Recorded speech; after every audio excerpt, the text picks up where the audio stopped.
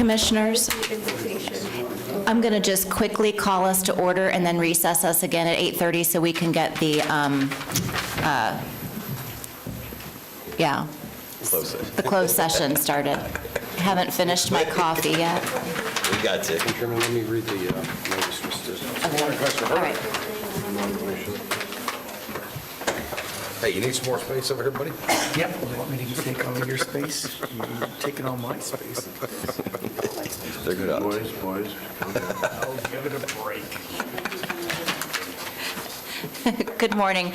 I'd like to welcome everyone to our Tuesday, March 14th Seminole County Board of County Commissioners meeting. We are calling to order this session. I'm going to turn it over to the Deputy County Attorney to go into attorney-client session. Good morning, Paul Chipock for the record, Deputy County Attorney. We're going to have a closed session this morning with the Board of County Commissioners. It's going to commence at 8:30 or shortly thereafter in room 3024 upstairs in this building. The closed attorney-client session will be immediately preceding the morning session of the Board of County Commissioners. The limited purpose of the closed session is for a strategy session related to the litigation expenditures pertaining to the case of Seminole County versus Brandon Wellesley Blake, case number 2022-CC004794. The closed session is being held pursuant to Section 286.0118 Florida statutes and is expected to last approximately 30 minutes. The closed session will be recorded by a certified court reporter. The transcript will be sealed until the conclusion of the litigation. Attending the closed session will be Amy Lockhart, Chairman of the Board of County Commissioners, Andrea Herr, Vice Chairman of the Board of County Commissioners, Commissioner Bob DeLaurie, Commissioner Lee Constantine, Commissioner Jay Zimbauer, Brian Applegate, County Attorney, Paul Chipock, Deputy County Attorney, Desiree Elliott, Assistant County Attorney, and Darren Gray County Manager. All right, and at this time, I'll turn it back over to the chairman, and we can close this session. All right. So we'll go back upstairs. When we're done, we'll reconvene back downstairs at 9 o'clock. All right? Thank you all so much.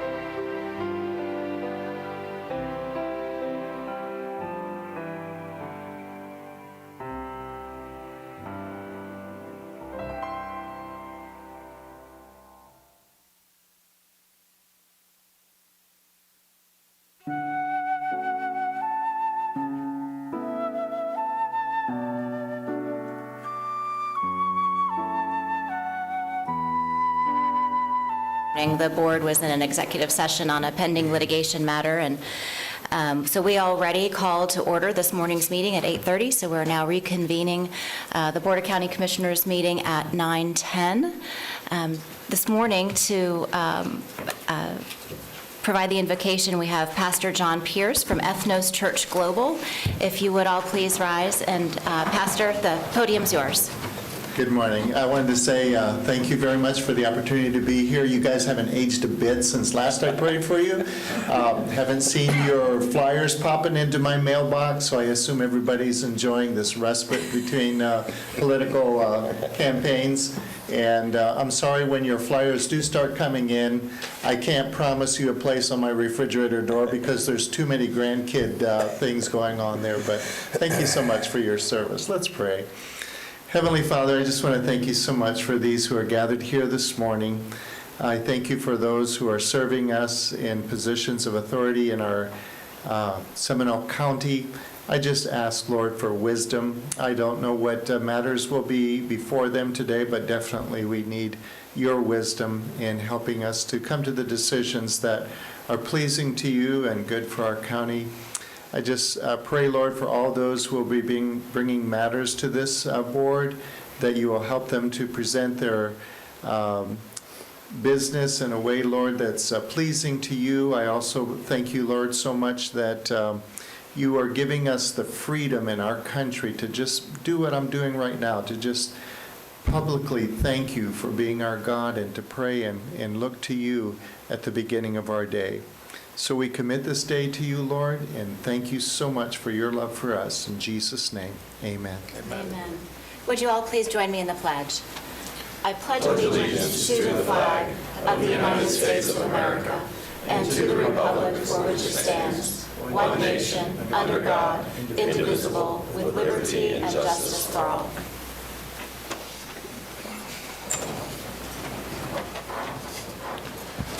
My apologies. Mr. Applegate, I had asked our county attorney if he would be kind enough to lead us in the pledge, and he wasn't sitting here next to me, so I panicked. I didn't see you sitting down there. I'm so sorry. We'll do it the next time. Okay, sounds great. You're recognized. Thank you, Madam Chairman and Commissioners, and thank you for allowing me to speak before the business portion of this meeting. I've had the honor and the privilege of serving as a Seminole County attorney for the past 12 years, and it's been one of the great blessings in my life. As you know, however, over the past few years, I've dealt with cancer, 3 surgeries, a pacemaker. In addition to that, and more importantly, my wife and I now have been blessed with grandchildren in Washington, D.C. and Tacoma, Washington. I don't know if it's something I said or what.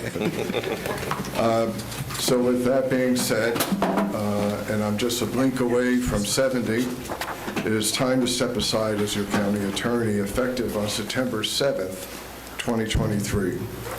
This will allow you time to decide if you're going to advertise, and if you so decide, allow time for the solicitation, to conduct the interview process and hiring process, and it will also allow time for me to assist my successor in a smooth transition. I want to thank each of you for all of your professionalism, kindness, and support over the years. I also want to thank former Commissioners Brenda Carey, John Horan, Carlton Henley, and of course the late Dick Vanderwide. I owe all of them thank you for the confidence that they had in me, along with Bob Delary, who was on the commission at the time of my retention. When I think back over the last 12 years and the success of such things as the 2014 penny surtax, the sports complex, the protection of the rural boundary, 2 redistrictings, 2 charter review commissions, and restitution on another matter, I'm reminded how blessed I am and was to be surrounded by a group of amazing lawyers and support staff.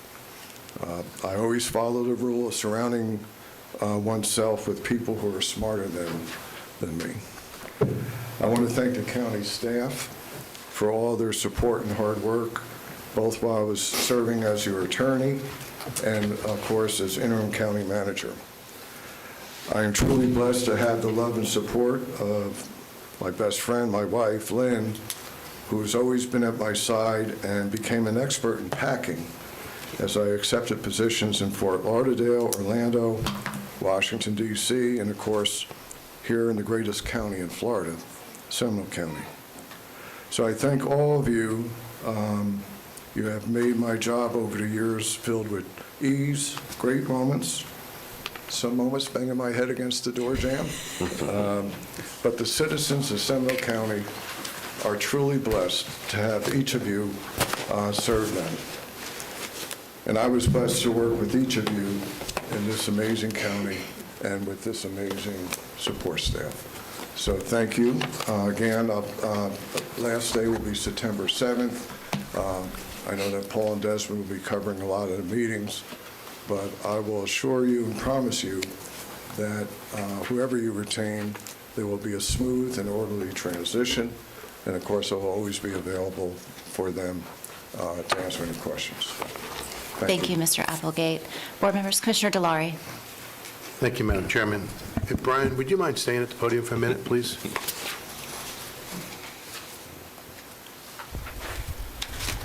I remember when Bob McMillan was the county attorney, and he gave his notice of retirement. And we sat here wondering, how are we going to fulfill those shoes of someone that has been entrenched in the county for so many years and understands all the little things that have happened without missing a beat? We did a true national search. There were many applicants. When you came into when I first saw your application and your resume, it truly was looking at this thinking that it was too good to be true. When you came into my office and we sat and we actually talked 2 or 3 times, it was obvious that you were the right person for the job, and all the county commissioners believed that you were that same person. It was an easy decision. You fulfilled the shoes that we thought that couldn't be filled. You did a job that we thought was going to be difficult. You made it look very easy. Your leadership, your knowledge of the law was amazing. I was also stunned when we were required by the state of Florida to do ethics training, not the requirement, but the way you approached it. And we actually gave a class, and you gave the class several years, where you had your love of sports, baseball, and you had the videos, and you made it very easy for us. There are so many things you made so easy that it would be very difficult to not see you here at the dais after September. You've been a true leader. You've been an amazing attorney and an individual that were able to, from my position, help us navigate those troubled waters as local governments see time and time again. Your personality was perfect for this commission and still perfect for this commission. I can understand why you're leaving. I wish you well. I look forward for the remaining months that you're going to be here. And I truly believe that you'll still be connected to this county in so many different ways. And your leadership, your accomplishments are amazing. And to call you a friend is truly an honor and a privilege. So, my friend, I appreciate your statement, but I do appreciate even more your leadership and your guidance over the past 12 years. A true consummate gentleman and a leader among attorneys. Thank you. Thank you. Commissioner Herr. I knew from the minute that I saw the picture of the latest grandchild, who is, if you haven't seen a picture of this baby, the living, spitting image of Bryant, that we were short-lived together. I've had the privilege of working with you in this capacity for the shortest period of time, but just know that I always take comfort. I don't always like it, but I always take comfort in your counsel.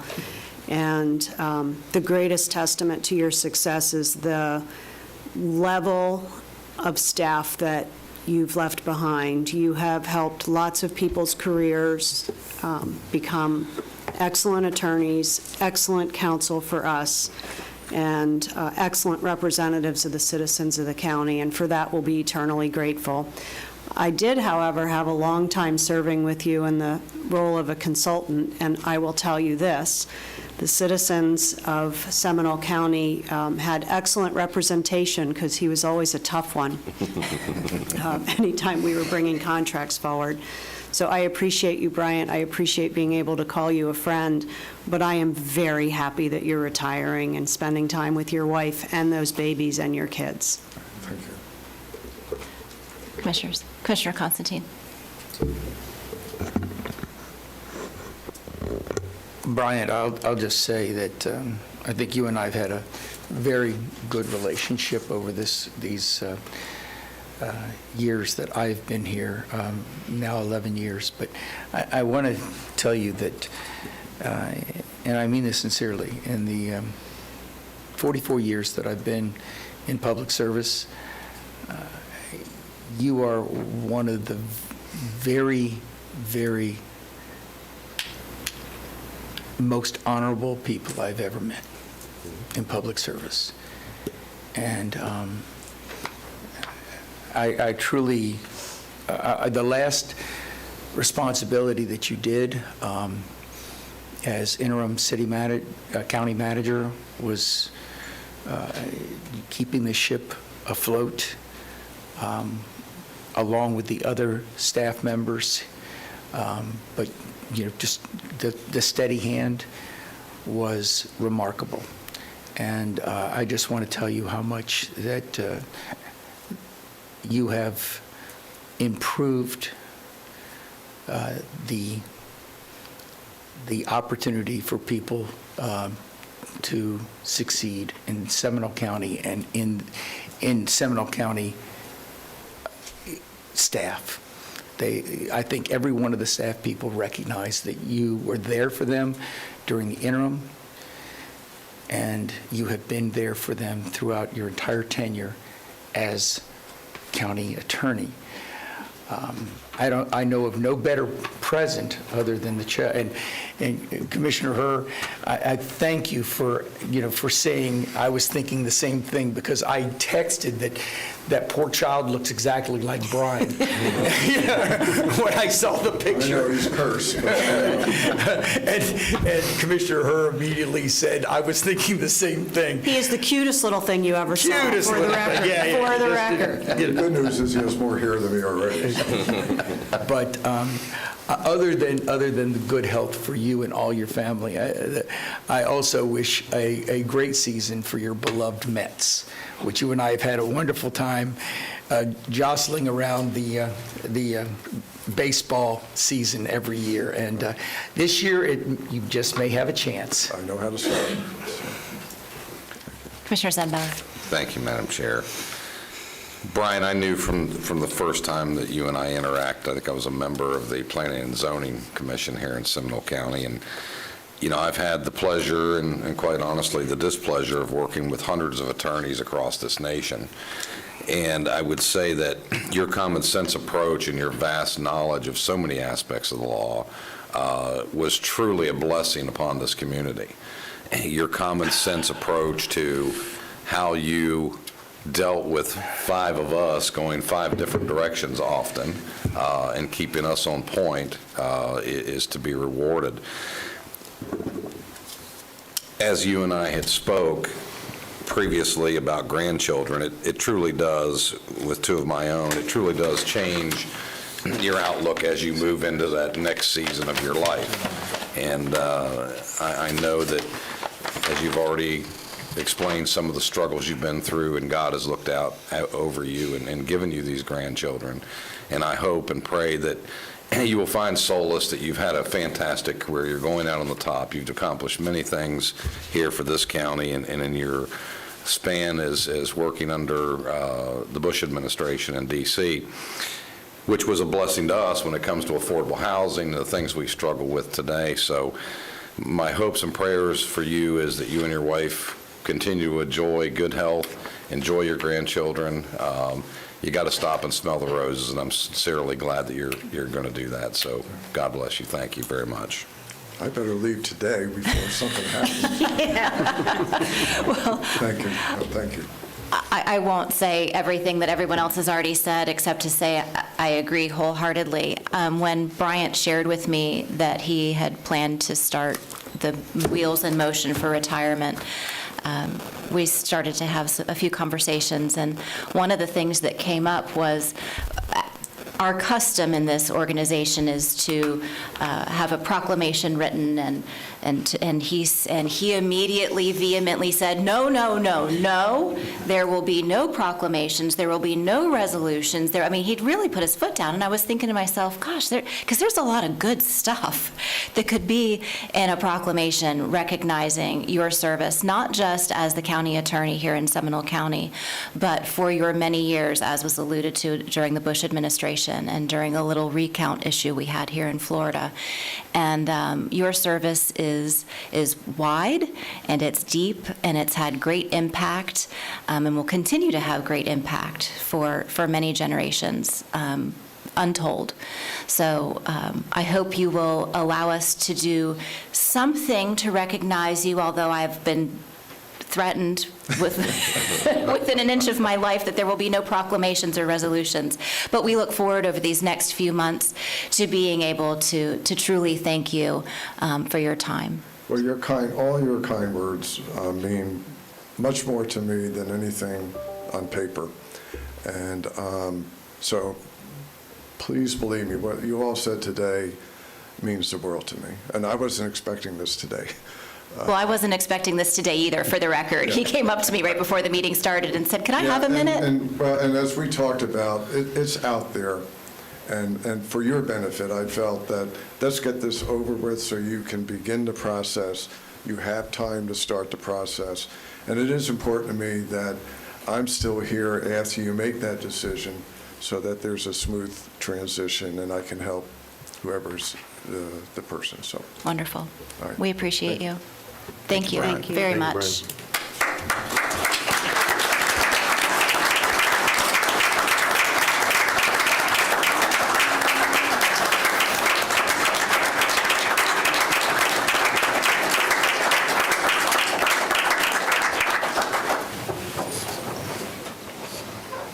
Clapping does not count as a proclamation. So we're going to move on to our consent agenda, public participation. Pursuant to Florida law, the public has a right to be heard on all propositions except when the Board of County Commissioners is acting on ministerial or emergency matters or conducting a meeting exempt from Section 286.011 Florida statutes. Public comment time on propositions shall be 3 minutes for individuals and 6 minutes for group representatives. The right to be heard during quasi-judicial hearings is governed by Florida law. The public will be provided the opportunity to be heard on non-agenda matters at the end of the meeting, which is after 1:30. Proper decorum will be observed. In accordance with the operating policies and procedures of the Seminole County Board of County Commissioners, Section 2.175, public participation before the board, comments shall be limited to the subject being considered by the board. All public comments shall avoid personal attacks, abusive language, and redundancy. Disrespectful, rude, irrelevant, or slanderous remarks or disruptive behavior may subject the individual to removal from the board chambers. The chairman may curtail repetitious comments. Is there anyone here? We have forms outside. Show and tell. If you would like to speak on a matter that's on the consent agenda, we have a yellow form that I'd like you to fill out that was out in the lobby.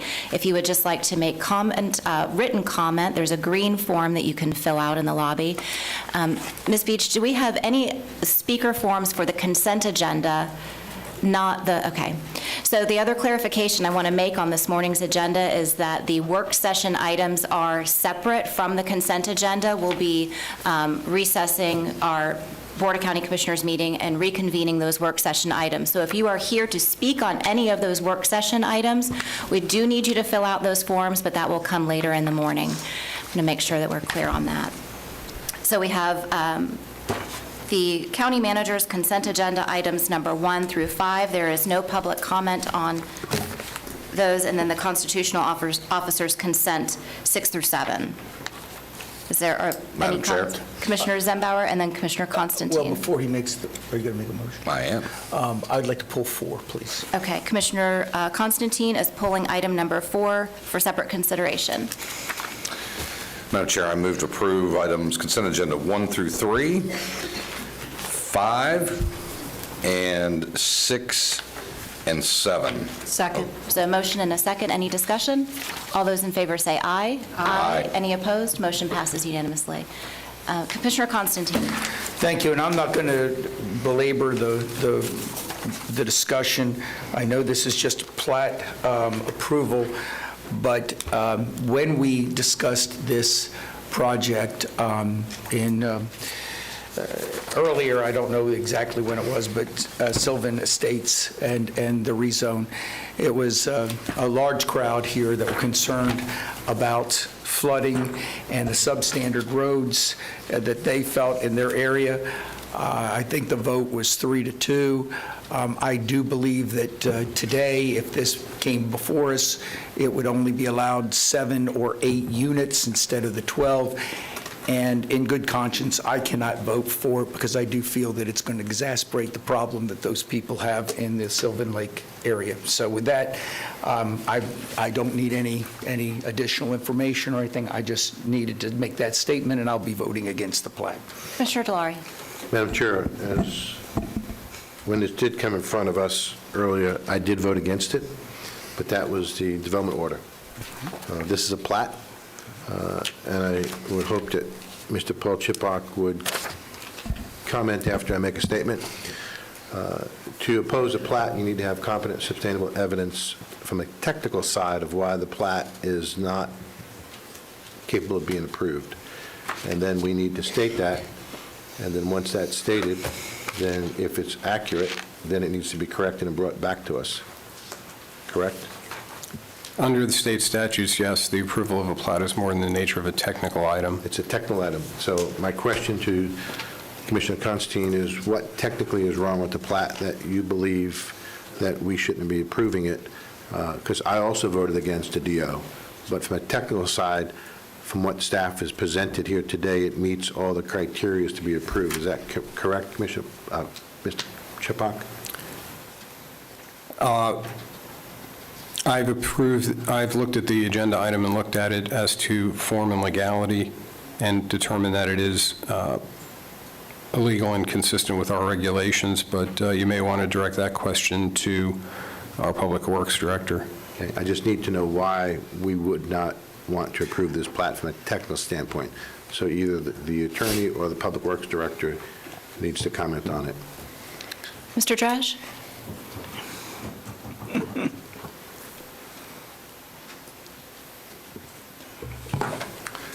Good morning, Charles Reg, Public Works Director, County Engineer. The plat, it is reviewed by the surveyor, the county surveyor, and meet all the requirement with the Seminole County and the state statute. Okay, thank you. And again, I did not vote for the DO, but I want to know if there was a reason why we shouldn't be approving the plat. I'm just trying to find that out. Any other, Commissioner Zembauer? Go ahead, Commissioner Constantine. I don't want to belabor this. But you are. Go ahead. Only because it's now been asked of me to answer, Commissioner Zembauer. And I would, again, I'm going to say that I do not believe that this plat, as it currently exists, is going to, or it will, cause greater damage in flooding and traffic in that particular area. I am not trying to stop the plat. I understand that it's going to be approved. I just, in good conscience, cannot vote for it. Commissioner Herr. I'm sorry, Commissioner Zembauer and then Commissioner Herr.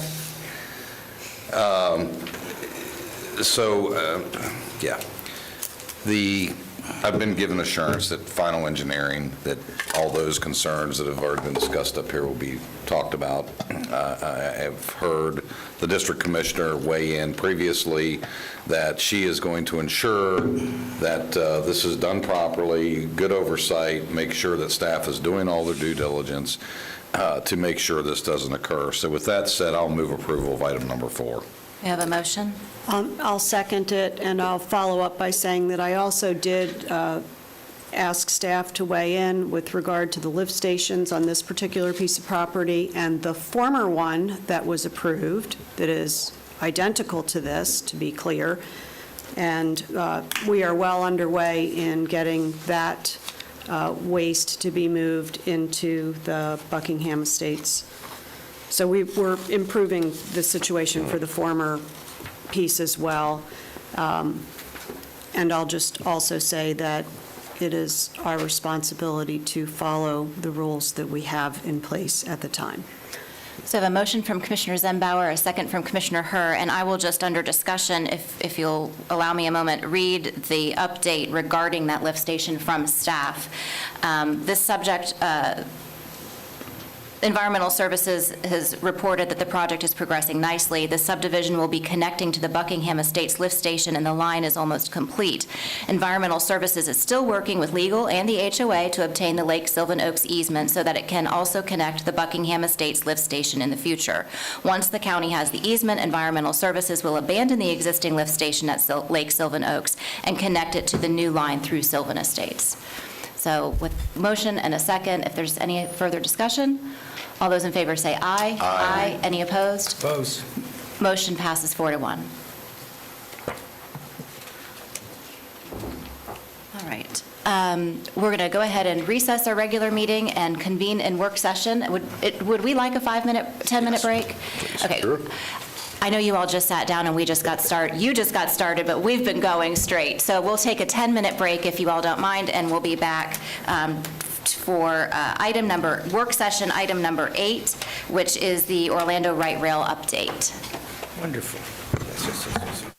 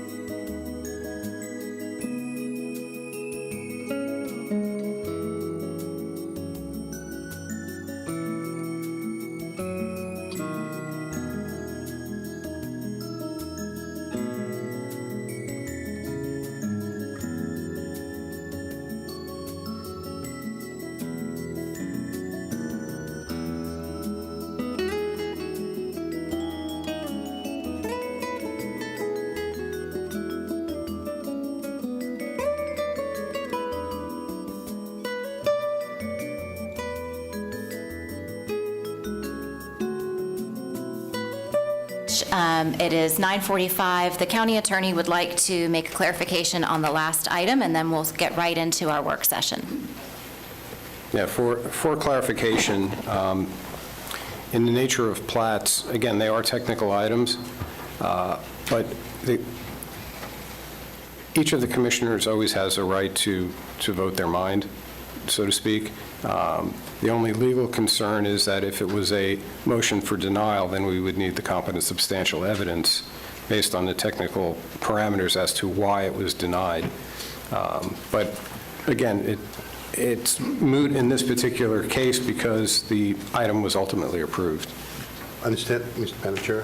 I understand that, but if there is someone objecting to the plat, we as a board need to understand what the evidence and competency is of voting no, so that we can understand if there's additional issues from a technical standpoint that we shouldn't be approving it. I'd want to know what that is. And Understood. that's within your prerogative. All right. Thank you. Good. All right. Thank you very much. I'd like to invite Mr. McReynolds and any members of his team that are going to be presenting this morning to come on down to the podium.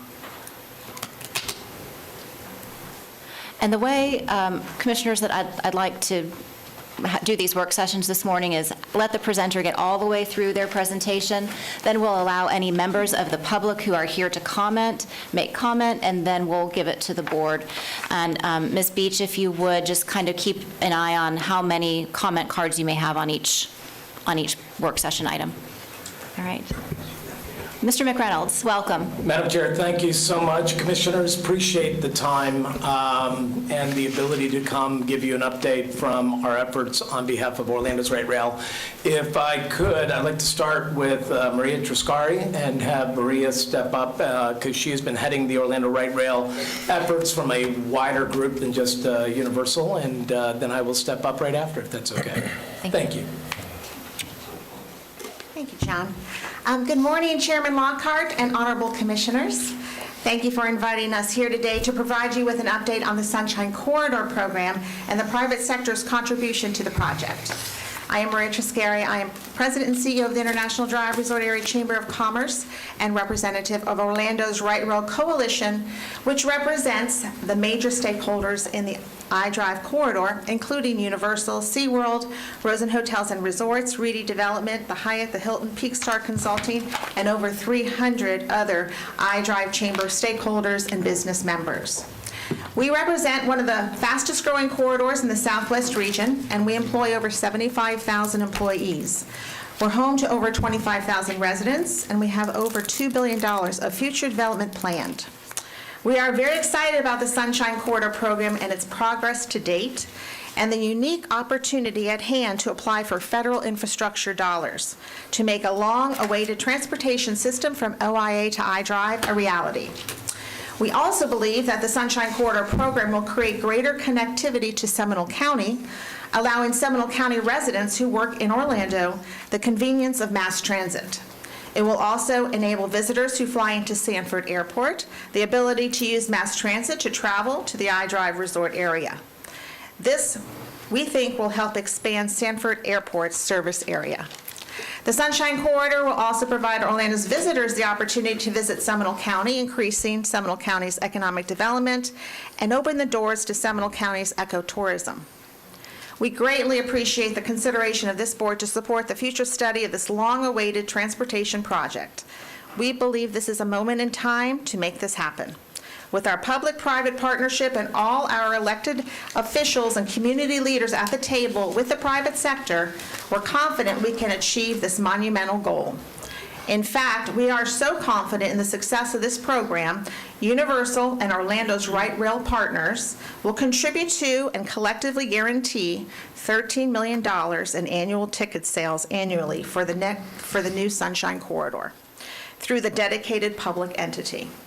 This amount is the current estimated operating cost for a 7-day, 365-day-a-year operation of this east-west corridor.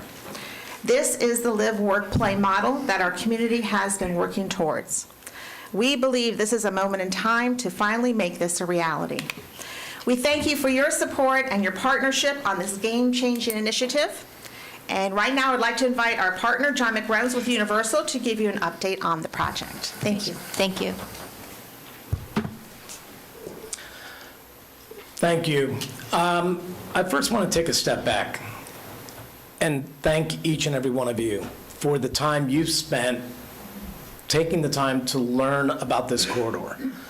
Starting very early on in the process with Commissioner Constantine on the Expressway Authority when there was an effort to go down and use that corridor, to now, and Commissioner Delary sitting on the CFCRC board, and understanding that there was a moment in time. You're going to hear consistently, Madam Chair, that there's a moment in time to do something very special here. And so for the CFCRC to ultimately pass a resolution of support of the intent to study and move forward this corridor into what you're going to hear later from one of our consultants, Corey Hill, about starting the study of the project and the corridor to see if there is a proposal that can be put together. And you're going to understand a little bit more about the timelines and the process that fulfills. So I want to thank each and every one of you, Madam Chair, for the amount of time you've spent understanding it, and all the commissioners, because when we talk about a moment in time, we have a system in place right now with the Sunrail that is a linear system that goes one corridor, and we know why that occurred. It was to get something started. People say, John, why does Universal care? Why is Universal so heavily invested with our partners on I-Drive? I am nearly 1/10 the ad valorem tax base of the City of Orlando. And as one of the 5 funding partners, the City of Orlando, there will be a deficit coming due on Sunrail in 3 years. And I'm going to be close to 1/10 of the city's participation. And then with Epic Universe, one of the largest, if the not largest, economic development projects in the country, I'm going to become a significant part of Orange County's tax base. So with that, we want to make sure that, 1, we build out the transportation infrastructure for this community. 2, while helping the current funding partners hopefully decrease the amount of that deficit upon the turnover. And we think we have a moment in time to do both. So with that, we all know about the current system of Sunrail. I know I don't need to educate you all on that. But the question is, how do we make an east-west corridor that literally utilizing tourists as a base to help pay and subsidize the rest of the system? Make no mistake, commuter rail in this country typically does not pencil at the fare box. That's okay. It's another form of transportation, gets people off the roads. It is how you complete a multimodal. Typically, most systems around the country have 1 or 2 legs that subsidize the rest of the operating need. In this case, we may be sitting on the #1 corridor in the entire country to help subsidize the rest of our system. And that is the east-west connection between the airport and the convention center. So as your constituents would say, well, why does Seminole care? Because building this line out will help subsidize the system and give you that connectivity to the airport and give your citizens the connectivity to over 100,000 jobs in this corridor. So this is what is being proposed from Orlando International over to the convention center and then on to Tampa. And so people have said, why now?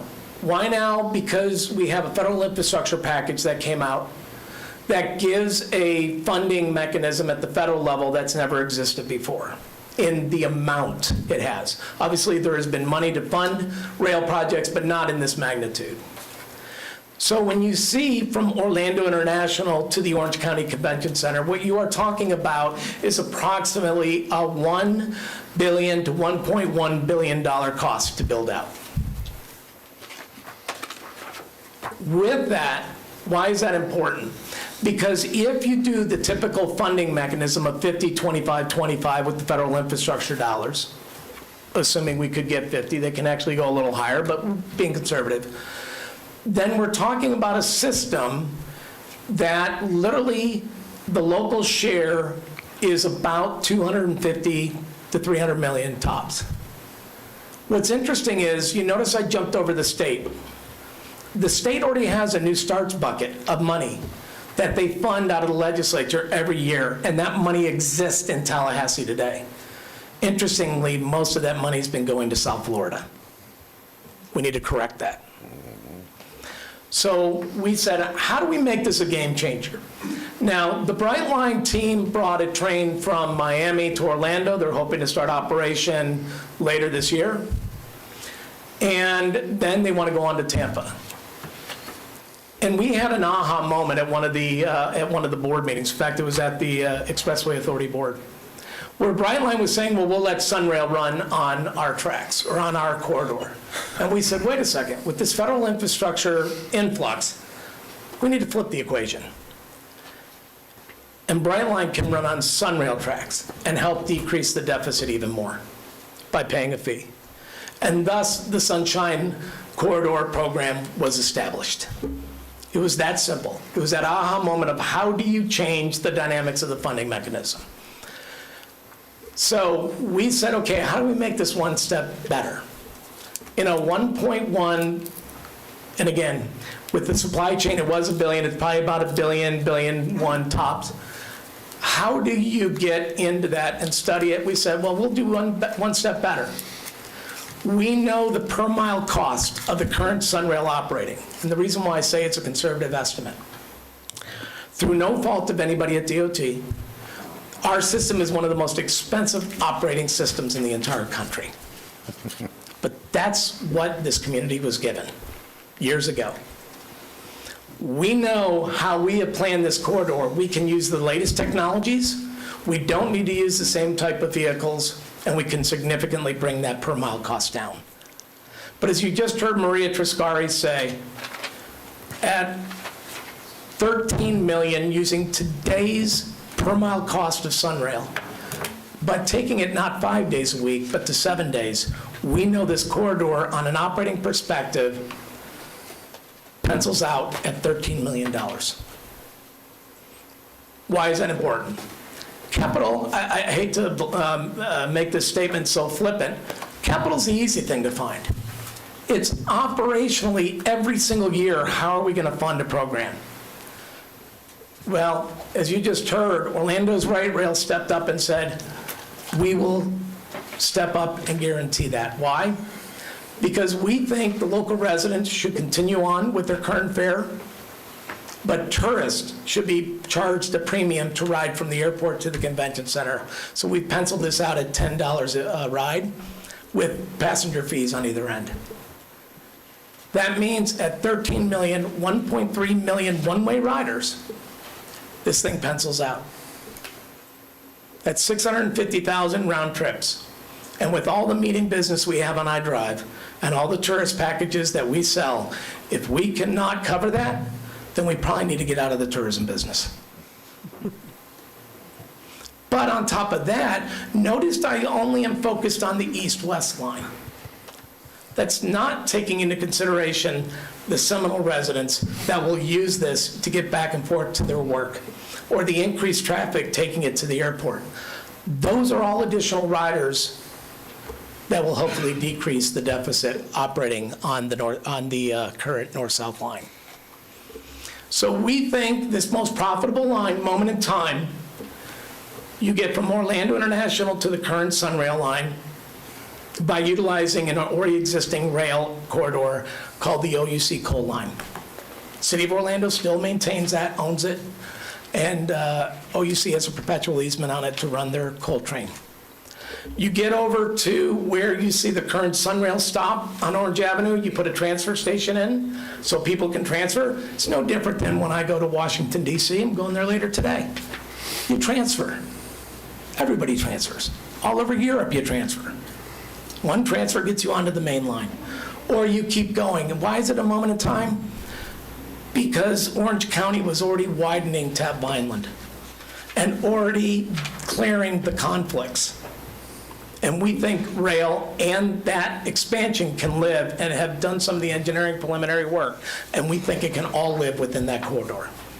Moment in time because the Turnpike Authority is putting another stop in at Tab Vineland for the decoupling of double trailers. Moment in time because we have spent as a company $38 million protecting Shingle Creek and recreating the control structures on Shingle Creek. And we have come up with a way to have a rail system cross using the already impacts of the B line, the 528, on that crossing. And for 20 years, we have protected a 100-foot corridor through that area, all the way from basically John Young to the Orange County Convention Center. So the route's very simple. It's that moment in time with the federal infrastructure was the last little item that came down the pike. We even have decided that we will form a quasi-governmental authority to help pay and maintain not only that, but the stop, the location next to the Orange County Convention Center. I say next to because we actually pull it back, what was planned for a multimodal at the convention center, we had pulled it back onto property we own. Why? Because then you can make the turn to get to Tampa if Brightline should choose to keep going to Tampa. Why is that important? It clears all the conflicts of the beyond the ultimate. You no longer have the conflicts of having to go to a fifth level to get through this corridor. And meeting with the DOT, they have said, yes, we can find a way to get you along the I-4 corridor going towards Tampa. So we have a moment in time because all these things have come together like never before. So we look at the convention center's proposed location on our property, and we have said, you know what, we're going to go one step further. We will own, operate, and maintain that, which is a value of about $2 million a year annually, and put it as part of a district. So no cost to the Orange County taxpayers or any of the rest of the system up here in Seminole and beyond. $15 million of guarantee. That's pretty strong from the private sector. And one of the gentlemen I'm going to have come up next and talk to you about the process is probably, Corey Hill is with the Kimley Horn team and probably is the most versed person in this country on these programs.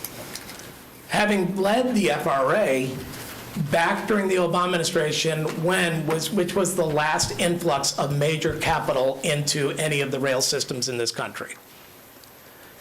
And he's going to talk to you a little bit about process. And I encourage you to ask any and all questions, as I know you will, because Corey is the person that has lived this day in and day out and knows it and is in constant communication with the current administration. But let's first talk about the private sector partnership that we're talking about.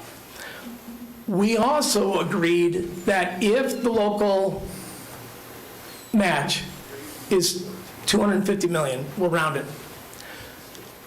We have agreed to step up with a half of that, $125 million. So understand, there's a ridership guarantee on the O&M, and we have stepped up with half the local match. I mean, it literally is that simple. Rounding it out, $1 billion project, $125 million with a ridership guarantee, and we have a train that goes from the airport to the convention center and probably solves some of the deficit on the main line. It is that simple.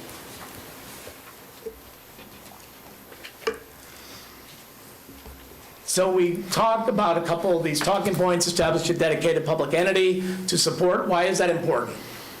It's important so there's somebody providing that guarantee. There's got to be that guarantee contractually between the system and a quasi-governmental entity. That's why you've read that we have proposed to create the dedicated public entity. Very limited use, one taxpayer, us. That's it. It's very easy to be done. 2, you see that we will do the $125 million pledge through private activity bonds and so forth to guarantee that the funding stays in place.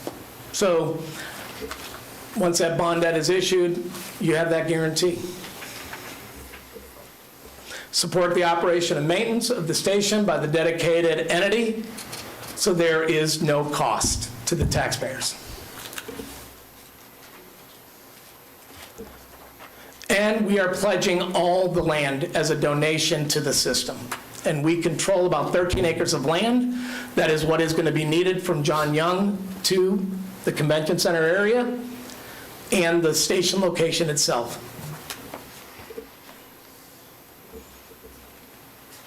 And then you see the guarantee of the ridership. Now, somebody said, John, in the first couple of years, if you don't hit that match, if we don't, how would it work? It's very simple. It comes right back on Universal because Epic is the land that has been pledged.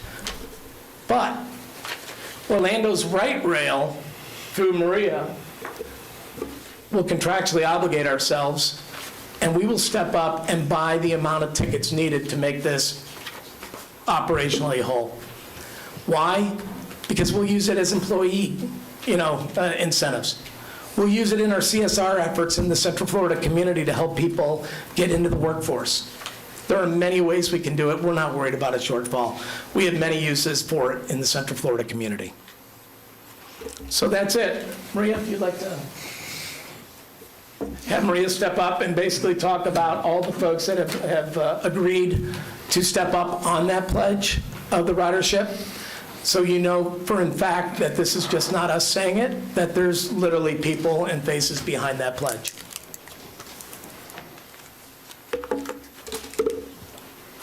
Thank you, John. Yes, as John said, our community is solidly behind this. We need this transportation system, and that's why we have pledged the $13 million a year for annual ticket sales. We have over 45,000 hotel rooms in the iDrive corridor, and that's what we do for a living. We package deals, we package attractions, and stays for hotels. And transportation has always been a major concern for travelers, as well as conventioneers. For the Orange County Convention Center, that is the #1 request from our conventioneers to stay competitive, is you need a better transportation system. And I think that echoes throughout Orange County, Seminole County, getting that connectivity that everybody can use, and a very inclusive transportation system, and that's what this is. This is inclusive for everybody, residents, employees, and all the counties coming together. We can make this really happen.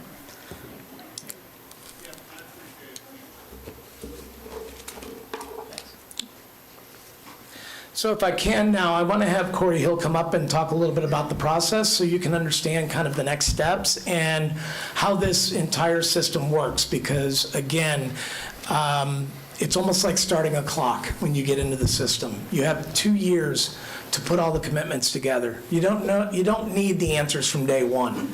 You just have to become part of the process. So with that, I'm going to have Corey Hill come up if I could.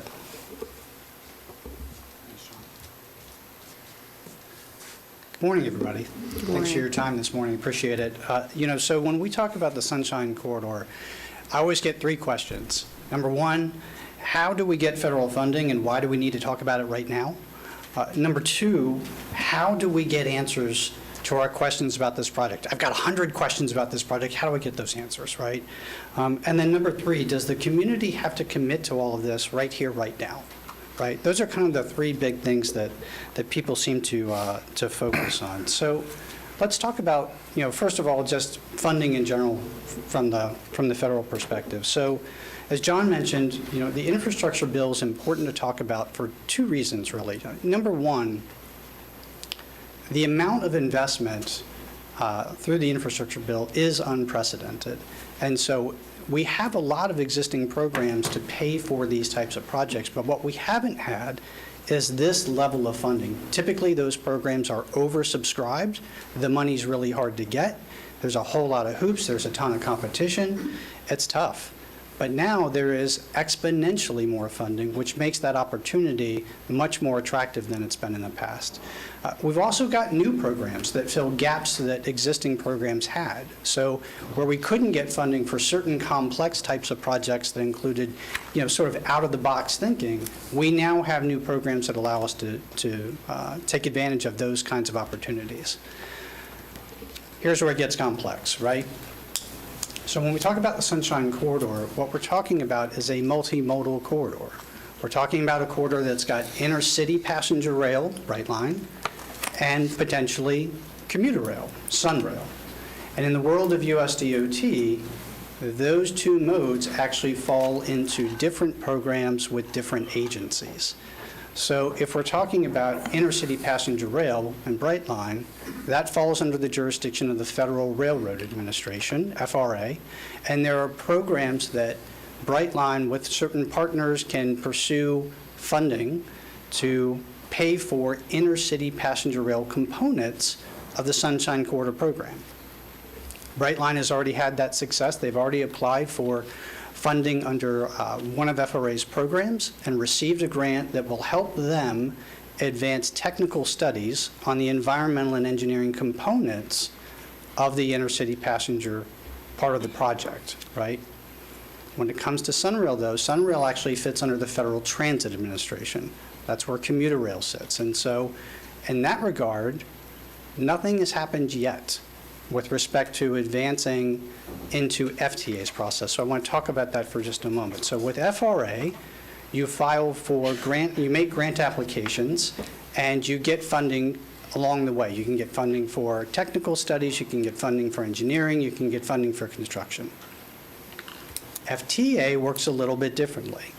FTA says, if you're interested in getting some of my funding to build your project, you've got to go through a couple of steps first. And I'm not going to give you money, but what I'm going to do is I'm going to give you authority to spend your own money, which is kind of nice, right? And if you make it all the way through to the end and ask for a grant for construction, those dollars that you've spent will count against that grant and will get reimbursed. So that's the important step that needs to happen next is we've got the FRA piece moving, and Brightline is ready to move forward with their part of the project. But we are out of sync at the moment because we haven't started the FTA part yet. And so that's why we're talking about it now. Question, why are we talking about federal funding? Why are we talking about it now? Because we need to get into FTA's program, the New Starts program to be specific, so that we can get two things, right? Number one, we can get what they call pre-award authority, the right to spend your own money. And number two, we can get technical studies underway in sync with Brightline to answer all the questions that everybody has about what are the environmental impacts, what's it going to cost, what's the engineering design look like, how long is it going to take to build it? All those questions that everybody has get answered through technical studies, right, that need to advance, and those technical studies need to be aligned to what the work that Brightline's doing. So that's why we're talking about it now, okay? And then the important part that comes next is the commitment part. Well, okay, you're talking about technical studies, those cost money, you're asking for a financial commitment. One person said to me, so how much money are you asking me for? And the answer is actually none. At this point, Orlando's Light Rail is willing to fund those technical studies. So there is no financial commitment. So to kind of sum up with respect to moving the Sunrail portion forward through the FTA process, all that's required is a 2 to 5 page letter with some very basic information about the project, asking FTA to enter into their program, with which you'll spend your own money, Orlando Light Rail's money, to advance technical studies, to answer a bunch of questions that will then come back to you with more information in a couple of years. And then as a community, you'll decide, based on those technical studies, is this a good project for our community or is it not? You don't have to commit to that right now. All you have to do is decide whether or not you're willing to support the advancement of technical studies to get the community and yourselves information that will help you make a decision down the road later. So that's all that's being talked about now. I know people are eager for, what are you asking of me? It really is nothing at this point, other than the support to go get information to help inform everybody a couple years down the road when it's time to make an informed decision about whether or not the benefit of this project truly is what everybody thinks it is. Okay, so next steps then. So next steps, FTA has to be engaged. FTA needs to hear from the community that you've got a project that you want to move forward. They don't come to you, you have to go to them, is how that works. okay? And then we need to engage FTA because then FTA needs to talk to FRA, and the two agencies need to come together to say, aha, we have a corridor that involves both of us, and we need to make sure that all this work gets done simultaneously. Incredibly important, otherwise everyone will get confused and be in different places at different times, and that's just going to cause a lot of confusion and delay, which then makes it harder for you to be eligible for that federal funding. Again, it's important to get eligible, and it's important to be in sync. And then from there, you're just entering what they call phase one of project development. So FTA's program has 3 phases: project development, engineering, and construction. The first phase, as John mentioned, is roughly 2 years.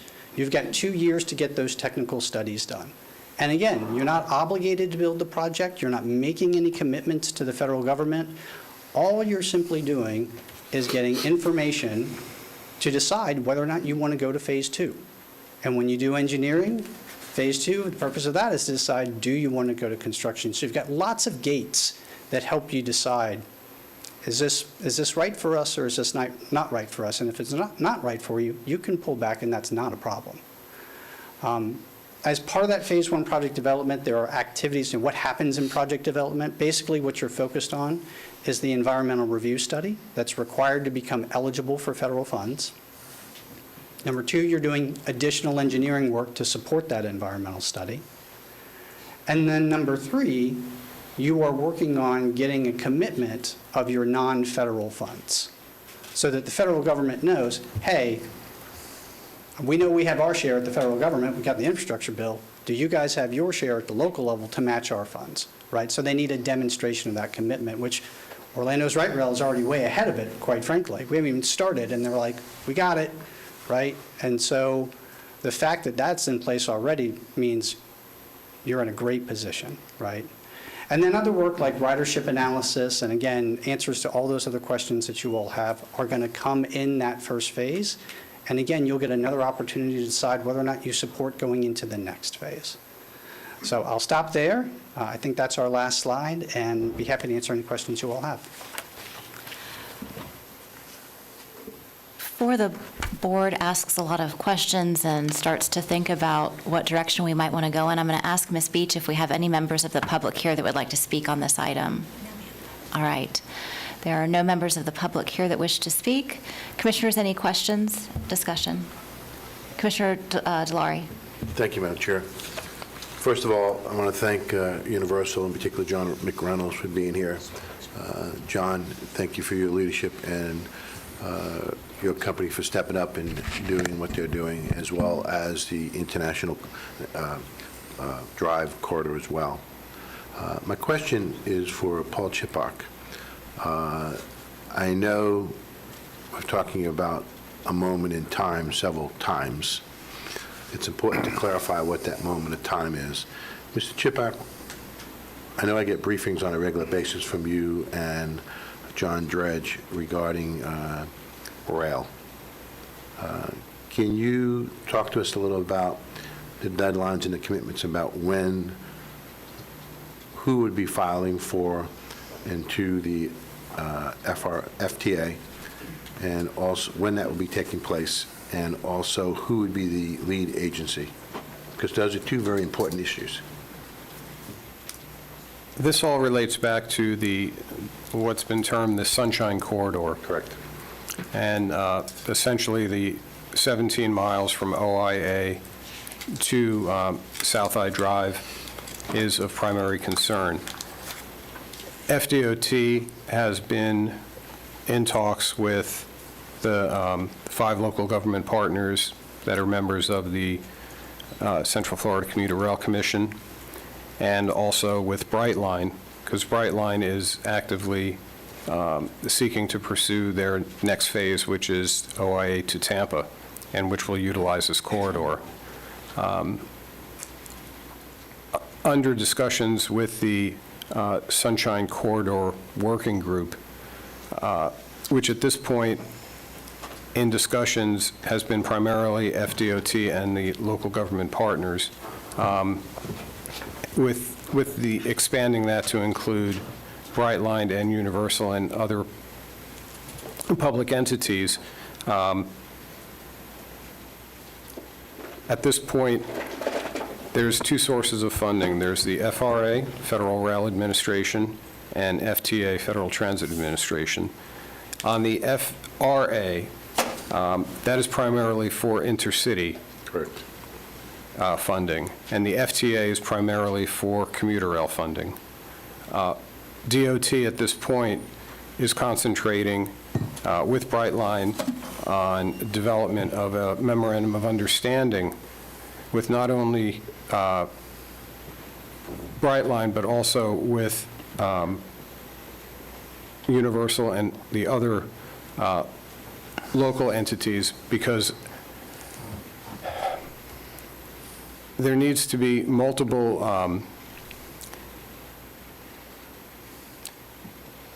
approvals, and primarily the memorandum of understanding is to first make sure that we have the right-of-way for the track in place, which again is going to involve the City of Orlando, because they have control of the OUC corridor, Orange County, because again, they have a lot of right-of-way along 528, the CFCRC, because there is a 1.7 miles where they're going to have to intersect with the Central Florida Rail Corridor, and then the City of Orlando, and DOT, because of, again, the right-of-way along I-4. So that memorandum of understanding is in the process of being worked out. And at this point in time, the goal was to, initially, was in April, there was an FRA application deadline for funding on this cycle. DOT, through Secretary Tyler, announced at the last work group meeting of the Sunshine Corridor folks that that deadline, the memorandum of understanding is important and needs to be completed, and completed in a correct manner, rather than trying to rush it through and garner support from all of the entities. So the primary focus at this point is on completing the memorandum of understanding, and they will not be seeking that application in April, but there are numerous other cycles in the future that they will be, hopefully be able to get into once we have that memorandum of understanding in place.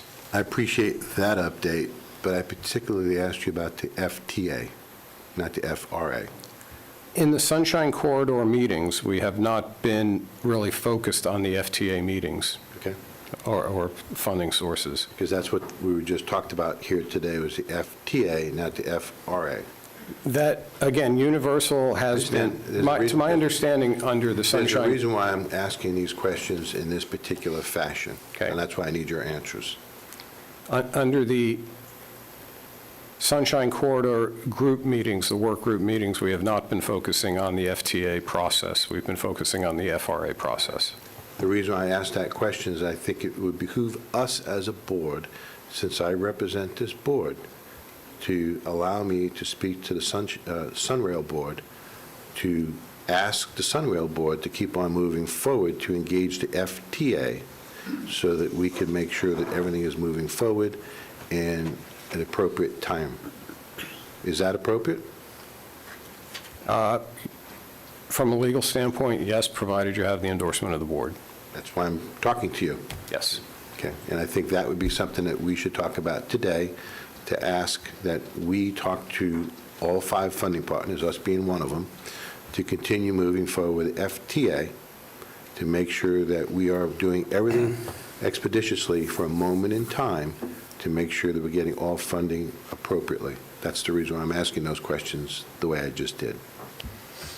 And I might just add, the memorandum of understanding that is in process of working is not exclusive to the FRA funding. It would also be applicable I agree. to the FTA funding. And the same types of questions that we're trying to work through in the memorandum of understanding are applicable to both funding And programs. I think the MOU is just as important, and so I'd like to have this board's permission at the next Sunrail meeting to talk about the FTA and the MOU. So I think we've got the answer. We'll definitely address that. Just want to make sure we're on Yep. the same page. We might be. Maybe Commissioner not. Herr. Hard to discern, but we might be. So I just want to validate a couple of my notes here. What you're really asking for is for our endorsement to continue on with a study that, A, does not obligate us to participate in the cost of the study, Correct. does not obligate us to implement the results of the study, Correct. that may have a positive impact in terms of expanding the use of Sunrail, Correct. that may spread the cost, the fixed cost of Sunrail over 72 miles versus 61, Correct. that has the commitment of Universal Studios for $13 million in annual ticket sales, you're backstopping that, and donation of the land, and $2 million estimated, but you're going to operate the station. So none of that falls back onto the Sunrail, which would mean it doesn't fall onto the citizens of Seminole County. Correct. I would add to it, it also includes the capital cost to build the station as well as operate and maintain. I was going there next, so Okay. thank you for that. So I would endorse us doing that. I am in favor of us doing the analysis. What I would caution us about is how we message the notion that spreading the cost over 72 miles versus 61 miles, and I get these backwards every time, it's either 62 and 71 or 71 and 60, potentially reduces the exposure, because if you're expanding the operating hours, it may not reduce the exposure. And so the cost may go up, but the functionality would also go up if we do that at that time. And those are separate decisions. Agreed. Absolutely. And so it is not contemplated that we, at this juncture, are obligating ourselves to 7 days a week in operating. You're not. Okay, that's it. That Yeah, concludes my as questions. part of those technical studies, just to elaborate, one of those very important things is to hear from the community about what type of, how much service you want to run and when, because what that does is the amount of service you have drives the amount of infrastructure you need to provide that service. And so that's where that's going to be looked at in terms of multiple scenarios to help you all see what happens if you run this many days a week, what happens if you run this frequently, how many train sets do you need, where do you store those train sets, lots and lots of questions, right? And then for Brightline, again, while we need to sync up with them, is Brightline needs to plan as well, and they need to know, well, how much of that capacity, since we're going to share the tracks, how much of it are you going to consume, and how much does that leave for me to consume? And how does my schedule work with your schedule so that the services can be interlined and the community can take advantage of both services? So those are the types of things that we'll really get into on the technical studies to help bring that information back, help you look at different scenarios and understand the trade-offs. And for purposes of clarity, do those studies also include things like pricing on the Sunrail line? Pricing of tickets? So there are certainly fair assumptions and scenarios that can be run as part of those technical studies, yes. But do they evaluate consumer interest? There are market studies that are done as part of it to understand. Sometimes we refer to them as attitudinal studies that Yep. say, if the price were to be this much, what would be your reaction if the price were to be this much? So if that's what you're talking about, yes, It we would is. cover that too. Thank you. Commissioner Zumbauer. Thank you, Madam Chairman. You touched on it just briefly there. Initially, the Bright Line to Tampa didn't contemplate this involvement from Universal and so forth. And so I wonder, can you help us understand this line that's being proposed, the Sunshine Corridor line, this will not be owned by Brightline, is that correct? So Don't know that yet. the intent, as John described, was that Sunrail would be the owner of the tracks and Brightline would pay an access fee to operate on those tracks, which is done all over the U.S. It's very common for passenger rail systems to have those kinds of arrangements. Understood, but we don't know what that arrangement is because we don't ultimately know what Brightline's process is going to Tampa, when they'll get there, what their turns are going to be, what their route schedules are going to be, and so forth. So I wonder, with the tourism aspect of this, driving this, what thought has been given to the impact of the Brightline ultimately going to Tampa, and how does that affect that? So in the technical studies, I think what we are focused on is understanding the markets, right? Because intercity passenger rail and commuter rail are addressing different markets. Commuter rail is often about it's a jobs train, right? It's about getting commuters to work, right? And so I think we're looking at it from a community perspective of how do we best provide that service that will benefit the citizens of the community, as well as take tourists off the roads, and which will give a different benefit to those that can't take the commuter rail. So we're focused on that respect, but there's also the intercity passenger market, which is, again, mainly a tourism market when you're looking at that particular one, and trying to figure out what are the right times for those trains to run to capture that market versus what time Sunrail needs to run. And then how do we deal with pricing strategies?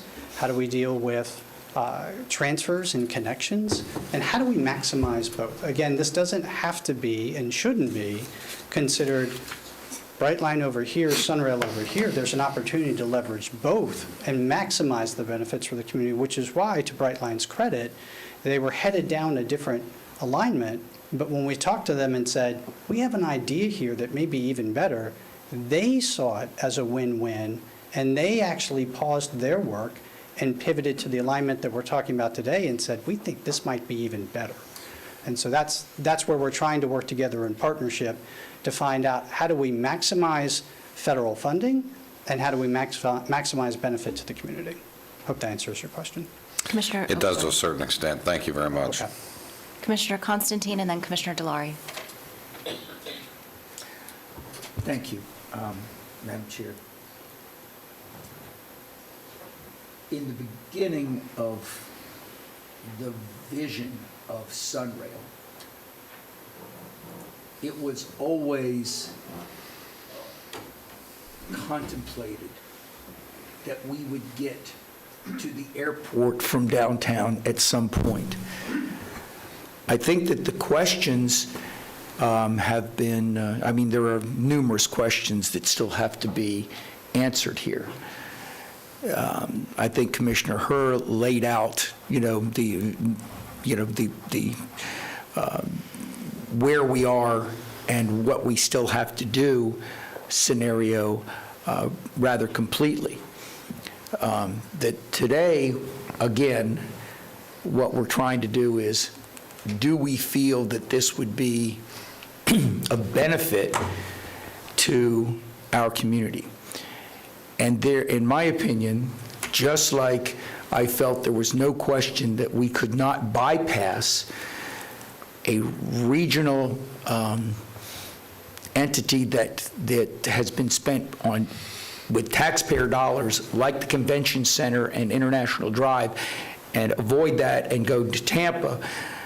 We also, I think, given the opportunity, have to take advantage of getting Sunrail from downtown so that all of our citizens from DeBerry all the way down, or now DeLand all the way, can get to the airport through Sunrail. Again, it was contemplated that this would be the icing on the cake, if you will, for Sunrail, and really start packaging it as something that would be a tremendous advantage to the community as a whole. And seeing this potential coming together with private participation, I think is not unique, but certainly something that is not normal, and is something that we obviously have to take advantage of. Nobody is sitting there and going to, say grace over it and say, go forth. We understand what we have, that there are a lot of questions that need to be addressed here. And there are certainly more questions than answers.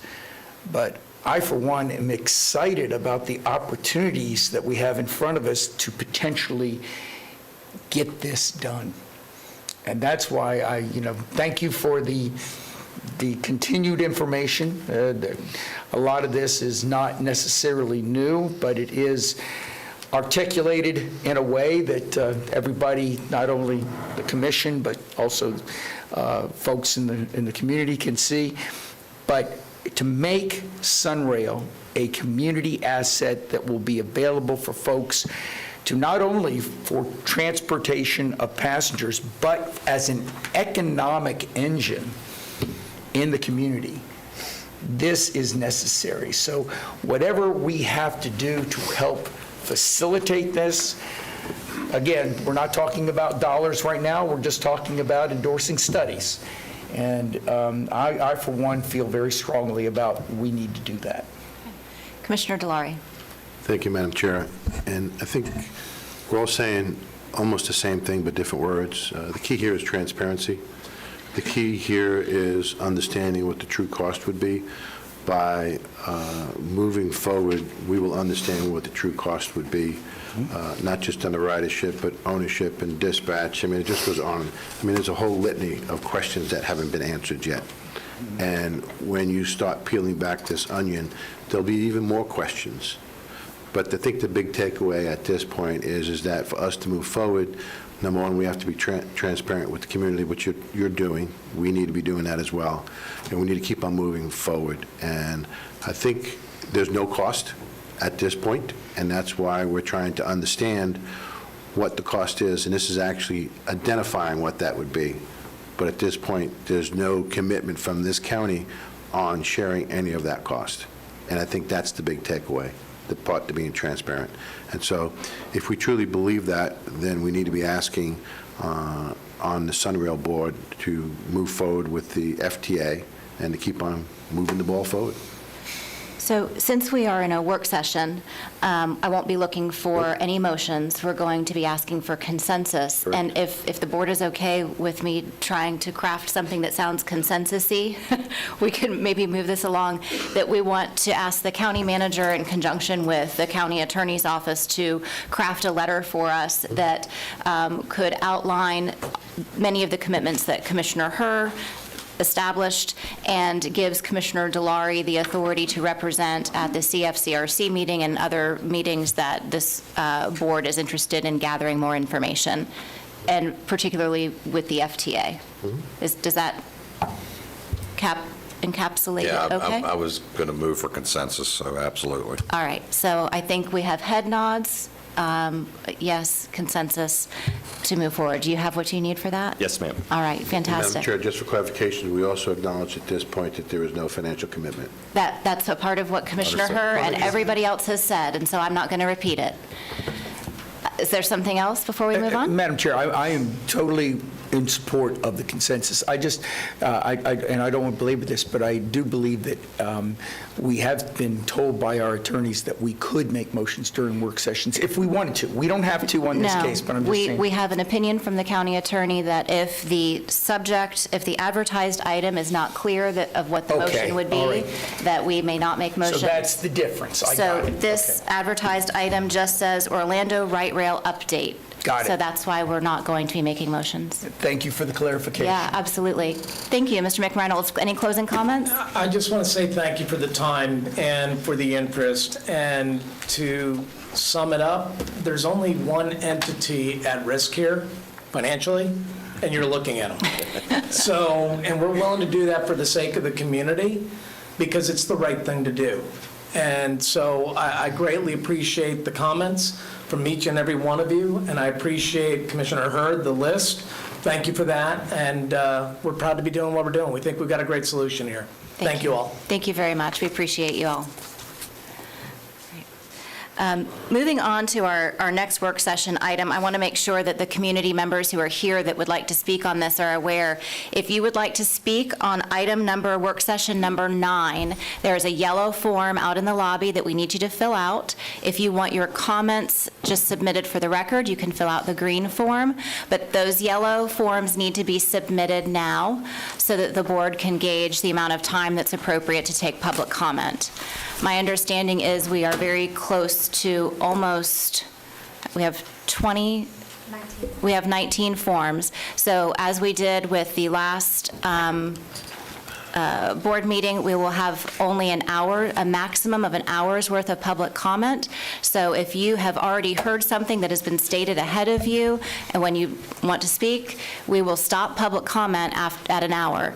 So if you would like to maybe defer to someone else in terms of giving time, we will certainly allow you to do that. Not that you can give them your time, but you can choose not to speak. So, board members clear on that, what we did? All right. And Mr. County Manager, would you like to introduce Mr. Durr? Yes, Mr. Durr, our Leisure Services Director, is going to give us an update on the Seminole Forever program that you all have been working on for the last, I'd say, probably 6+ months. And so the purpose of today is just to give you a framework of an outline of the program, get some feedback from both the board and from the community, and then come back and move forward on your direction. Great. Thank you very much. Mr. Durr. Good morning. Excuse me. For the record, Richard Durr, Leisure Services Director. And before we get into the meat of the discussion, I wanted to thank a number of folks that are here with us. I am their spokesperson, or spokesmodel, if you will. But I wanted to recognize Gerlin Kahn, who's been knee-deep in this, from the county attorney's office, the county manager's office, Tricia Johnson, Melanie Coons, and obviously our new county manager. From our resource management group, you'll hear from Tim Jex in just a few minutes. And then from our Greenways and Natural Lands program, Bill Pandos, who's way in the back and hopes I don't call on him at all. Jim Newby's here with us as well. And then in Leisure Services Administration, our Special Projects Manager, Sherry Williams, who prior to me stealing her away from the Natural Lands program, was in it for a good 15 years working as a staff biologist in our Natural Lands program. Again, this was very much a group effort working with you all. Over those 6 months, we had a couple of big spots in which the calendar was interrupted due to Mother Nature, but we're glad to be here today and giving you this update. The outline will basically follow 3 quick steps, hopefully. I will do my best. The first part of that is to give you an overview of our past natural lands acquisition efforts. Item number 2 will be where are we today? And then lastly, we'll go through the ordinance piece by piece. But the big disclaimer is we're not going to be talking about any individual specific properties today or things that may have been or will look at in the future. We're going to stick it to try to be at that high level as we go through this presentation. So this all began back in 1990 with our natural lands bond referendum.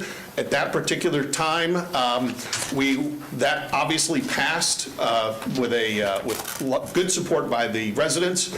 We've added a few important things to note of that timeline that were formally adopted by the BCC, one of which is the 4th item on your list back in July of 1991, where you approved, a previous board, you didn't approve this, previous board approved the site evaluation criteria and ranking procedures for the natural lands program as it stands today.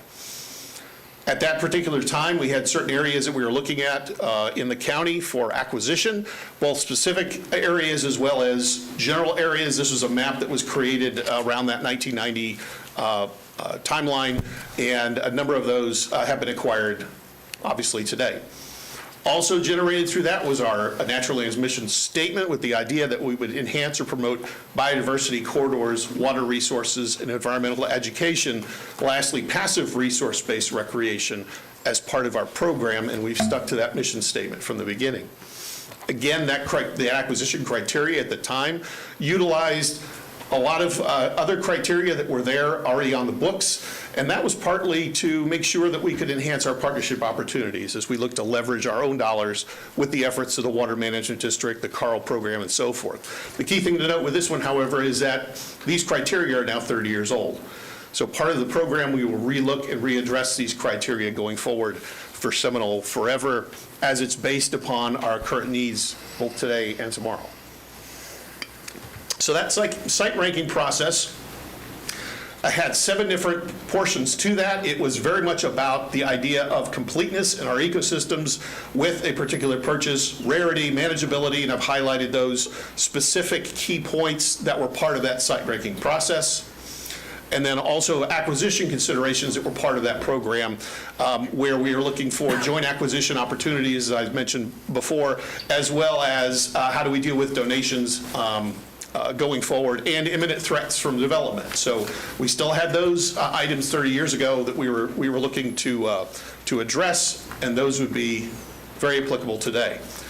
The bond referenda that went into the program, we've had 2 different referenda in the past, in 1990, the second in 2000. Another effort in 2006 did not pass, so at that particular time, the $5 million for natural lands in the second bond, as well as the $20 million, was the balance of what we were moving forward with. Other key dates in that progression included, as I mentioned, the idea of developing an ordinance to regulate the use of the natural lands bond program. Again, that came 2 years after the passage of the bond. In 2008, we had a update of the county's future land use map to reflect these managed lands. And in 2021, this board approved both a rezoning of all of our natural lands as they had not been rezoned after acquisition. We closed that loop and put them into the public lands and institutions category. And then also that year, in 2021, you approved an ordinance that made it difficult to change these things without a supermajority to the board. So again, these are some critical dates in our past that informs where we are today. So that's our past. Where we stand here today is we have 13 different properties as part of the Natural Lands Program, 6,600 plus acres. 12 of these sites are open for public access. In the Natural Lands Program, it was always a part baked into that criteria that we would also be looking at where it's appropriate of granting public access on our properties. We didn't want to just put a fence around them and lock them off. They were very much a part of allowing our citizens to be able to enjoy them as well. So those are effectively spread throughout the county, and this is what this map shows. The green, dark green properties with the yellow dot on them is our current inventory of natural lands within the Natural Lands Program. Again, sub 6,600 acres or so. We're not the only game in town. So there are other properties that have been acquired over the years by other agencies, some of which we partnered with, and other ones that this was part of their vision. So we start with the light blue areas on your map on the eastern side of the county. This is a state's effort through the Florida Forestry Service, another almost 19,000 plus acres. The Water Management District has been active during that time as well, acquiring some 14,000 acres plus in the purple. The state along the Wekiva has been involved with the acquisition of about 3,000 acres along that corridor, and that's the tan that shows up on the left part of your screen. The Audubon Society owns 546 acres around that same area in the Wekiva Basin. And the U.S. Forestry Service in yellow on the right-hand portion of the screen, down near about Chuliota area on the map, another 488 acres or so.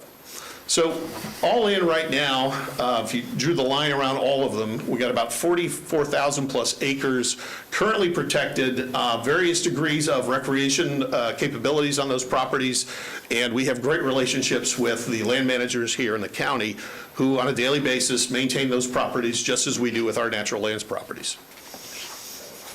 But that's not all. Wait, there's more. There's another 2,700 plus acres of recreation land as well, both between the county and the cities. Those are they don't show up as well because they're in smaller pockets spread out all over the map. This also includes the more recent additions to the county system of the purchase of well over 70 acres of property with the 3 golf courses, Rolling Hills, Deer Run, the 2 defunct golf courses, and the Wekiva Golf Course, which is currently in operation. That brings us to about 47,000 acres all in. If we're about 220,000 acres-ish, based on some GIS layer maps, we're somewhere in the 20%-ish in total in recreation preservation. That does not include water bodies. We left those out of the counting because some of those are privately owned, some of them are all cut up into pieces, and some of which we own, but also own parcels of others. So for now, for today's discussion, we've tried to simplify the conversation there. Over the last several years, this particular map has been socialized, if you will, at a statewide level that looks at critical wildlife and ecological corridors. In this case, the yellow dashed line outlines on the state map the boundary of Seminole County. The dark areas are ones that are already in protection, and the light ones are potential property additions to this. So one of the takeaways on this is looking at additional property to add to this system, which is somewhat different from what we were looking at 33 years ago, where we were looking at specific corridors such as the Wekiva and the Econ corridor, of just trying to bring those into the system and protect them. Now it's more of a, how do we add to those existing systems as we go forward? So last but not least, this year we'll be updating our 10-year Park System Master Plan. It says Park System Master Plan, but under Leisure Services, we've got natural lands, trails. We finished the trails update back in 2021, and now we're headed into the new 10-year plan for the overall system, both from an acquisition standpoint as well as a management standpoint. So here's where we are today. In summary, number one is, just to make it clear, we do not have any additional funding available in either of the two bond programs, or the one when you can buy them. The money that is available right now has been allocated towards finishing up the spring hammock replacement of the trails, as well as the boardwalks in that location. That money is currently being used, as we would use any in the Seminole Forever going forward, as a matching grant possibility through the state for additional money to be added to that particular project. And we'll know more about that in the next coming months. Point number two, we've heard about the need for additional parks or green space or open space falling under all of those particular areas in the urbanized area. And we've noted just recently where we've been a part of those processes, both within the Envision 2045 process. We've had some statistically relevant telephone surveys that were done in 2014 and 2019. We'll be looking at doing another one in 2023 as part of this next project, as well as the work that was done as part of the Trails Master Plan. We've heard the need for potential acquisitions in the rural boundary area. So again, with some of these same programs that we've been meeting on over the last year. And then last but not least, to look at it as a opportunity at this point with the update of our 10-year plan, identifying need areas based upon levels of service. Again, this particular master plan has not been updated in the last 10 years. We'll be engaging the public through this process, as well as a statistically significant, and that's always tripping up when you have to say those two words together. We're going to be looking at other opportunities for possible future expansion of our existing facilities, and that includes natural lands projects. And then lastly, being able to prioritize all of those going forward. So we've got the opportunity to engage the public as well through this process to look at this framework that we're working on right now for Seminole Forever. So that's the 10,000-foot summary of where we've come from over the last 33 years. I shouldn't be tripping up on that because I was married in 1990, so I should have that anniversary date right at the top of my head. But that being said, what we're going to do is walk you through the existing ordinance. So this is, if you will, the table of contents of what we'll be discussing today. This particular presentation has not changed since our briefings of last week, so it's really important that you know that. We've not gone back to change anything, and I'll even prove that to you because I found a mistake in here just this morning, and we haven't updated it, so I'll for the sake of going through that, I'll let you know where it is. So one thing to note before we dig into this is that the task for both legal and the natural lands program was making sure that whatever we put into this proposed program that would be on the books is that it didn't necessarily interfere or start to rewrite anything in other portions of Chapter 190 as governed by our current natural lands program, whose roots are within the bond program. So rather than trying to modify those or worse, rewrite some of that, we've pulled all of that separately as its own standalone program within Chapter 190 and then made references to it in other parts of Chapter 190 to try to keep this clean, both from an acquisition standpoint as well as an execution and management standpoint. So those are all specific ideas that as staff was going through their review to make sure that we keyed in on.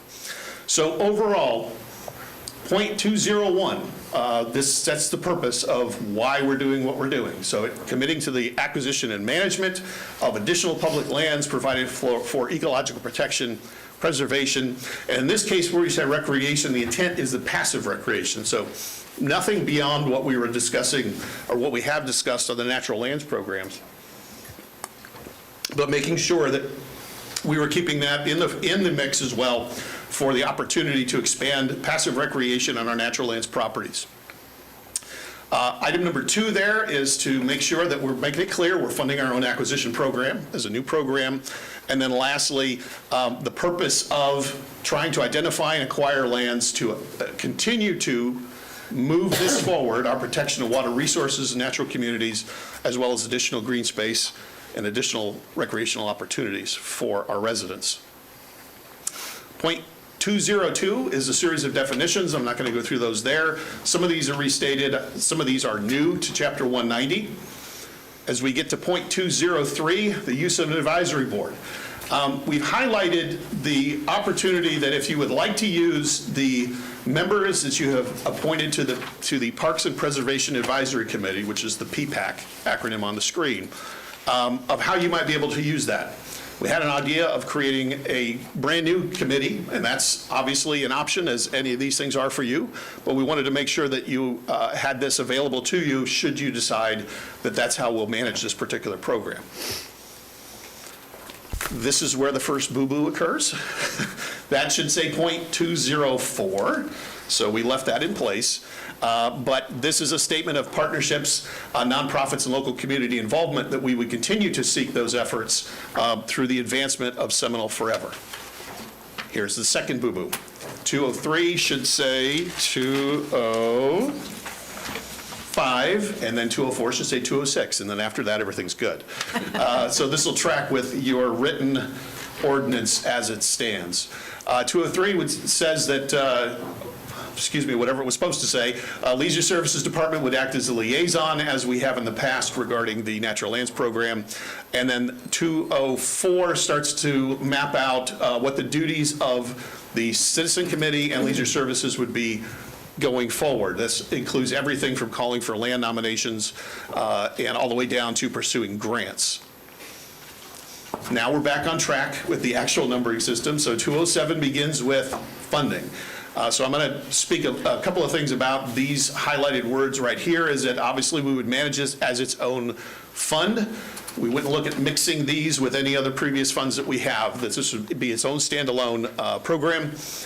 There is a discussion about allocating 6% of the general fund on non-ad valorem revenues. Tim will talk about that in just a second as to what that really means when you get down into the nitty-gritty.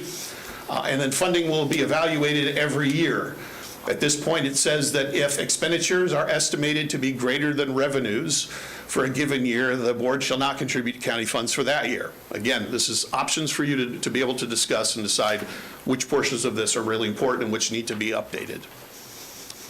Item D on that paragraph is that revenues will be based on actual revenues collected. Again, Tim will discuss this in detail. Looking at the possibility of being able to issue bonds once we're able to allocate those to the program, and as well as the opportunity that should we see an opportunity to spend some of this on capital improvements projects of newly acquired lands, that could be eligible under this program. So to get to the discussion about funding, I'm going to turn it over to Tim briefly. Thank you, Rick. I'm Timothy Jex with Resource Management. Sorry. And I did want to quickly point out, item B it does indicate 6% of our non-ad valorem revenues. We're not pledging any property taxes. Item C should say if general fund expenditures are estimated to be greater than revenues. This is our red line, green line, that we would not contribute county funds. We would still be eligible to contribute grants and anything like that we received. So this is a list of our non-ad valorem revenues. It includes general fund sales taxes, utility taxes, communication service taxes, excludes property taxes, service charges, and one-time grants and transfers. In fiscal year 2021, we collected $255 million in the general fund. Of that, $58 million would have been under the non-ad valorem revenue category. 6% of those non-ad valorem revenues would generate $3.5 million, which is 1.4% of our overall general fund. This is not an overwhelming amount in and of itself, but it would compete against other general fund needs. Some items that came up for discussion were the potential for a dedicated millage. Our county-wide millage generates $43 million for 1 mill. So 0.8 mills would generate $3.5 million. And just for reference, this is 1.6% increase over our current general fund millage of 4.8751 mills. There was a question about local infrastructure sales tax. This is our penny. Our third-gen referendum does not include any language on natural lands. However, it is eligible under the Florida statutes. The collections in that fund are over $90 million countywide, of which the county received $50 million. And finally, there was a question about potentially using impact fees. We do not currently have a park impact fee. We do have a library impact fee. I believe it's $54, generated about $150,000 in the last full fiscal year. If we wanted to do a new impact fee, we would have to do a demonstrated needs study, and that would be something that we would work with development services on. So now I'm going to turn it back over to Rick.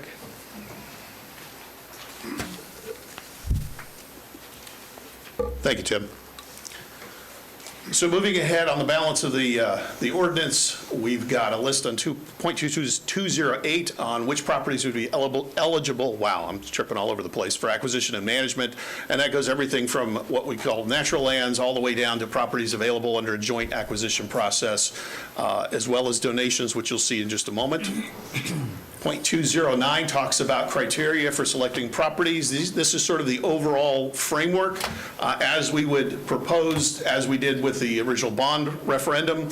Once you're able to see who you want as your experts in place on a committee, the first goal of that committee would be coming up for a revised version of what the criteria would be for selecting properties for acquisition, and this obviously would meet your vision for where this particular program would go. 0.210 is the ability to increase the priority for acquisition, such as T&E species present on those properties, all the way down to having a sales price or a bargain price for appraised values. 0.211 says is that we'll have a 5-year acquisition plan. So at the beginning of each year, we'll update that looking forward in terms of any lands that we have that are in the program, as well as funding that we have in the program. 0.212 gets a little bit more specific on how the process would work for land acquisition. So it starts with the nomination process, how we would accept the nominations. Any nominations, once they are reviewed and scored, would need to come back to the board for approval. So you'll be the ultimate approver in all of this with this program, as you were as part of the original bond program. How the ARC, or the committee of experts that you handpicked to put on this committee, how they would interact with county staff, how it would then go from that committee to the BCC and reporting, and then lastly, being able to report on selection of acquisition, that we don't acquire anything until after BCC approval for specific lands.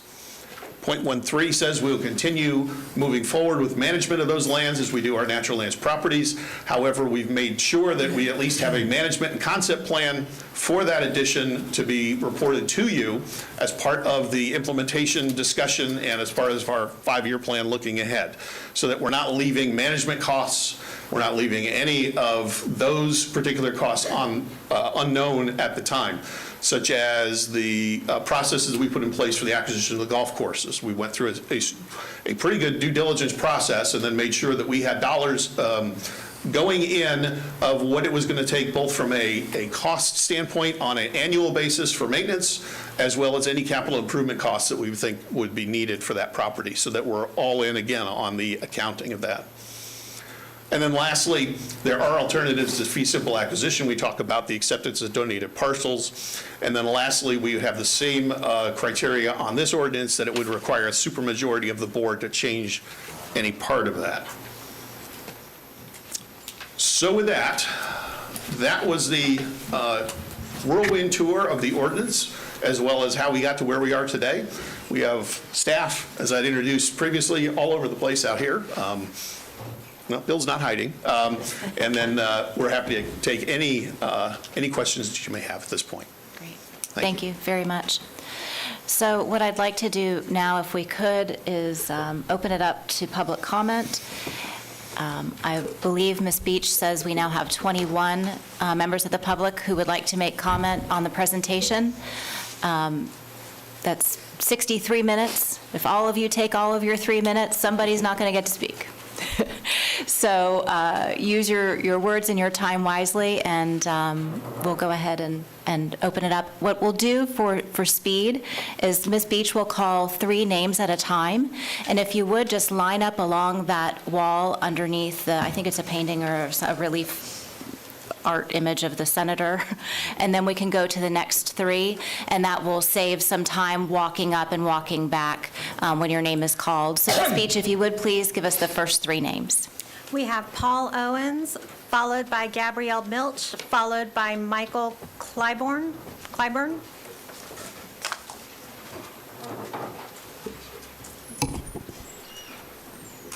Good morning, Chair Lockhart and Commissioners. I appreciate the opportunity. I'm Paul Owens, President of 1,000 Friends of Florida. We're a statewide nonprofit dedicated to environmentally and fiscally sustainable development. We're based in Tallahassee. I live in Orlando. I last addressed you in July to urge you to make a commitment to land conservation in Seminole County, and you all ended up voting unanimously that day to pursue a Seminole Forever program within the county's budget. That was 9 months ago. I'm back today to urge you to finish what you started. Since then, 8 counties throughout Florida have passed ballot measures to launch or maintain local land conservation programs. So that means that unless Seminole County establishes its own program, those 8 counties will move ahead of it in line to compete for matching state, federal, and private funds for land conservation, joining a number of other counties in Florida that already have their own program. Seminole County still has the opportunity to establish a new paradigm for Florida, a paradigm that acknowledges that protecting land and protecting water is a basic responsibility of local government, that it belongs in the budget every year, especially in a fast-growing state whose economy is built on the environment. After this meeting, I'm on my way back up to Tallahassee, where Florida legislators are currently meeting for their 2023 session. The presiding officers in the Senate and the House have already declared their commitment to land conservation, which means there should be significant state funding in the budget that legislators pass at the end of the session in May. It would be most unfortunate and a real disservice to taxpayers if Seminole County is not in a position to leverage some of that funding with its own local match. As we saw, Seminole has a ways to go on land conservation. Right now, about 21% of the county is protected. Clay Henderson, a key player in the history of land conservation in Florida, has said states and local governments should be aiming to protect at least 40% of their land to sustain a healthy environment. Clay's research also shows that conservation is good for the local tax base. Protecting land raises the value of neighboring property, offsetting any loss of revenue from the tax rolls. There's no time to waste. The longer the wait, the higher land costs will rise, and the more land will be lost forever to development. For that reason, we hope you won't choose to put this off for another 1.5 years for the uncertain possibility that a conservation component might be shoehorned into the penny sales tax that's scheduled to come up for renewal in November 2024. It's much too long to wait for an uncertain outcome. Your constituents deserve action now. Please make a commitment today to the Seminole Forever program. And Madam Chair, a couple of other people have asked me to submit their comments briefly, if I might have that indulgence. If they're written, you're welcome to pass them down the dais for the board to read. Thank you very much. Ms. Milch?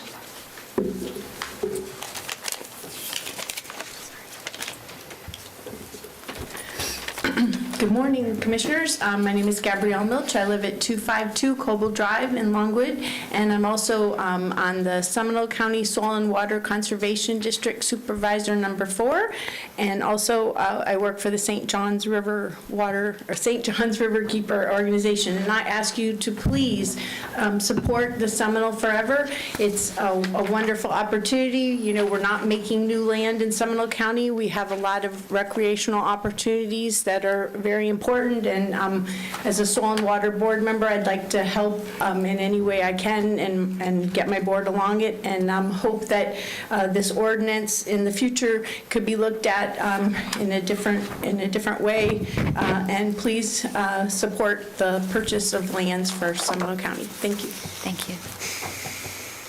Michael Clyburn, followed by Jim Helmers, followed by Nancy Prine. Good morning. My name is Mike Clyburn. I'm Vice President of the Friends of the Wekiva River, and I'm here to express our support for the program, and we appreciate your taking this initiative. Just real briefly, I want to emphasize one of our main concerns is that the program must have a fully dedicated source of revenue that's available each and every year, year after year. So with that, thank you very much for this initiative. Thank you. Nancy Prine.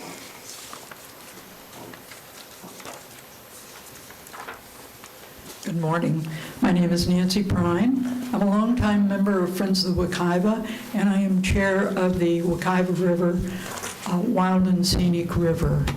I would like to ask you to support this issue. It's very important. We've seen that Seminole County only has 21% of lands. We need more just to protect those commitments that you have already made in the past. My one suggestion is that you assure that there is robust funding for purchase of natural lands. Thank you very much. Jim Helmers, followed by Cindy Holler, followed by Tom Holler. My name is Jim Helmers, and I'm a longtime concerned citizen of Seminole County, and I'm just also a member of the Friends of Wekiva River Board, and I'm here just to support the acquisition proposal, the Seminole County Forever program, and anyone who's been to our natural lands, especially Wekiva Springs State Park, know that there's a lot of stress and a lot of interest and need, and that's all I have. Thank you.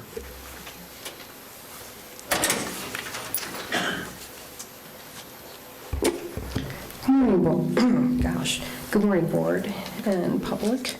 For the record, Cindy Holler, 1731 Beacon Drive, Sanford.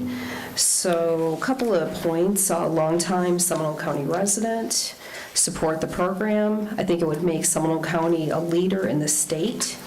It would enable, this program would enable the county to acquire state funds, which is really important. Also, I believe that it supports Governor DeSantis's Executive Order 2306 that focuses on protecting our natural resources. I agree with what a couple of the previous speakers talked about with the dedicated funding. I think the program is dependent on annual funding. I'd like that funding to be bondable, at least $5 million a year, if not more, I think is needed for the program's success. And thinking about programs details, which I know are not there, but I'm just thinking in advance, I think it's important to pay fair market value, not overinflated prices. And that's all I have. Thank you. After Mr. Holler, who is next, Ms. Peach? Gray Wilson, followed by Phyllis Hall, followed by Nancy Harmon. All right. Hi, I'm Tom Heller, live at 1731 Beacon Drive in Sanford. I moved to Central Florida 27 years ago. I grew up on the south side of Chicago, and I moved here to escape the kind of progress that we seem to be embracing here in Central Florida. I moved specifically to Seminole County because it's Florida's natural choice, and I think this program will help us keep it Florida's natural choice. So I strongly support it. Thank you. Yeah, Gray Wilson, 5044 Shoreline Circle, Sanford, also a member of the Friends of the Wekiva River. Three things. One, this is an opportunity, and this is a significant opportunity. These opportunities do not come along very often. I've lived in the county off and on, so I've lived in Central Florida since 1990, and I've seen maybe two or three that have come in front of different boards, and they have carried us forward. There are things to be proud of that all reflect the reason why Seminole County is the natural choice. And this is an opportunity right here. A second thing, I think can't emphasize enough the importance of continual funding for this, for bonding. And so you can maximize this, as done in every other program like this, and that's important. And to move this forward to an agenda item today is the most important thing that you can do today. So I hope you do take this forward, put it on the agenda, and of course, when that comes forward, we'd like to see you pass it. Thank you.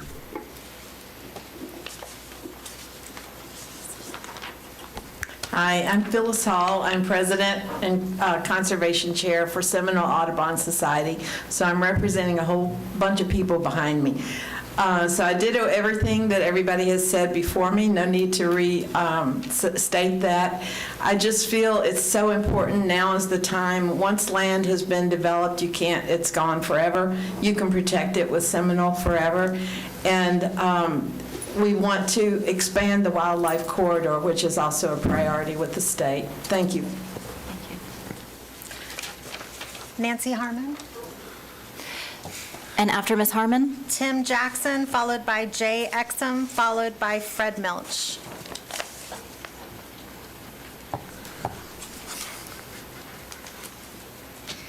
Nancy Harmon, 752 Pioneer Way, Geneva, Florida. I'm here because I do support this program, and there have been things said that I agree with by other people. The one thing, though, that I would really like to ensure is that the Soil and Water Board be a prominent player as they do, and bring them more into focus with their goals for our community, which is soil and water and the protection of our waterways, and to help with the programs that nurture our land that we buy as well as maintain what we already have. The other thing I would like to say is that while this program is good, and I think it will move forward to the future, I think we really need to do a fast forward and get it moving, because we don't have that much time to buy these lands that are sitting out and available. And they're all over Seminole County. It's not just in Geneva. It's not just in Chiliota. And one other thing is to not allow this program to in any way reduce the focus of the county manager for looking for funding for the larger properties, which this program will not fund. This program hardly will fund a Yarborough ranch, and we are still hopeful that between the county and other programs within the community and the Yarboroughs that we could get that property purchased, and possibly this program could then connect some of those other little properties, or if nothing else, continue to move forward our desire to have our natural lands purchased and protected for our communities. Thank you very much.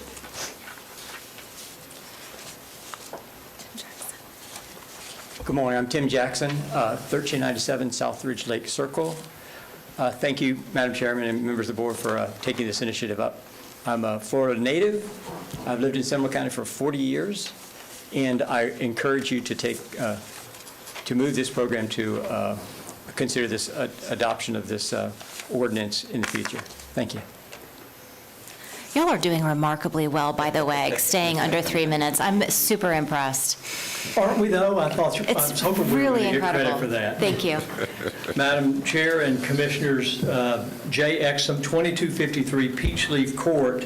First of all, thank you for taking this issue up and spending so much time on this workshop today and taking comments from 21 of us that I think are being particularly efficient. I just want to give a little bit of context, and Florida Wildlife Federation works on these kinds of issues across the state, but this morning I had just a little bit of context that made me write a couple of things I wanted to say. Understanding the amount of money dedicated to regional transportation infrastructure makes me realize how important it is to dedicate significant dollars to local natural resource protection efforts in Seminole County. Long-term planning and funding to protect natural lands is as important to quality of life as an effective transportation network, and the timing is even more critical before unique resources are lost to incompatible land uses. This initiative is one that you have singularly the opportunity to move forward. I appreciate you doing so. So thank you, and please move forward with Seminole Forever.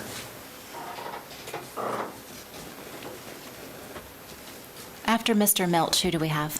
We have Richard Creedon, followed by Virginia Creedon, followed by Bill Hyde. Good morning, I'm Fred Milch. I live at 252 Coble Drive in Longwood. Thank you for hearing me today. I worked at the East Central Florida Regional Planning Council for 40 years, and I've probably worked with a few of you over the years as well. I wanted to remind you about the How Shall We Grow effort that most of you have participated in it.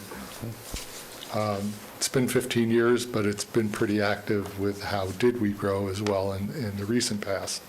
Carlton Henley signed this. It's a commitment that the county had made. It concentrated on 4 major areas, the 4 C's, which are conservation, which we're talking about today, centers, corridors, and countryside, which is related to conservation. So overall, I think Seminole County is doing a very good job. But personally, when I go for a hike somewhere or I can't find a parking spot, it's very popular and it's crowded. So you definitely need to do more. You're doing a good job, but you can do an exemplary job if you go with Seminole Forever.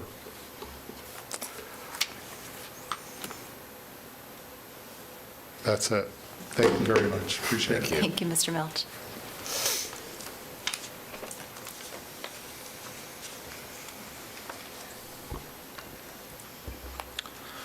Good morning. My name is Richard Creedon. I live at 1172 Apache Drive, Geneva, Florida. I'm the Vice President of the Geneva Citizens Association. We are enthusiastically supporting the concept of Seminole Forever. We think it is a wonderful tool to help preserve in perpetuity environmentally sensitive lands. No one in this room will get everything that they would like to be included in the proposed ordinance. But let us not make the perfect the enemy of the good. We can always tinker with the ordinance in the future, but our current focus must be to get it approved and in operation. Please move ahead quickly and approve the ordinance. Thank you.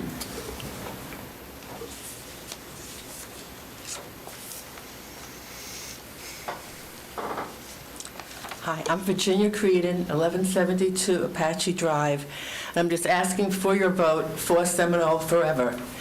It's also for the people along the Lake Harney and the St. Johns River who were flooded out. So many lands that affect the floodplain could be purchased that are part of our natural program. So it would help those people. I get tired when I visit my friend who lives right in Sanford. And whenever we have a rain, I have to move my car. And then I have to take my shoes off and slosh my way out to the car. And this is on a main street not too far from this building. So a lot of areas along the St. John's could be protected by this particular area. But also for the animals in the wildlife corridor, again, very close to the St. John's, they need protection, and we need more purchasing of our natural lands to do that. Thank you so much, and please vote for this program. After Mr. Hyde? After Bill Hyde, we have Nancy Dunn, followed by Heather Wright, followed by Michelle Dewey. Good morning, Commissioners. My name is Bill Hyde. If I'm talking too loud or not loud enough, please let me know. I'm having a technology failure here. I live at 2379 Audley Street in Oviedo. I do have something that's different pretty much than anything has been said so far, and I am wearing body armor.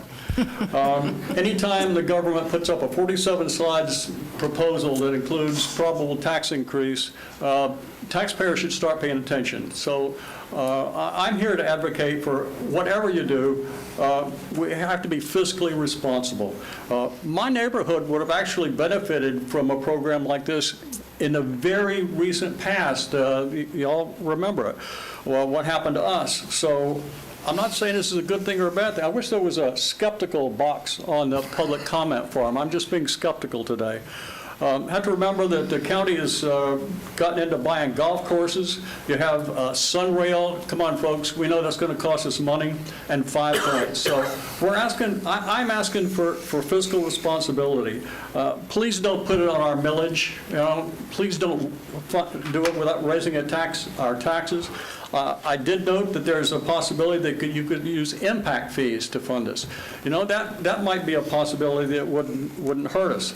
Infrastructure sales tax. Well, I know there's a bill in Tallahassee that allows you to kind of mess around with that money a little bit, but if you do that, it's going to take away from our roads and bridges, which we all know. So I would like to offer a zero-cost fix to the whole thing, because I like to do that.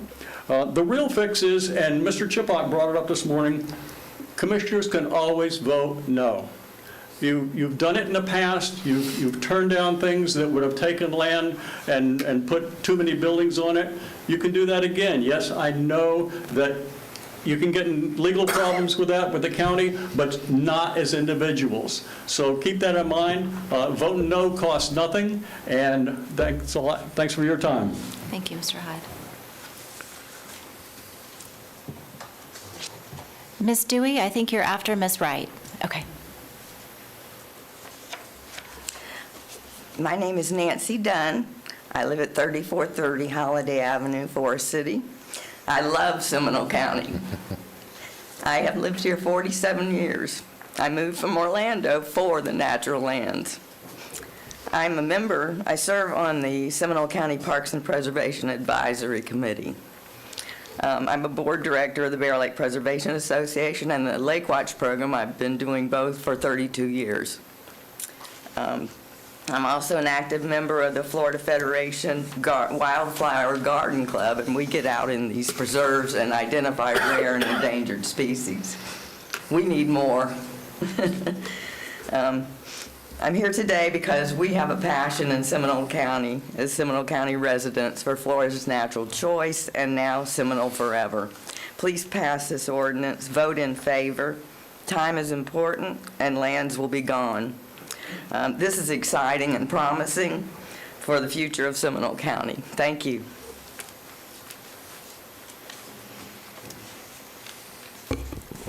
Michelle Dewey, 202 Sir Lawrence Drive in Sanford. Protecting forests, wetlands, and water bodies and our flood zones is essential. This prevents nutrients and other pollutants from reaching our aquifers and other water bodies, including our oceans. This protects our aquifers that are 90% of our drinking water and our springs, which are part of our recreation areas and provide water to our rivers. Florida has more springs than any other state, and they are essential for us. This also creates corridors for the wildlife to habitat, and then they don't need to enter our neighborhoods if they have their own habitat. For example, bobcats, bears, alligators, and coyotes, and protects the other wildlife that are endangered or threatened. We know that these animals that are threatened and endangered are not allowed to be harmed, harassed, or killed, but it is legal to remove their habitats, which essentially kills them. This is also a financial and health issue for our current and, of course, our future generations. Protecting more natural lands equates to preventing the cost of environmental repair, which we know has been, in the state of Florida, has reached billions of dollars, and to the health of our citizens. I fully support the Seminole Forever program, and I hope that you all see the benefits of this program as well. Thank you for your time. who's after Ms. Wright? After Ms. Wright, we have Charles Lee, followed by David Bear. Hi, this is Heather Wright. I live at 7460 Colonial Court. I've been a resident of Seminole County, specifically Sanford, for 17 years. And Ms. Lockhart, I tried very hard to cross out all the things that have been said, but I'm one of the last people, so I'm sure I'm going to be slightly redundant. So basically, I'm five generations Floridian, and so I grew up in Volusia County, moved to Lake County when I was an adult, and chose as my final place as Seminole County.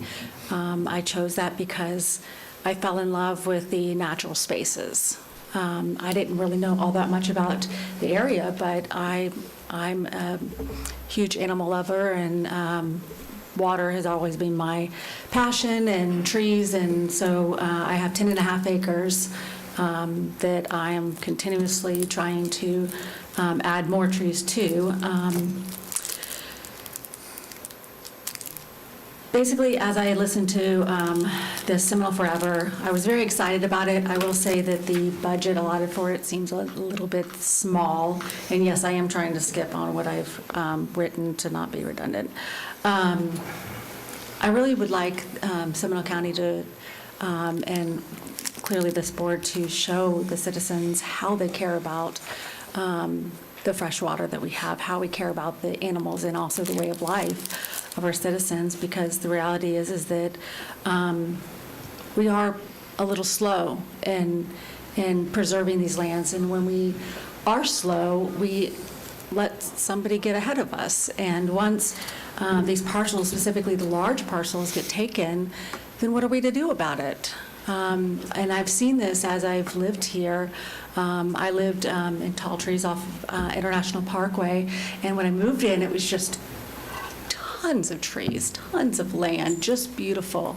My husband's company went into the Colonial Grand. We chose that over Orlando, and that was a large part, and it's just been chopped down since then. And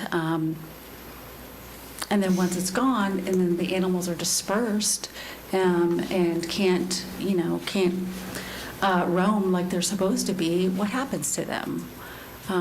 Too many of them die. So I'm just asking for you to speed this process and specifically look into the areas that that was on the map, the sensitive areas that we need to protect. Thank you so much for your time. Thank you.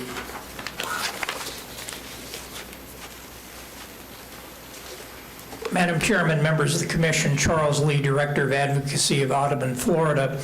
I'd like to begin by thanking you for what you did on the 28th of February in the context of that approval you were obliged to give with regard to the Yarborough property. Your unanimous vote after that to say, let's pursue seeing what we can do in the way of acquisition on that property was very forward-looking, and I congratulate you for it. That property is emblematic of why this program is needed. You've got to be able to move forward to acquire places like that. And the map that Mr. Durr put up on the overhead, where he showed the Yarborough property enmeshed firmly in that Florida wildlife corridor, underscores why data and science should drive this process. And that's one of the things I'd like to begin to comment on with regard to the draft ordinance. We believe that the ARC committee, and by the way, I'm not sure what the word recovery means in the context of that committee. I think it ought to be restoration, like the ARC committee is at the state, not recovery. The ARC committee ought to be proposed of subject matter experts. They ought to be people who are looking at things from biological and ecological parameters. And I would suggest it be a freestanding committee reporting directly to you, just as the Planning and Zoning Board reports directly to you. The second point I'd like to discuss with regard to the proposed ordinance is the funding situation. Your current draft suggests that if expenditures are projected to exceed revenues, you won't do it for that year. That ought to be a decision of the commission. And it ought to be a decision of the commission, we think, under that supermajority provision which is in the rule. We really don't know what those words mean the way they're written now. If expenditures exceed revenues, does that mean if your other county departments turn in proposed budgets saying that they would be more than revenues, that you're going to cancel this program for that year? I don't think that's what it ought to mean. It ought to mean that you as commissioners will decide whether or not to do it in a year. Bottom line is, we look at these programs all over the state. We know the counties that have them will be first in line to share that $300 million or so that will be coming out of the legislature this year. Counties that have their own programs characteristically get their projects purchased, while others lag behind. You want to be at the front of the line, not the back. Please vote yes today and move forward with this ordinance. Thank you very much.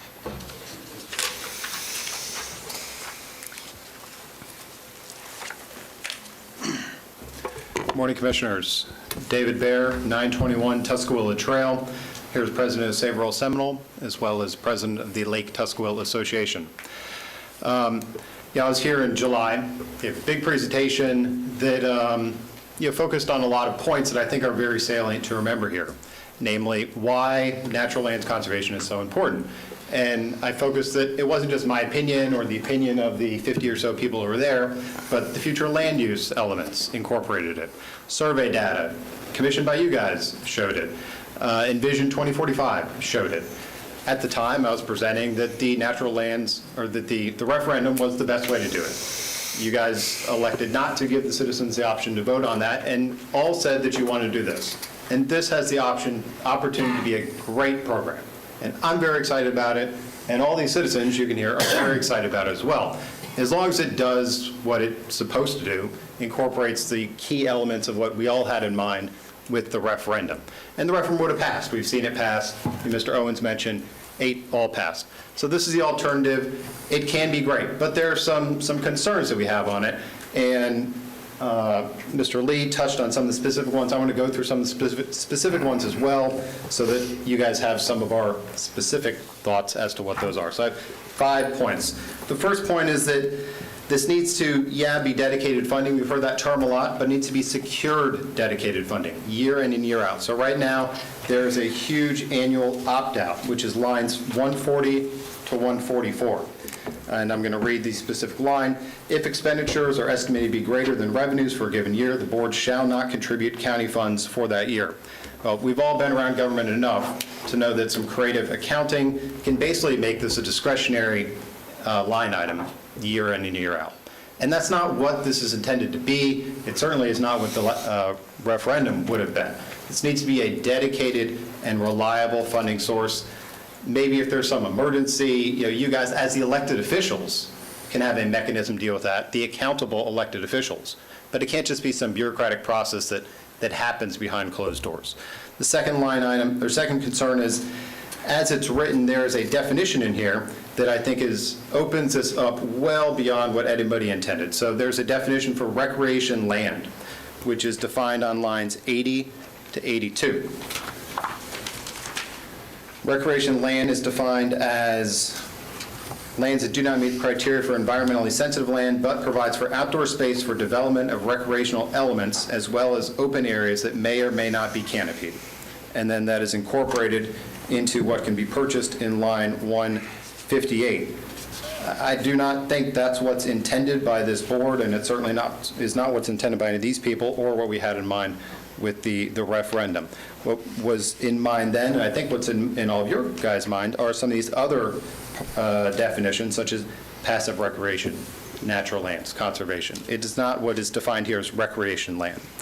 The third issue is, as written, this is in effect driven by Leisure Services, not by the ARC.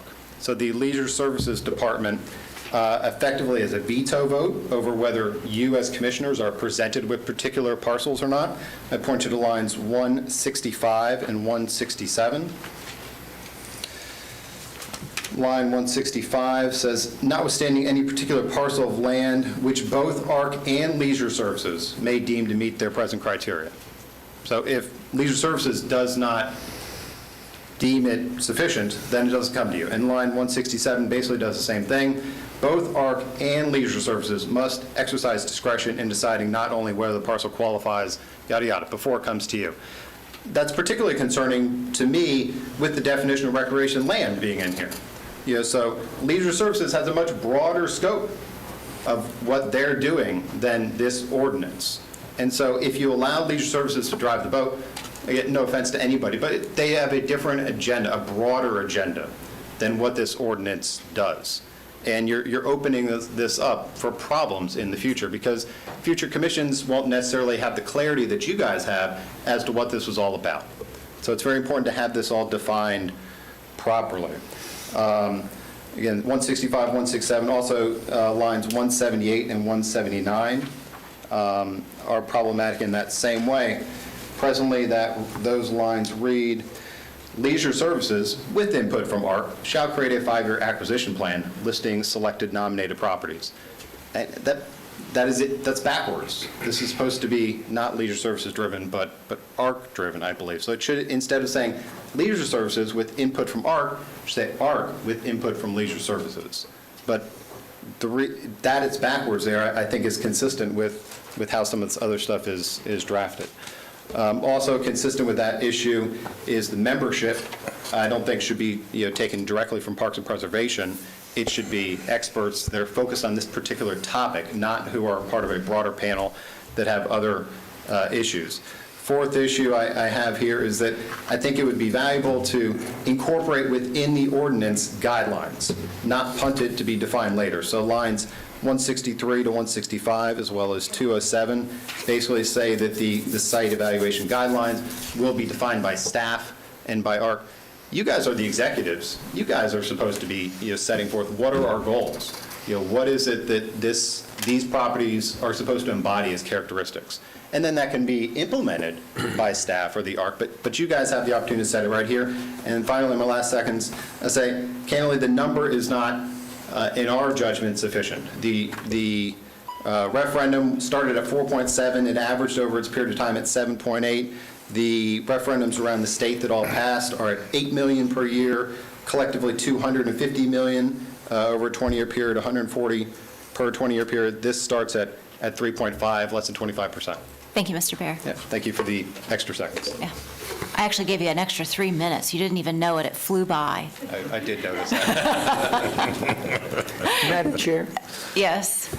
I know you're going to close this, and I appreciate that, but since they've been 20 minutes, they've been so good at doing this in only 40 minutes instead of 60, can we take a 5-minute break, please?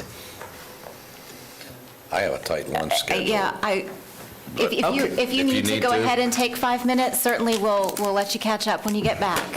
Okay, I'll stay. All right. I'm not going anywhere. Commissioners, we have opportunity to ask questions of staff, certainly have an opportunity to ask, questions of the county manager. There are many, many topics that were touched on. Happy to start with you, Commissioner Constantine, if you'd like. Well, thank you, Madam Chair. First of all, I want to thank everybody that was here today, both those that were for and Mr. Hyde. I would just say he was against it. I know. I'm just teasing. He's skeptical. I love Mr. Hyde. That's why I had to just say that.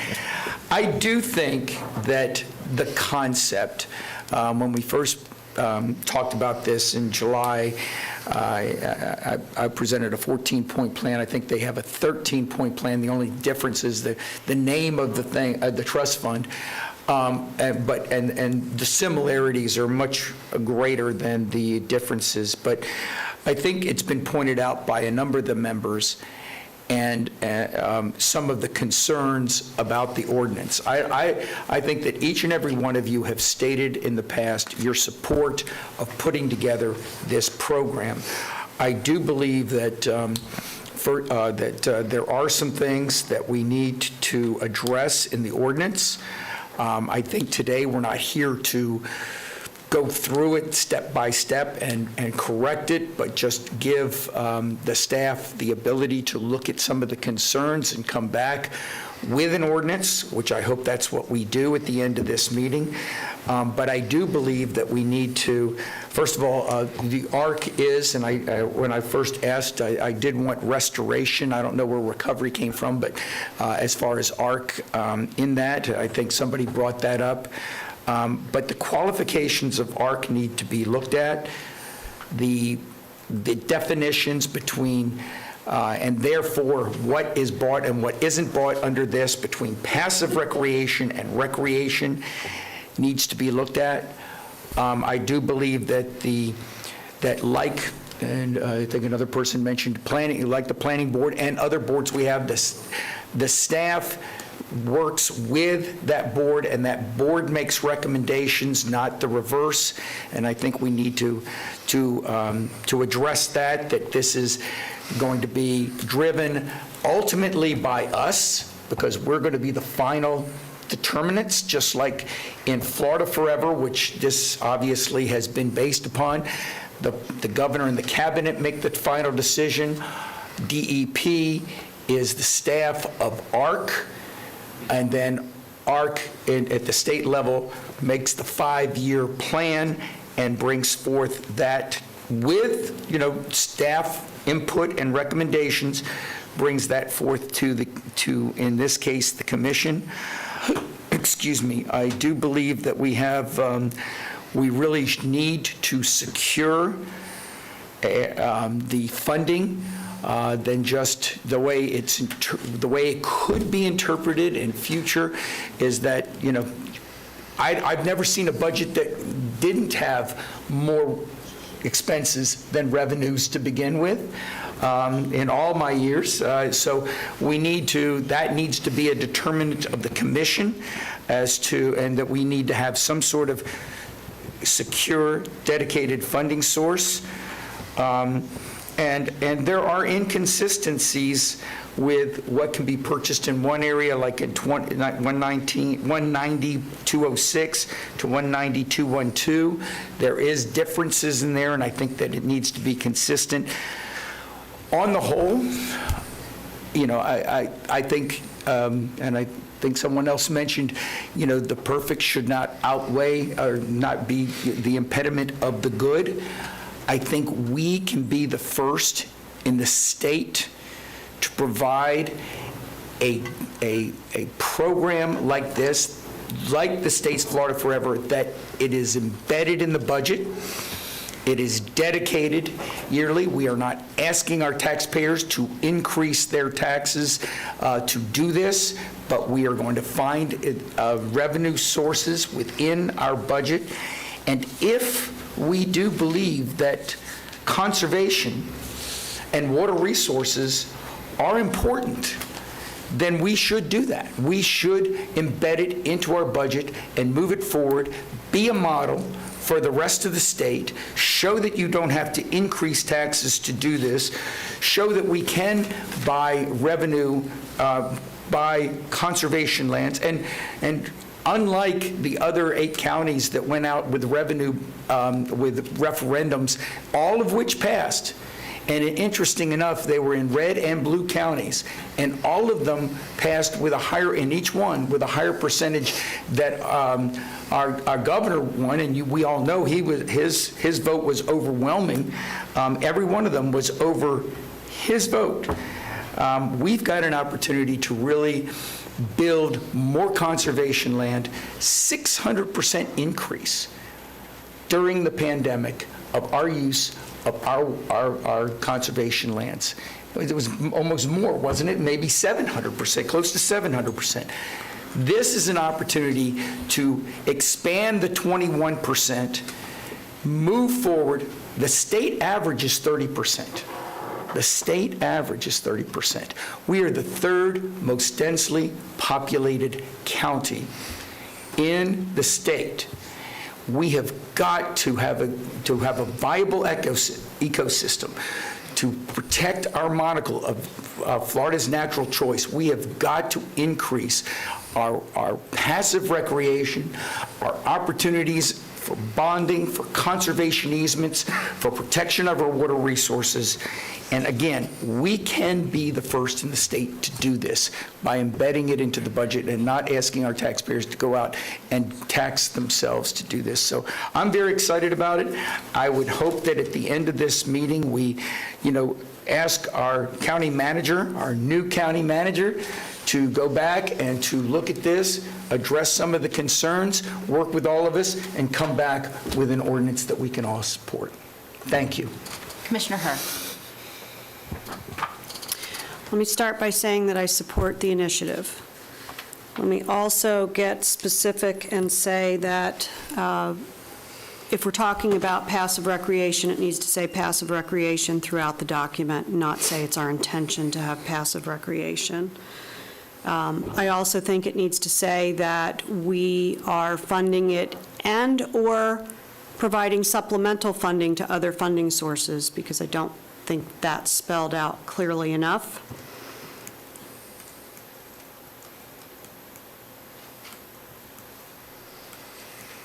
And I want to get really clear about the fact, this notion that if the general fund expenditures are greater than the revenue, that we don't do it. Let's call this like it is. It's a great campaign speech to say that we're not going to tax ourselves to do this, but it doesn't generate enough revenue to do what we're trying to do. So we either need to expend funds to staff to go sourcing revenue, or we need to fund it through some other mechanism. So let's be honest about that. And I'm not saying I'm for or against it. I'm just for us being honest about the fact that this is a step in the direction, and we need to figure out whether or not we're going to tax in addition or not tax in addition. And if we're not going to tax in addition, then we are not going to acquire lands at the rate that this expectation has been set. So that, I just don't want to set a false narrative. I do think we need some significant work around the formation and governance of the committee, and I'll look to the county manager and county attorneys and staff to help us wrangle that. I do see this as being something that can either be extremely controlled, which is how it feels right now, or extremely out of control, which none of us have any interest in. So if we can strike a good balance there, that would be wonderful. And I also, I don't know what the intention is on recreation, but I don't want to dilute this. If we're doing this for natural preservation, then let's keep it for natural preservation, if that's really the intention. It may not be.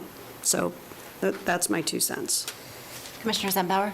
Thank you, Madam Chair Lady. A lot of things have already been said from the public.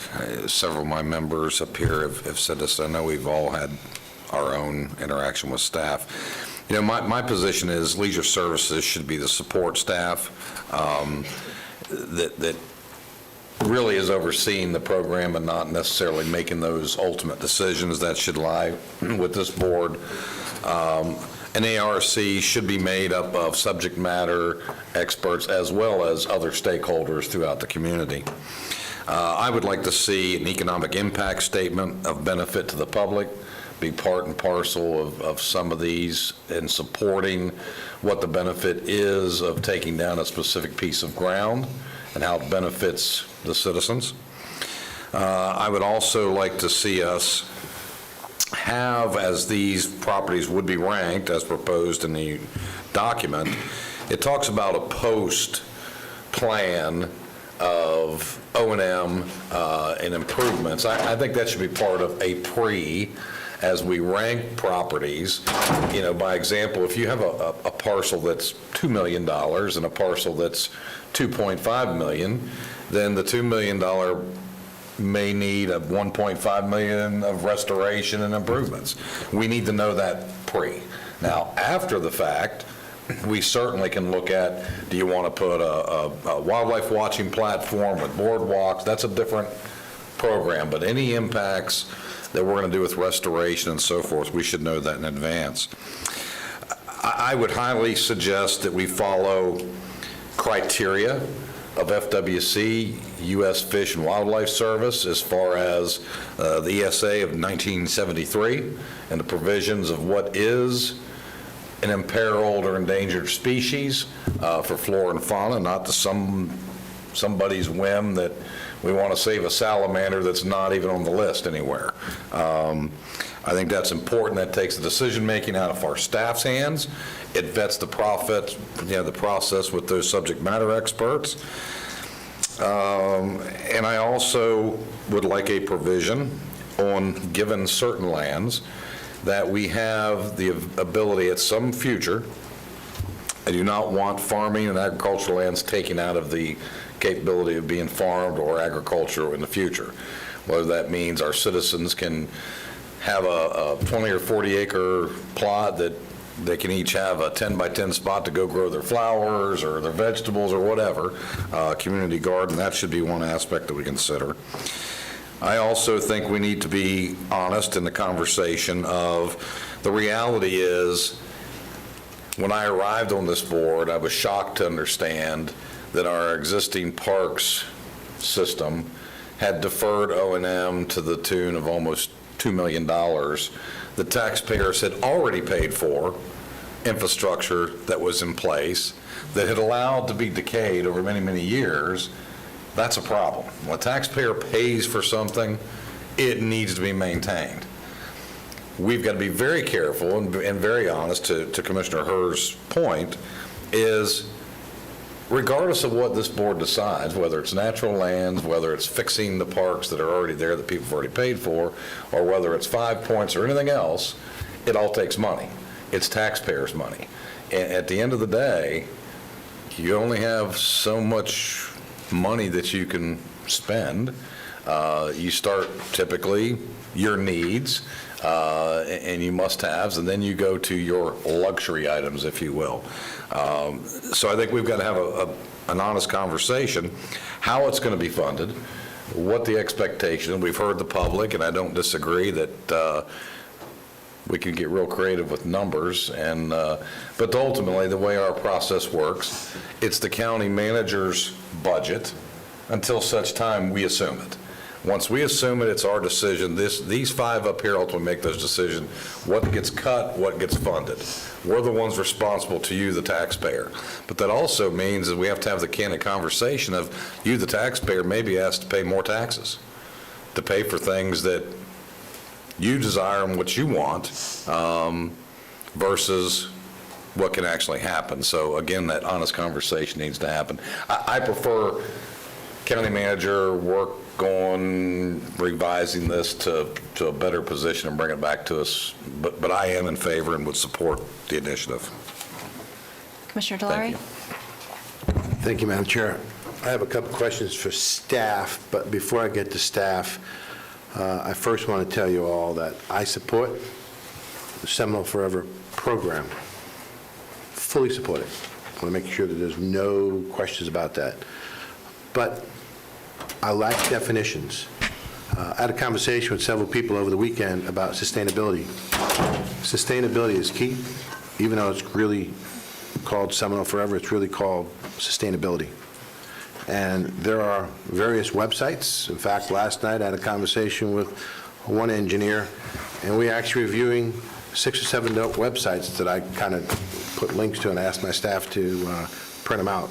It talks about the 30-20 plan, 30% by 30-30, and another 20% to 50% by 2050. It really is a sustainability plan. That's what this is, even though we're calling it Seminole Forever. I would like to get some information from our sustainable engineers. It's called Hanson. That's what we hired them for. What is the magic number? I know the state's trying to do 30%. And then when you talk about 30%, and Rick Dirt kind of gave us the number of 21.6, but that's the entire county.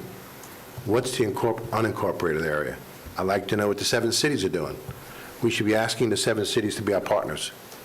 What percentage of their properties that they're controlling is what they're putting into the pot?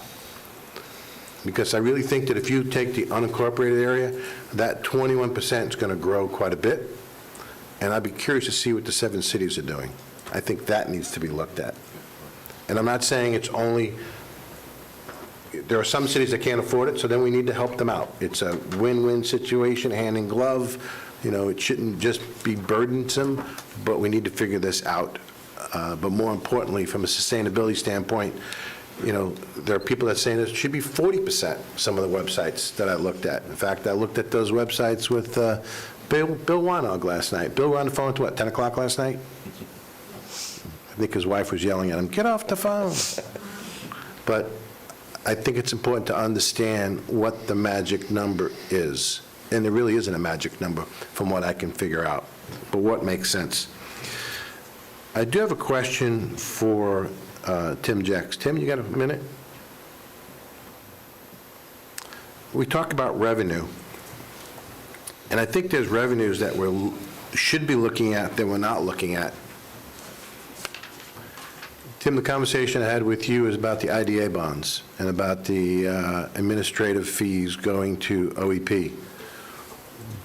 There's quite a bit of IDA bonds that have, over the past, have actually funded OEP above what we pay them. Some years it's $40,000, $50,000, as high as several $100,000 to OEP. Can you talk to us a little bit about the IDA bonds? I'm sorry, I'm not prepared to discuss the IDA bonds. I can get some information and distribute it following the meeting. Okay, that's fine. If you can get that for us, I'd greatly appreciate it. Sure. Okay, because I think there is potential revenue for that administrative cost for the IDA bonds. And this board, we're actually living with an agreement that took place in the 90s. We should be revisiting it. That's just my opinion. I'm hoping that you can bring back some more information regarding that. About the board composition of who's making the decision, I think there should be a new board, and it should be reporting directly to the BCC. Going through this agreement, there are several things that I have questions about, and I've asked our staff about what is qualified lands, what is the criteria of those lands. There needs to be an understanding of what that truly is. I need additional information on recreational opportunities. Are these going to be passive recreational or active recreation? Those are some of the questions. I don't think it should be active, but it doesn't really define that in here. Going further through this document, it says that preservation means parcels with no public access due to their sensitive environment. Define to me what sensitive environment conditions are. So there's a lot of different issues in here. And when it talks about preservation of these lands, I want to make sure that we, as well as the public, truly understand what that means. Going further through this document, it talks about Tourism Development Council and TDD dollars. Those are fragile dollars that are going to be used for the replacement of some of our artificial turf. I want to make sure that we're not robbing Peter to pay Paul, and that we're looking at monies that's not already allocated, because that will definitely hurt our tourism department. There should be dedicated funding, as the commissioners are talking about it, from a percentage-wise, and then during the budget process, we should be making that decision, but we should be funding this substantially. Also moving forward, and it talks about dedicated funding, I'd like to have additional information regarding how the board is going to be looking at contributions to those funds. I talked about public access. I talked about the criteria. I'd like to have some information about that.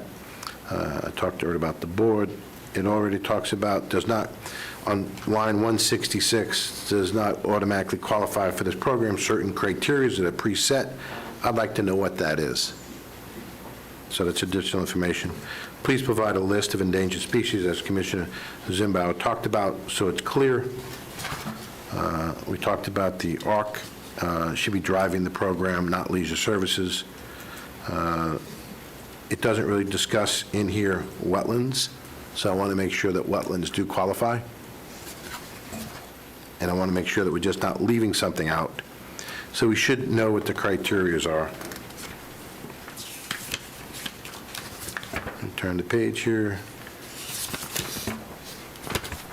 But sustainability, I think, is the key, and I think there needs to be additional work done on this and brought it back to us so that we can actually take action to it. I also think that we should be talking about the wildlife corridor as well as the Wekiva corridor. That should take a priority. And there are existing lands in those two areas that potentially can be purchased either this year or soon by this board as well as the state. We should be doing that as a dual track so that we're not missing any opportunities. That's my opinion. Commissioner Zembauer, you wanted to say something else? Just real quick, I just want to make sure, Commissioner Delary brought up, so I want to make sure that I'm not misunderstanding this. Mr. Durr, where he's at, he's had Tim. Your one slide does include city and other municipal parks, correct? That is correct. That's part of the 21.6% calculation. That's correct. Yes. But in that calculation, no water bodies, which are part and parcel that are included, which are 29,485 That's correct, acres. yes. Okay, just want to make sure that is. Can I follow up with that? Just a minute, let him just finish that sentence. And I also then- want to make sure that we consider in this ordinance that nothing contained within the ordinance in any way, shape, or form would preempt some voter initiative for the same purpose. Make that clear in the ordinance. Commissioner Constantine, then Commissioner Delary.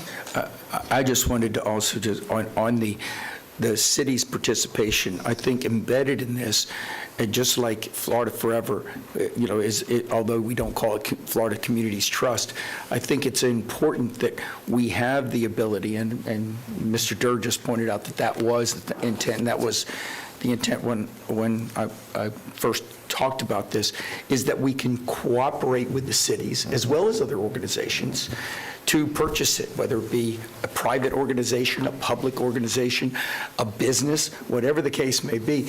We want as many tools in the toolbox and as many options, conservation easements, as we talked about bonding, as we talked about every single opportunity we can. And if a city comes to us and comes to this group and says, hey, we've got this project and we want to do it, with advisement from the Leisure Services, should be able to put that within the priority list of consideration of purchase. So I just want that to be, noted as an intent. Also, I think it's, Commissioner Delary is absolutely correct. This is not to take away from anything from the TDC. The TDC in here has the right to vote on some opportunities because tourism is generated by our latest study, is generated even more by leisure and conservation than it is even on ballparks.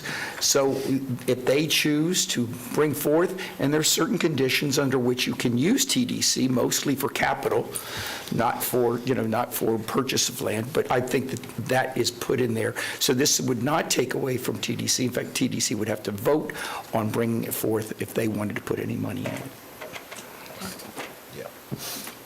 I have some comments, unless, is there any, everybody okay? I just wanted to comment on what they were talking about with the cities, that's all. Okay. But I'll wait for you. Okay.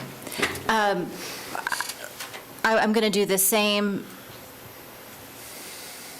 that everybody else did. Fully support the concept. Fully supported it from the beginning. It's, as always, the devils are in the details. I think that's what you're hearing, and I think even members of the public who are here today and spoke on some very specific items heard you loud and clear and agree with many of them.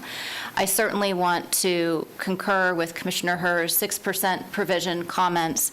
I think that right now the way the language is handled gives us a paltry amount, and if we really want this to be meaningful and sustainable, we need to find a funding source that contributes more money than what that's projected at this point.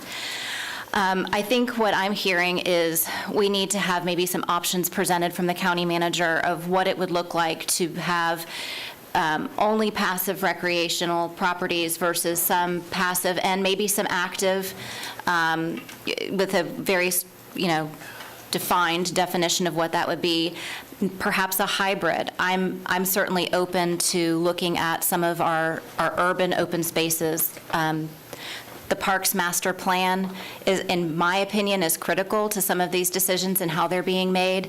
I I still think that we've got a lot of opportunity in our urban core for the folks who live there, because we are increasing the density of development in that area. To have more open space would be very critical to have conversations about that.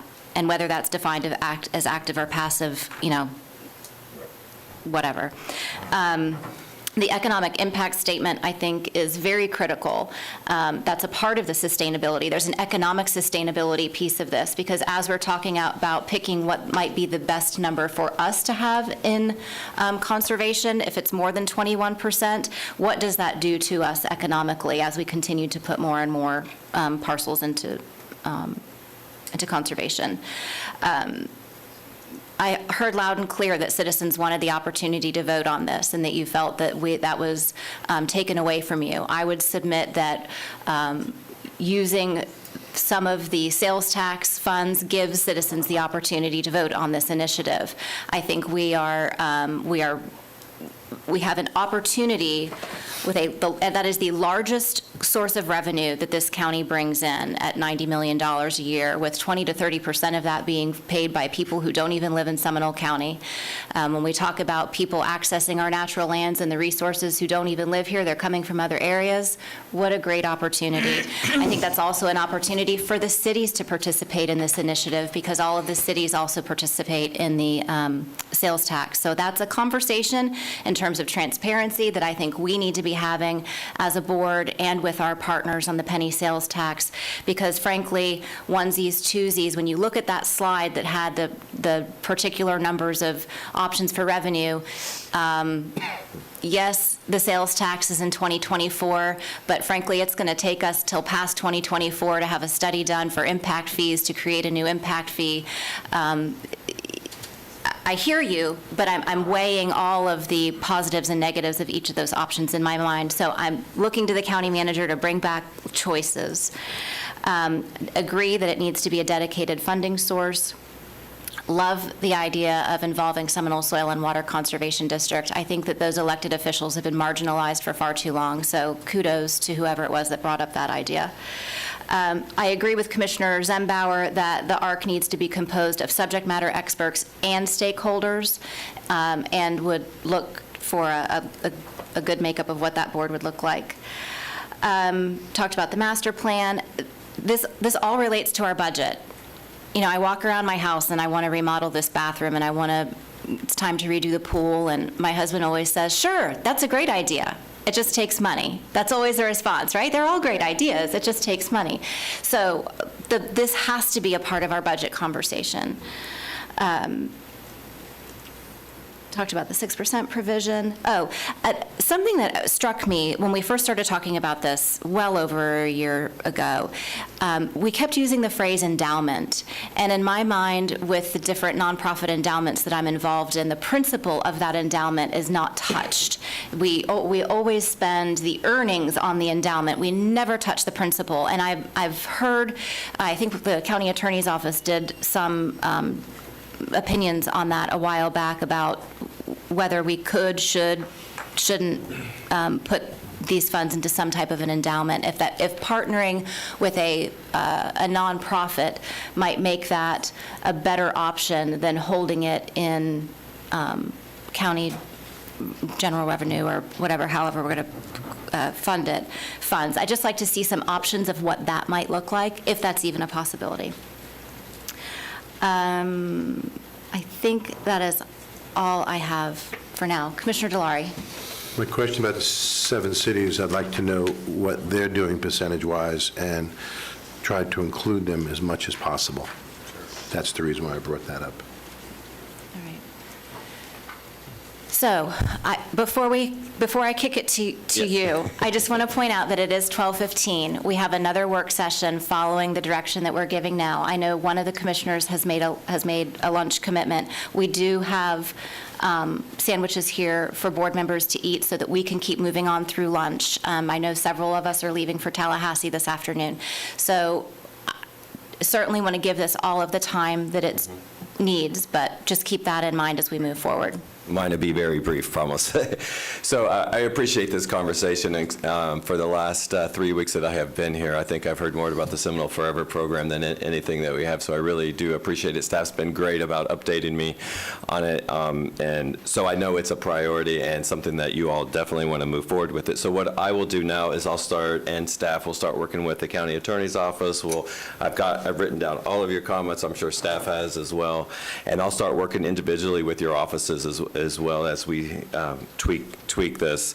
As you know from the last meeting, we've already started working with the state about the future funding opportunities for the wildlife corridor. In fact, like you said, Chairman Lockhart, a few of us are going up to Tallahassee today.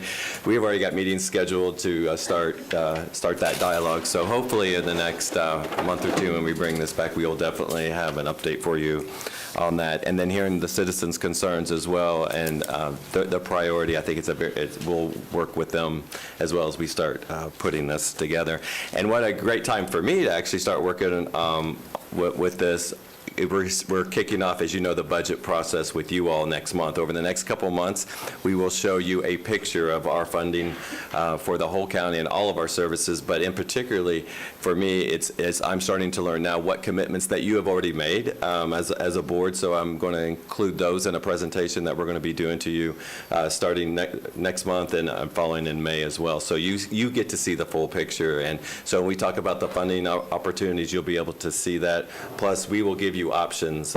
If this is a program definitely that you want to move forward, we'll give you options on how to fund that as well. Okay. So thank you. Thank you very much. Any other questions? Commissioner Constantine and Commissioner Herr. Do we need a motion? No. Okay. Nope, we've given direction. Okay. I just want to point out that, because there's a lot of feedback about vote yes, and so clearly we have everybody thinking we're making a vote, but the intention of this was to have open dialogue, to get it to the best possible position, to hear your input and move forward. So this is not kicking the can down the road. This is getting it right before we do it. Correct. Yep, absolutely. Agreed. Yep, well said. All right, so we will recess this particular work session agenda item 9, and we will take a 5-minute break and move to item number 10. Are we good with that? Yeah. Well, it is what it is. You got to do what you got to do.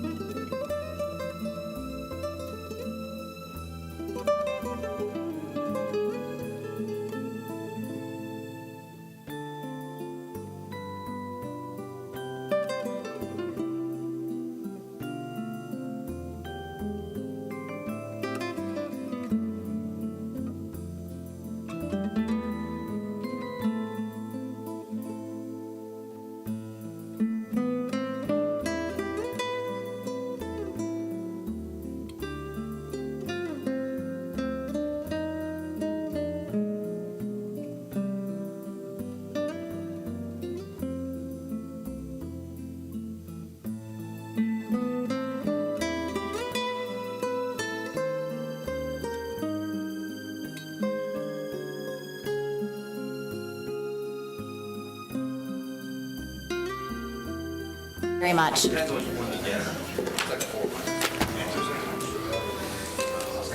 Thank you.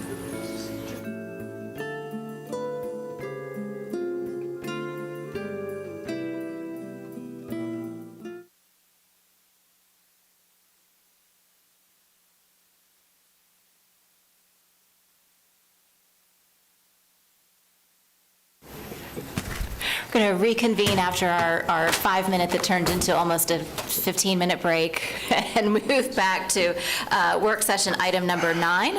Mr. Judge, if you would please introduce our next topic. Okay, for the record, my name is John Judge, Public Works Director, County Engineer. The next presentation is about the Big Econ and Little Econ. I have with me Steve Summerfield, who's with Inwood. He'll be doing the presentation and request input from the board. We will not need any decision or all what we will be asking is the input from the board. With that, I'll turn it to Steve. Well, good afternoon. As John said, my name's Steve Sommerfeld. I'm with Inwood Consulting Engineers, project manager for this project. I also have with me Mark Troilo. He's with Singhoffen and Associates. They have a long history within this watershed, both the Big and Little Econ watersheds, and they are responsible for doing the data collection, existing conditions modeling, as well as the floodplain mapping. And then Tyler Pierce, he's with me at Inwood. He's our project engineer who did a lot of the level of service analysis we'll be talking about, as well as identifying a lot of the areas we're going to look at today. So with that said, I do realize the time, and I do realize I've watched previous workshops that maybe the board is familiar with the process of watershed modeling from Lake Monroe Basin Study with the Wakaiba. So I can be brief on some of those slides. They are in my slide deck, and if you want to slow me down, please slow me down. But I'll assume some of that knowledge is already here. Quickly, the goals of our presentation was to go over the project, kind of give you an update of where we're at so far with the model development, as well as the level of service analysis that's been completed. We have identified, narrowed down the potential areas for doing alternatives, flood improvement studies, maybe incorporating some water quality elements. We've reduced that list down, and that's what we want to kind of present to you today, and then we'll go over some of the next steps for the project. So a little bit about, the Econ River Basin. It does start in the St. Johns River Middle Basin, which is made up of 5 smaller basins, all discharging to the St. Johns River. You can see the Econ River Basin in the bottom in the red there, highly urbanized, flows from south to north towards the St. Johns River. Econ Basin itself, like I said, it does originate outside of Seminole County. You can see here on the map, Osceola County is at the very south end. The little tip of the Big Econ starts down there, and then a large portion within Orange County, where the Little Econ River and the Big Econ River come together in Oviedo, essentially, and then flow out to the St. Johns River. Size-wise, you can see there the Little Econ on the graphic on the bottom left. The Little Econ spans roughly 10 square miles. Big Econ is much larger, 42, and those are the portions within Seminole County. Tyler went out after Hurricane Ian because this is essentially a flood study. So where can we get some visualization of where the flooding is occurring? And of course, we did find some. Hunt Lane there. That is one of the areas that has been identified in the Stormwater Master Plan, the County Stormwater Master Plan, so we got visualization of that. The Mill Shore Drive and Chuliota areas also identified within the Stormwater Master Plan. The only one of these that wasn't necessarily in the Stormwater Master Plan is the top right, Bolin Drive. That came up during the public meeting, our first public meeting, which was roughly a year ago. 2 of the residents from that public meeting attended and shared their experiences with stormwater. The overall project goals for us, obviously identifying and assessing the flood problem areas, and then moving into developing conceptual improvements. Those improvements are focused around flooding, but there is a water quality element to them. We will be incorporating water quality improvements wherever we can, and typically that's in the shape of a pond that helps with flooding, but also dual purpose with water quality. And at the end of our study, we'll be looking at remapping the 100-year floodplains within the project area. And as with the other basins, we will not carry those forward without the Commission's approval with the formal process with FEMA permitting. Brief overview of our scope of work. The first two items, that's essentially kicking off the project, the data collection. The third item is the stormwater model development. We're just dotting our I's, crossing our T's on that scope of work. That's a lot of the foundation of what our talk is today, that existing condition stormwater model that Singhoffen and Associates completed. The level of service analysis is what we used the existing conditions model to evaluate. That's a tool that will help us identify these areas that we want to talk about. And then we'll start moving into alternatives. Once we agree upon the areas we want to look at, we'll then start looking at engineering fixes for those areas. Number 5, the floodplain mapping. It's been initiated. You'll see some of the floodplains in my presentation today. They're really flood extents, what we like to call them, because they haven't been formally, looked at. The transition between flood zones to flood zone haven't been ironed out yet. But that is ongoing. And then, of course, our public meetings. We've held one of the 3 meetings that we were scoped to complete. And then we'll move into item number 7 later on in the process, where we'll have a draft report, a final report. In between those reports, we will schedule another work session with the commission to go over that before finalizing the project report. As I mentioned, the public meetings, the first meeting was back in March of 2022. We had about 34 attendees at that meeting. During the meeting, there were 8 public comments and 11 submitted comments in writing. Most of them revolved around, concerns with development in the watershed. I think we heard a lot of that today in the previous talk. That related, evolved into impervious area talk and increased runoff with increased impervious area. Obviously, concerns with flooding, drainage problems were mentioned, and then a few were about water quality as well. Our meeting today and then future meetings within our scope include one coming up within the next couple months is presenting the existing conditions and these project areas that we'll talk about today if they move forward to the public.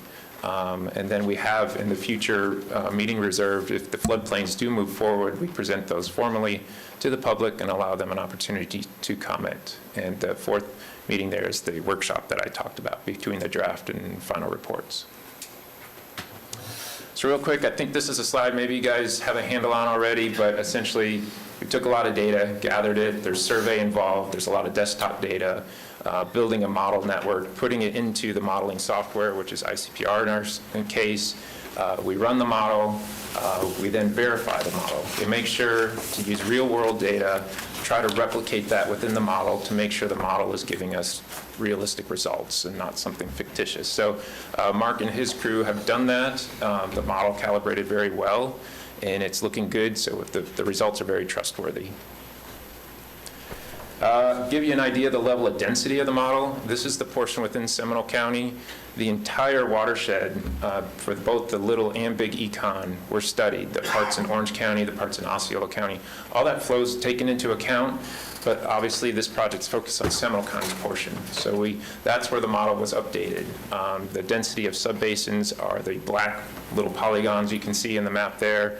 You can see the yellow is the city of Oviedo jurisdiction, and then the left side there is a little bit of Castleberry stemming into the project area.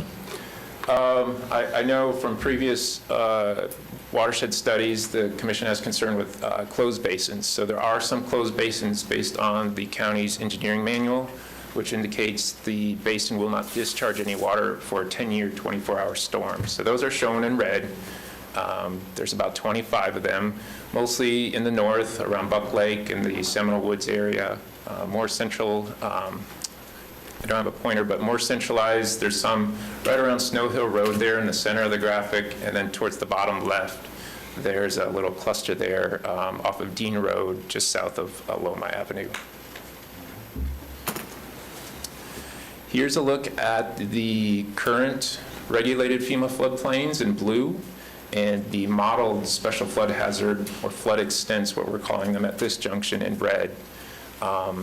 These are based on the 100-year 96-hour storm, and what you can see is there is definitely an increase. We're going from 16 square miles to about 23 square miles. That number will likely increase a little bit as transition areas between floodplains are drawn. And all in all, that results in about a 35% increase. Coincidentally enough, we watched and listened in on the workshops for the Monroe Basin and the Wekiva Basin. They had the same level of increase. They're about 34%. So something to say there. We found it, is it the level of information now available, the more detailed information that just kind of naturally does that because the existing floodplains are, decades old, but also just, better information now.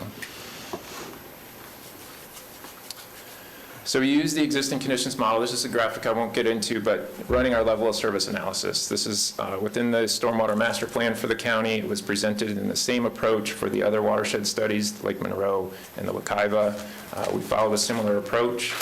So A is essentially a good level of service for different facilities such as roads, ponds, canals, and structures, all the way through D, which isn't so great. But D is actually reserved in our study just for structural flooding. You won't find a road, a pond, or a canal with a level of service D. If you see a D, that is associated with a structure, and it indicates flooding of the structure. That was calculated based off of their finished floor, their estimated finished floor elevation. We couldn't go out and survey every home within the county, so there is processes in place to use these land surface elevations around the home to estimate what that finished floor is. So the homes that show up as flooding, it's suspect. It hasn't been confirmed. Some overview of level service. I don't think I'll spend a lot of time here. I think the commission's aware of how this works, but if you want me to pause, I can. Essentially, we're looking at all the roads within the county for the different storm events based on the classification of the road. Obviously, excavation routes get higher priority than a local collector road.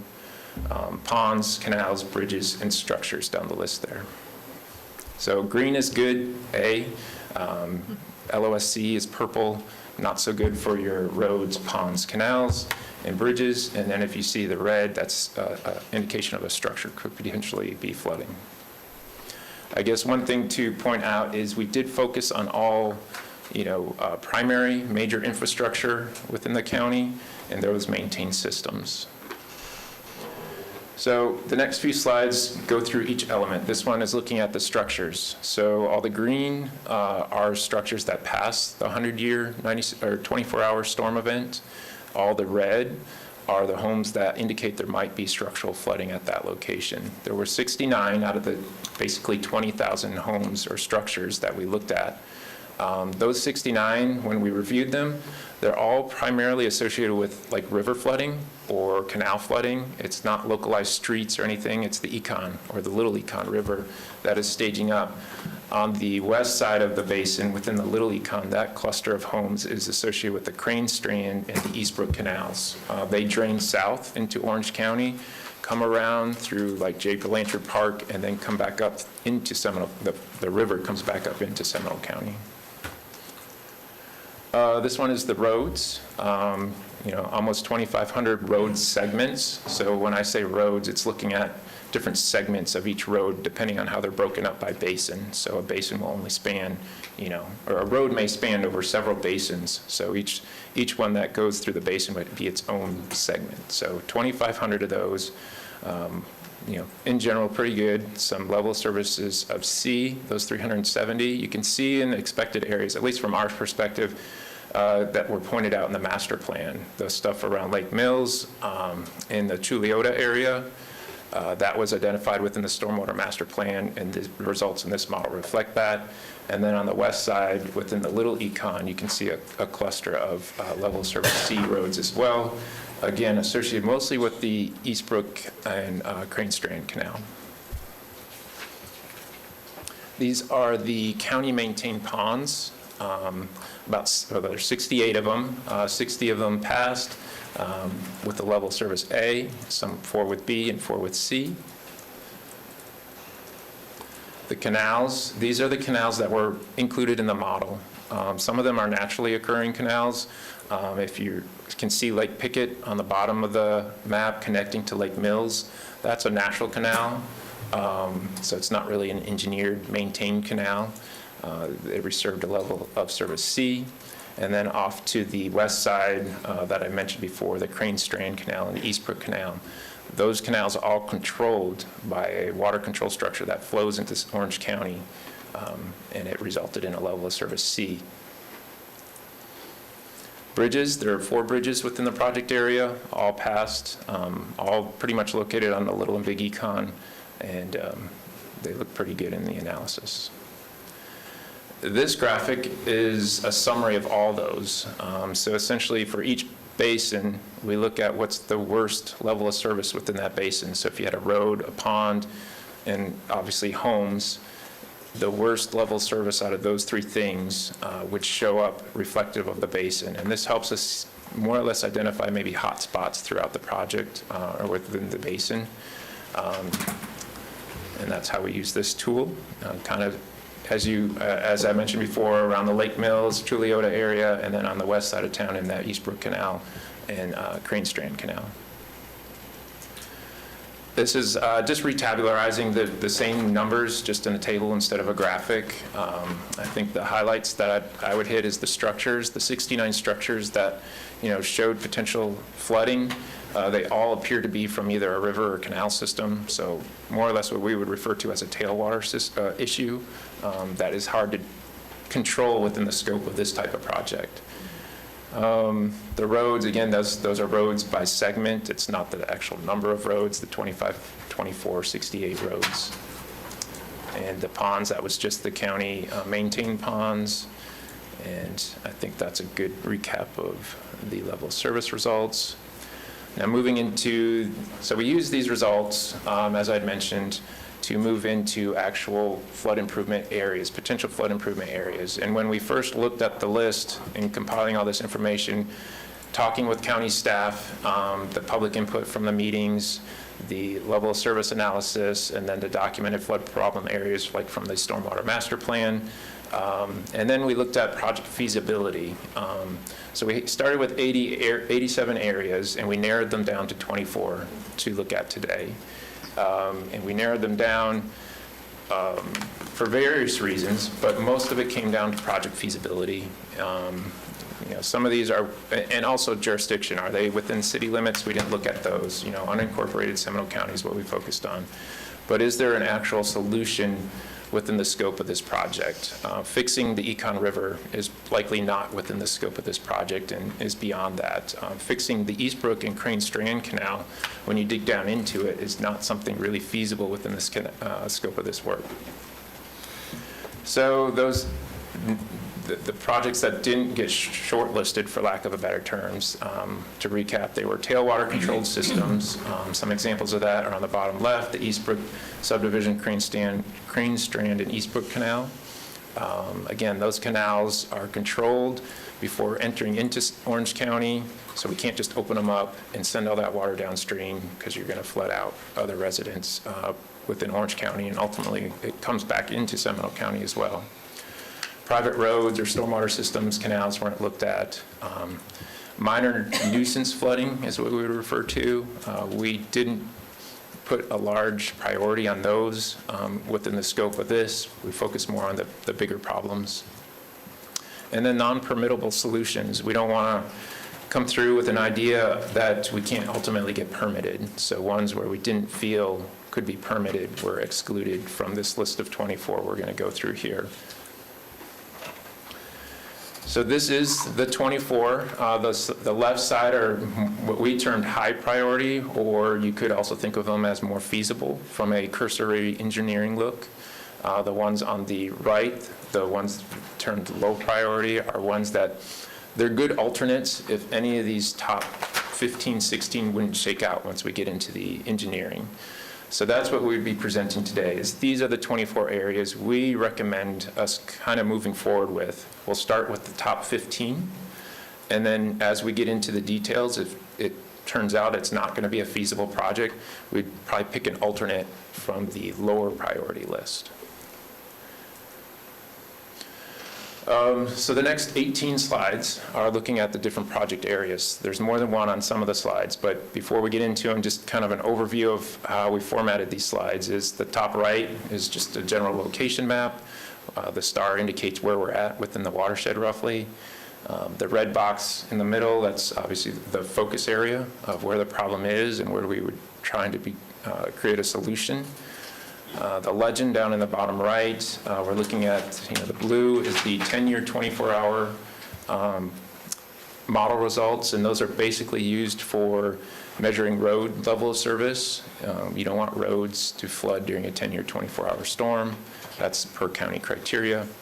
The purple outline is the 25-year storm. Those are used for ponds, to assess ponds and canals. And then the blue outline, the darker blue outline, is the 100-year, 24-hour storm, pretty much used to measure if a structure is flooding. A structure should not flood up to a 124-year storm. The box to the left, pretty self-explanatory, the project name.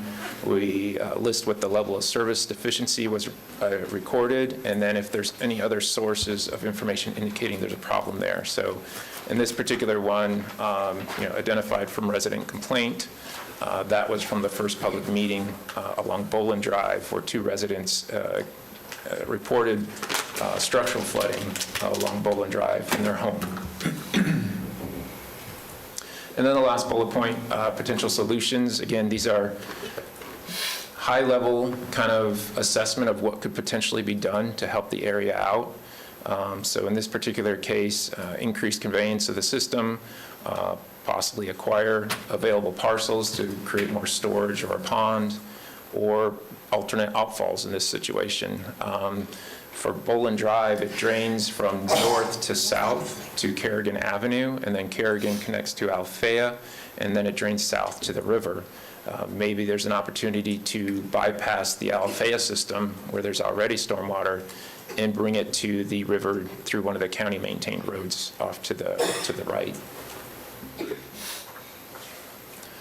So you guys can kind of control my pace on these next ones. I don't know how much detail we want to get into. If there's a slide where a commissioner has a specific question, would you prefer that you get to the end, or you want to go ahead while you're on that slide and have that question asked? That's on you. Whatever works best for you. Up to you. Commissioner Delary, ask your question on this slide. So Bolin Drive, I've been told that one of the reasons why that area floods is because when DOT did the widening of 434, the water used to go from east to west.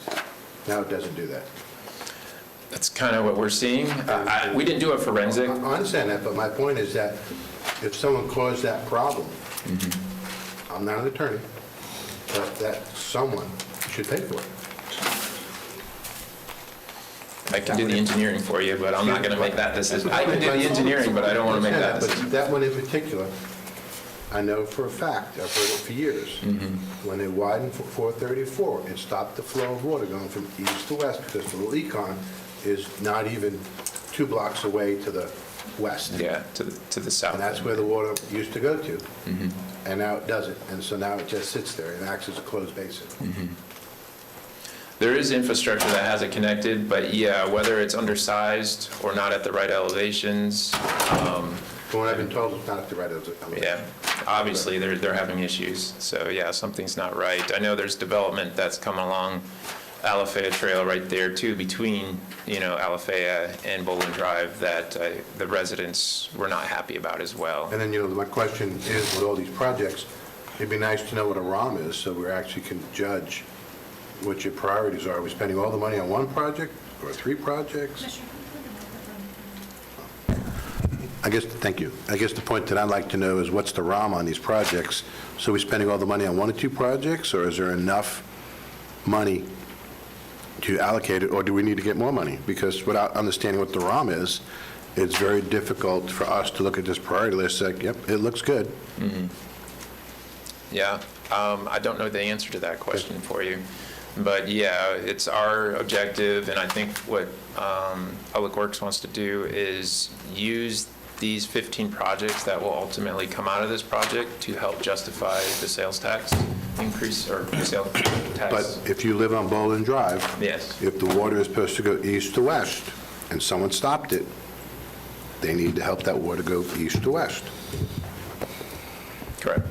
The person that stopped it is what you're Correct. saying. Yeah. Yeah, that gets down a wormhole that, That's not you, that's us. But yeah, how But we you need to know pursue that. Yeah, I see what you're saying. Thank you. Okay. Anything else? Keep moving? Not on this slide. Okay. No problem. There we go. Project Area 2, Park Road. You can see the location there on the map. This is in the Little Econ Basin. Park Road actually turns into Christmas Palm Place, and you can see we're just south of the Little Econ there. All the blue to the north, that's the Little Econ staging up. And that's Fox Run to the north of there. That might ring a bell in some of the other previous flood conversations, and it's within the Stormwater Master Plan as well. But this area in particular, the road, Park Road scored a level of service C, and Christmas Road had a level of service B. So there were no other specific complaints relative to this location, but just based on the level of service analysis, we're looking at, you could potentially increase the cross drain that goes under the road there. You can see the two gray boxes in the line. The boxes are inlets and the lines are pipes.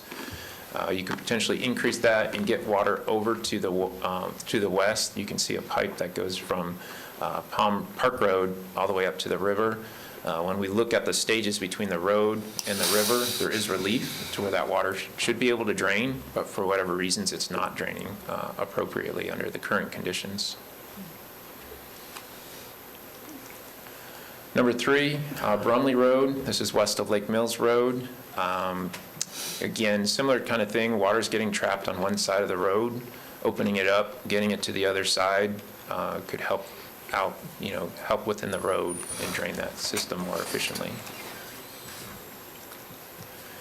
This one's in the Tuliota area, so this is 3 areas, 4, 7, and 14 is what we have them ranked at right now.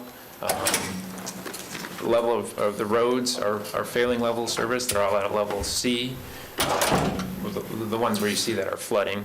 And then this area is also identified within the Stormwater Master Plan for additional evaluation. So look at potential ideas, include looking at increasing the conveyance. Can we get water to where it wants to go a little bit better without causing any downstream impacts?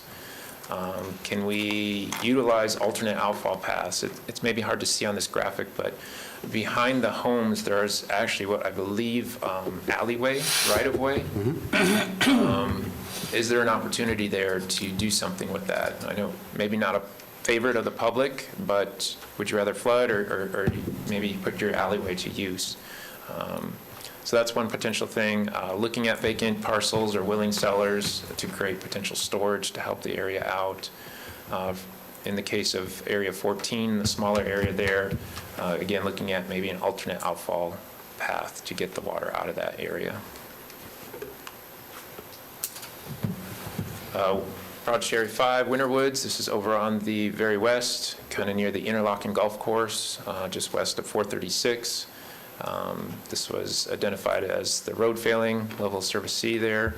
And also, this whole area is pointed out in the Stormwater Master Plan as listed with flood issues.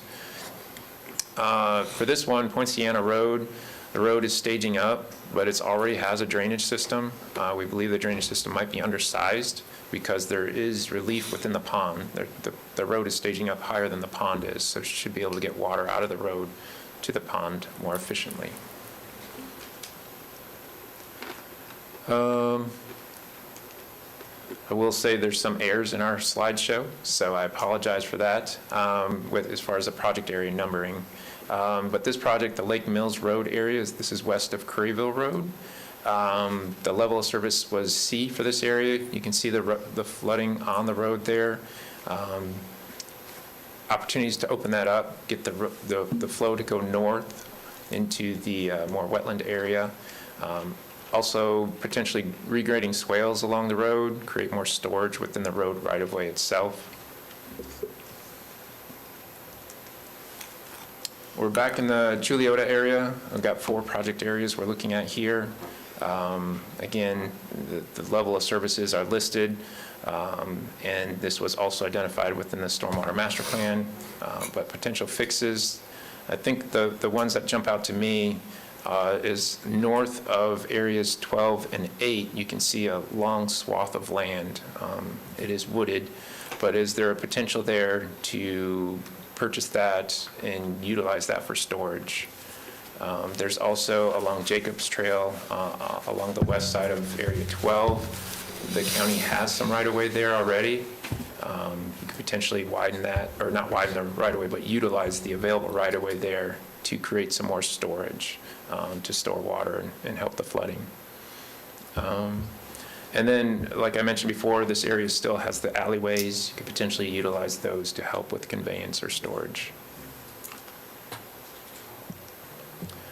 Areas 10 and 21, still in the Chuliota area. And the Lake Mills is to the bottom right of the slide. Area 9, potentially look at increasing conveyance to some of the ponds. There's one there, I believe it's off of South Poinciana Drive in Lake Mills Avenue. That pond should be able to take more water based on our cursory look, and the road stages are higher than the pond stages, so you could potentially open up the system and get more water to the ponds. For Area 21, you can see a lot of the streets are flooding. There might be some avenues to create alternate outfall paths, and we think the system might be constrained, so you might be able to get some more water to Lake Mills a little bit more efficiently, or there's vacant parcels there that might be able to be expanded to help offset any impacts, downstream impacts. Madam Chair, I have read this report, and as you know, I have to get off on that, so please forgive me for interrupting, but I'm going to have to leave. I waited until 1 o'clock, but I've really got to get going. I know Bob, Commissioner Delory, this is mostly his district, and he's very interested. I can ask more questions as they finish up. I just wanted to, I'll look forward to seeing those of you that will be up in Tallahassee in a few minutes, and I wish you the best. Thank you, Commissioner Herr, for getting some food to that Eagle Scout potential and his father. I know that they are going to make a presentation in a little while, and I thank you very much for that. And I appreciate you giving them the time and an audience. So with that, thank you very much, and I am very sorry I have to leave. Thank you, sir. Proceed. Adieu, adieu. Here's a good night. I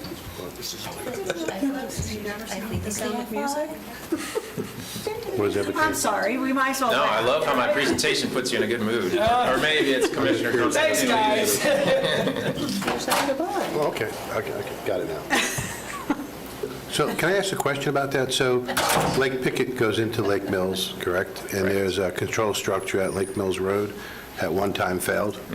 Have we looked at that at all? Because that's been a conversation for many residents out there. Is the control structure set correctly? Is it engineered correctly? I mean, it's in the model. I don't think we have any direct projects necessarily focused on, hey, this is the source of the problem. But I would think that you're actually going to validate that somehow? We're modeling it, and then if we see that it's causing any issues. So with the modeling, someone actually took data to actually make the model true to form to the existing conditions, correct? Yeah, and Mark, you have history on that area. I don't know if you want to. Actually, Commissioner Zimbauer walked me through his property when that washed out. The control structure is designed to support the seasonal high and avoid wetland impacts. Well, I'm familiar. I was there when it failed. Oh, yeah. And I was there when we had to put another fire station in temporarily, all that. I just want to make sure we're looking at those existing conditions. We're looking at that structure as the existing condition. So that's in your model, your existing conditions? Yes, sir. That's all I need to know. Thank you. Sorry to overcomplicate the answer for you. But so I don't think we went through this area, though, but it is focused a little bit east of the Mills Branch Creek there. But along the road, you can see the flooding within the roadway. This is another area where the right-of-way is wider than the road's utilizing, so potentially on the north side of Lake Mills Road, creating deeper swales and helping store that water, get it across the road, and then down to Mills Branch. Area 13, this is Willingham Road, north of, to me, it's north of Old Chuliota, but more notable is Snow Hill Road. The road scored a level of service C. It was identified within the Stormwater Master Plan as needing some attention. So we could look at increasing roadside storage along this road. We could also look at adding structures to get the water across the road more efficiently than going over top of it. Area 15, Brumley Road at Whitetail Trail. You can see the water flowing over the road. So there is an existing cross drain there. Look at potentially upsizing that, but we'd likely need to add some kind of storage to help offset any downstream impacts. So is there any willing sellers in the area that might want to offer up some land for a pond? That's a reality of most of these flooding problems, is water just doesn't go away by itself. You kind of need that land to store it. So this area is 16. This is over on the east side of town in the Eastbrook subdivision. The flooding within the roads itself isn't really that bad. The roads did score a level of service B, but something that we noted here is that large flooded area is the old YMCA. Is there an opportunity to potentially acquire that land, create more storage within the system to help offset? They offered it to us about 8 years ago. Yeah. It's probably a better price then than it is now. We turned it down. Yeah. They were back in about 4 years ago. That's true. They're still trying to sell it. Every 4 years they come back, I'd imagine. Yeah. Well, we haven't done the engineering to prove it's going to solve a problem, but just from looking at it, it's a potential solution to help with some of the issues in the area. So Area 17, this kind of starts the alternate project list. These are the ones that if the top 15 don't really shake out like we think they might, maybe there's some other opportunities to factor one of these project areas in. And this one's a little different. It kind of relates into the Seminole Forever.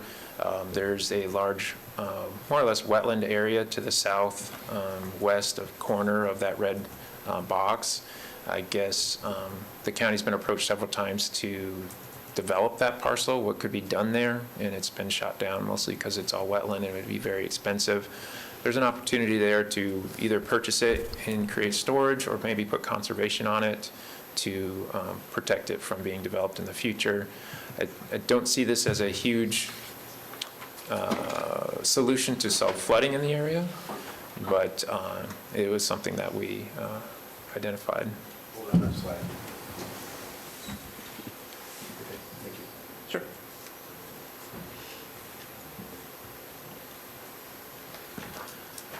Area 18, this is off of 419. Our little location map got goofed on this one, so it's hard to see, but 419 over just, east of the Chuliota area to the left is Horseshoe Lake, north and south. So 11th Street, you can see it has some flooding there. The water's more or less trapped. There's not a lot of infrastructure to drain the area.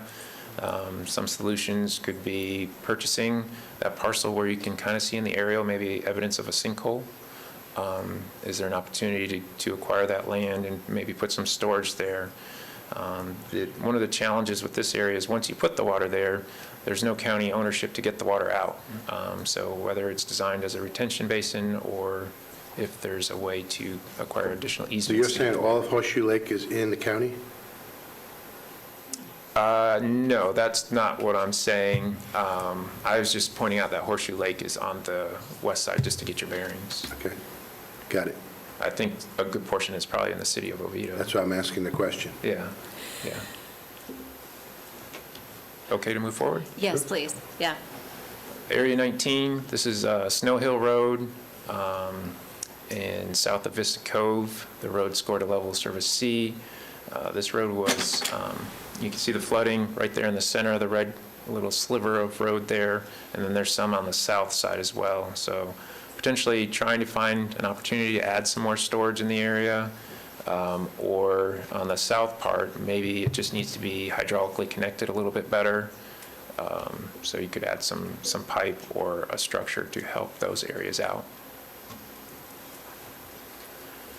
Lake Mills Road, north of Mills Creek.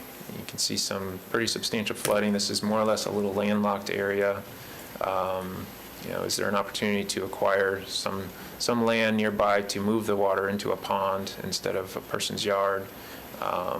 Or is there an opportunity, the water wants to drain to the south, maybe we could put some kind of piped connection in to get the water to the south to Mills Creek. We're reaching the end here. Area 24, Willingham Road, north of Heirloom Rose Place. Again, this area was identified within the Stormwater Master Plan. There's some water getting trapped. You can kind of see the wall of water behind Willingham Road. It wants to flow north. Look at adding some storage or pipe in the area to help that water flow.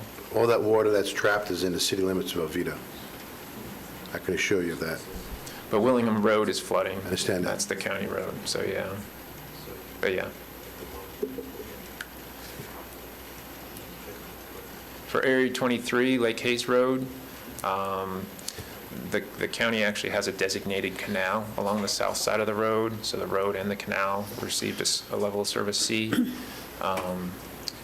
Look at opportunities for opening that up, adding more storage within the road, but one other thing we noticed is the county water treatment plant there. Is there an opportunity to maybe utilize some of that open land to create some storage for the area? I believe that was the last project. So before we're kind of wrapping up here, anything project-wise you want me to revisit? Yeah, I just have a couple of questions, if I may. I did not realize that Eastbrook is a part of the Econ Basin. I thought it tied into Lake Howell. Yeah. It's kind of odd, but I'd love to sit down and understand that with you. Yeah, it actually comes down. I understand that. Okay. I saw that on the map. I mean, I'd love to sit down, not here, to understand how it actually works, because people ask me questions about it all the time. Yeah, it's a tough area. Deep Lake is a closed basin, and I know you talked about some improvements around that, because there's a couple of small lakes out that feed into Deep Lake, that's all a closed basin, and I'd love to talk to you about that as well. And I know you said that you're not talking about city projects, but Lockwood Road by Riverside Park, that bridge actually flooded during the last hurricane, and it was impassable. And mainly because of that golf course, Twin Rivers is the drainage basin, which I know you're aware of. And then we also talked about UCF. Trail usage, be careful when you use the trails. I know John Dredge knows this, but we have not really allowed to use our trails yet for conveyances and utilities. We're allowed to cross it, but we don't use it. We've talked about that, but we haven't really made a decision on that. And then the other question I have is that when you kind of locate retention ponds and you're going to take down large areas of trees, be very careful. Yeah. Because I think people would be more upset with that than they would be about the flooding. Yeah, definitely some tough decisions to be made either way. I'm looking at your slides, well, we're going to put a pond here. Well, wait a minute now, just be careful. Yeah, I think that the tough part about that is you're right, I agree. I love my trees too. I'm a Seminole County resident, and I hate to see them go. But yeah, it's a hard decision to make. Well, I understand that, but we would have to weigh out the pros and cons of taking down those trees. Of course. As well as using the trail. Of course. And these are cursory ideas. We usually like to look, ideally, there's a willing seller or a vacant property that's already cleared. But I can tell you, sitting up here and hearing from folks, people are very protective about the trees. Yeah. They did mention water resources, so to me, I'm like, okay, they're interested in stormwater too, right? And then the other question I have is on one of your slides, I think it's slide 23 or page 130 in our book. It says structures, but those are really homes. Correct. Homes are businesses, any habitable structure. So I'd like to put an asterisk somewhere on this that people realize, because I look at structures as stormwater structures. Oh, I understand. Okay, sure. And then I'd love to know where those 69 or 80 some odd areas that are a D. So we'll sit down and talk about that if that's okay. I'll go through Mr. Dredge. Sounds good. Thank you. I was waiting for you to get to Area 51. I actually do have a question. Commissioner Herr. I just need a better education on the slide. I think it was page 190 shows the map, 193 shows the numeric count, but apparently our canals are a mess. And it just got disregarded as, well, we can't do anything about that because there's a system that causes them to back up like that purposefully. Purposefully yeah, I guess it is, because it was an engineered system. But yes, you're right. We didn't pay a lot of attention to them because we feel somewhat handcuffed in that regards of it's either buy out a lot of property to offset the impacts, or you let water go, and which wouldn't get permitted because you would have those downstream impacts. So it's a very big solution that we thought isn't the type of project the county's looking to get out of this study right now. I'm not saying not in the future, but the current goals of coming up with those 15 kind of feasible projects that could be built and constructed within a reasonable time. So my comment for the county manager is that I don't know enough to comment on this, but I will just give you my observation, that over the past couple years, I continue to watch studies, and we avoid the big projects, and we deal with the little stuff around the outside of the pile of stuff. And that concerns me, because a lot of what we're dealing with is probably based on that pattern of history. And so I would ask that, just to understand better, how is it that we actually tackle some of the big stuff? And that was an all or nothing. We can't let the water go, and we can't afford to fix it. Well, maybe we can let some of the water go. I mean, is it set right? Can we negotiate with our, like, maybe there is something that we can do, but we seem to migrate away. And you are one of many consultants that has been here with that same theory, which causes me to think that that's our direction. So, and it may be.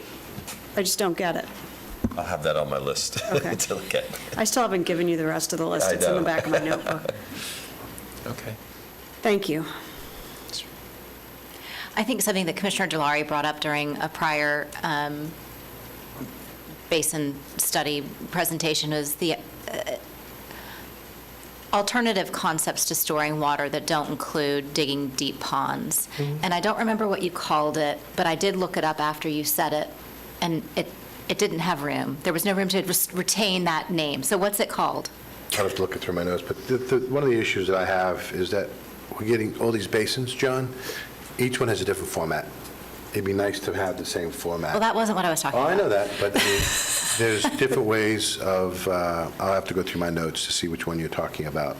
Well, It might be low-impact development? it was or- a way of retaining water that works with the land, that retains trees, that there's some science that says that water actually is stored more naturally and maybe at a higher rate, better quantity when trees and plants and whatever are maintained, as opposed to what we've always done growing up in Florida, digging a hole and trying to just navigate it toward a hole. So at some point, if all of the bright minds that are working on these projects could come together through staff and maybe add at an additional briefing of some sort, what that would look like for us, and is that a direction that we want to go in, and do we even get to weigh in on that type of ideology as opposed to do the engineers know best? And maybe you do. I don't know. But I'd like to at least have that knowledge and better understanding. Sure. Yeah, more of a natural lands kind of restoration kind of ties into that. I mean, maybe not, but. It was a part of stormwater harvesting. That's what it's a part of. Yeah, and I'm not an expert on stormwater harvesting, but what I do know is, you guys probably know as well, is you have the water when you don't need it with stormwater harvesting. It's hard to get the water where you want it when you need it and not have it when you don't want it kind of situation. But there are possibilities. I know other counties and things are looking at those options as well. Orange County, in fact, is meeting on it, I think right now, talking about it. So should I That's wonderful. move forward? I do have some closing slides, or we can close now. But Yes, please kind go of- ahead okay, let and me skip quickly move forward through now. what you have to close. We've got a couple of other things before we recess and start again in 10 minutes. So real quick, I won't recap, but the completed tasks are checked off. The current tasks shown in the middle there, we're wrapping up our existing conditions modeling, the floodplains, and the memorandum that goes with that. That's happening within weeks. The task 4, that's our level of service analysis, which you saw is pretty well underway, but now we have to get into the meat of the projects and start engineering them to see if there's actual benefits there and summarizing those in a memo. And future tasks include the second public meeting, which we're in the works of scheduling with John's staff, that will go over existing conditions and similar these project areas that we're starting to look at. And then mapping the floodplains, again, that process will happen as far as mapping them, but then we'll present them to the board, and if they're approved, then they'll move forward with meeting with the public and applying to FEMA for updating the floodplains. And then we are scheduled to meet with you again between our draft and final reports. Here's a look at that kind of list and schedule form. We're wrapping up the stormwater model development and close to wrapping up the level of service analysis, moving into the floodplain mapping, and then getting into the watershed report. And then FEMA's the big question mark because they can take quite a while to actually coordinate the floodplain updates. And that's it, unless there's any other discussion. Because we never let you finish, I neglected to ask if there were any members of the public who were here who wanted to speak. We just sort of jumped in. There weren't any. Fabulous. Good news. Thank you. Any other questions or comments?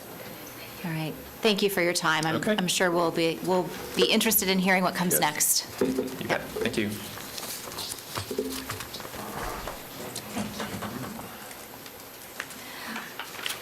Moving on to county manager and staff briefings. Mr. Gray.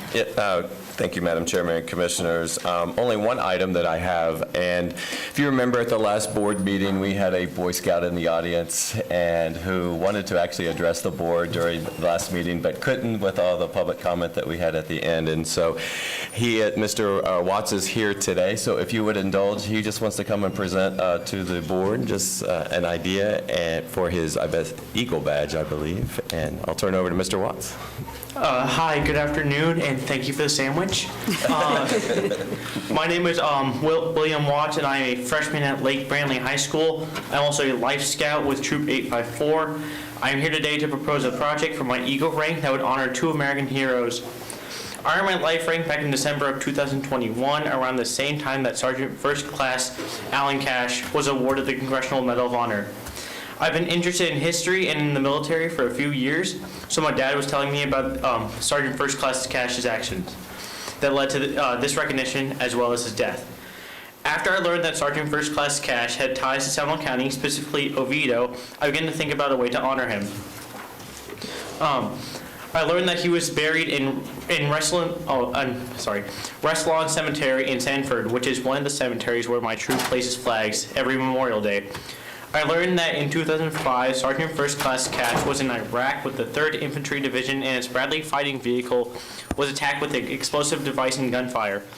Sergeant First Class Cash vehicle was caught on fire as well, and as he rescued his fellow soldiers, his uniform became soaked in fuel and also caught on fire.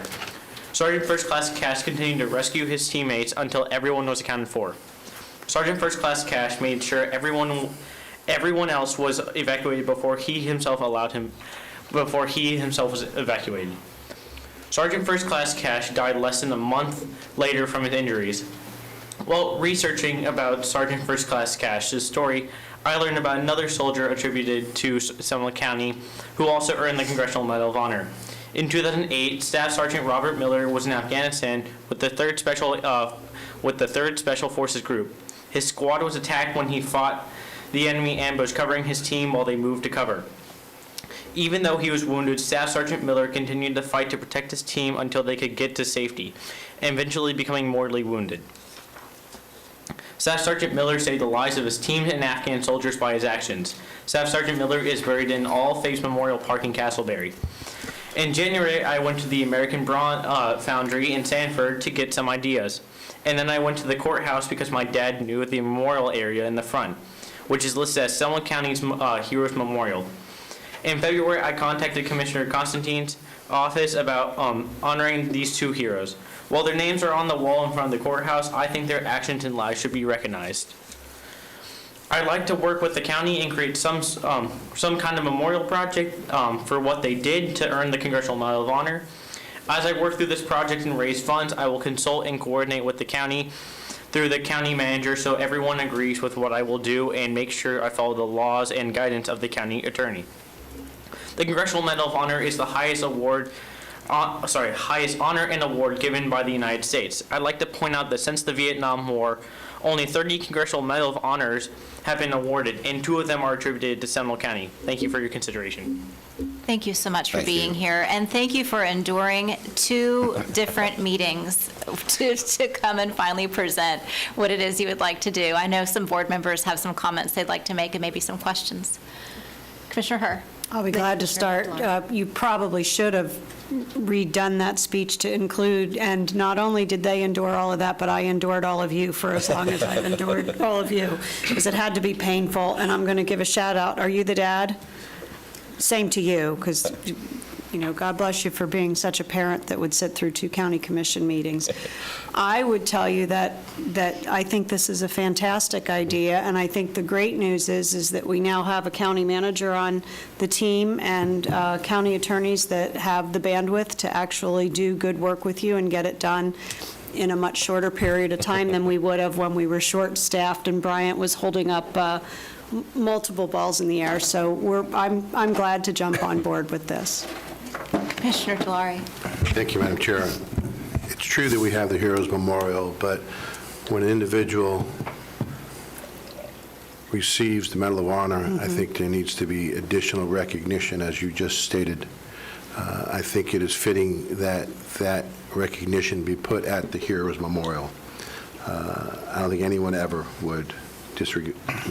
No one would ever disagree with that.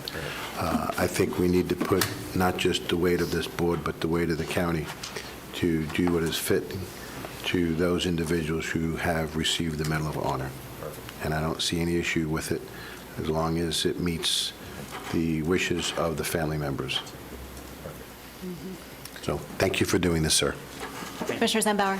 Thank you, Madam Chair. I concur the Heroes Memorial would be an ideal place to do this. Thank you very much for taking on this monumental project. As you will find, it is not so quick and easy to get done, but I think the full weight of the county being behind you will be helpful. And I would just tell my fellow commissioners and those in the audience, this is exactly why I'm so thrilled to host the Boy Scout Golden Eagle Dinner. So those of you that want to make a donation, please do so. It's April 13th. I see some of our business people in the back row. You guys need to write a check for this Boy Scout function, so thank you. Commissioner Zimba, where's the location and what's the time? That's going to be the Westin Hotel, April 13th, 7 p.m. And what date is that again, sir? April 13th. Okay, thank you. I think it's a wonderful project. I think as you work with the county manager and our team to try and find the best location, they'll be able to bring back. Yes, we'll get in touch with him. We'll stay in touch. And congratulations on all of the hard work and effort that goes in. I know you have lots of options for choosing an Eagle Scout project, and this is really remarkable. And I know the county attorney who was the acting county manager when you first came up with this idea is here, and he would like to maybe say a few words. Is that, if he could just take the podium for a minute? I just wanted to say to this young man how proud we are of him, and I need to tell a very short story, I promise, in under 3 minutes. Thank you. When I was in the White House counsel's office, I got a call from a friend whose son was trying to get into the Naval Academy, and they understood that the president had certain slots. And he asked me if there was any way I could get an interview with whoever there was at the White House for this process. So I called this colonel who was in charge of a lot of different things related to the academies and the military down the hall, introduced myself, and I told him I have this friend, his son's trying to get into the Naval Academy, and was trying to hopefully get an interview with someone at the White House. And he said to me, you know, Mr. Applegate, I'm very sorry, we get hundreds of requests like this. We just don't have the time to interview everybody. I wish the young man, you know, the best. And I said, look, I certainly understand. I just thought I would ask. And he said to me, well, before you hang up, I have a question for you. I said, sure, what is it? He said, is the young man an Eagle Scout? I said, in fact, he is. And he said, give him my number. I'll be happy to talk to him at least for a half hour or so to give him some guidance. And as a father of an Eagle Scout, it meant the world to me. And that's how important it is.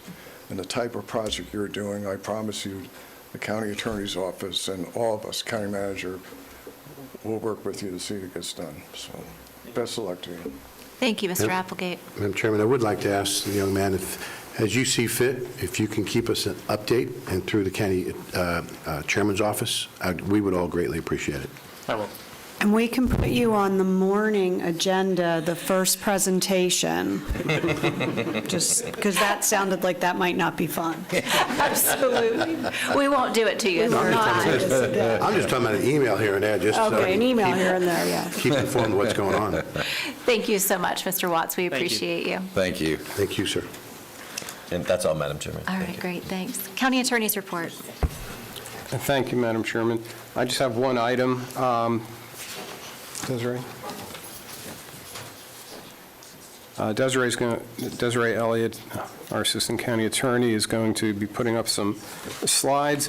In the Mr. Blake, the dog cases, we have citation cases that were issued citations because of the conditions of the dog, and as citation number V 22-001409, and that's case number 22-CO770, and there are 43 cases altogether. The rest of the citation numbers and case numbers run accordingly from that.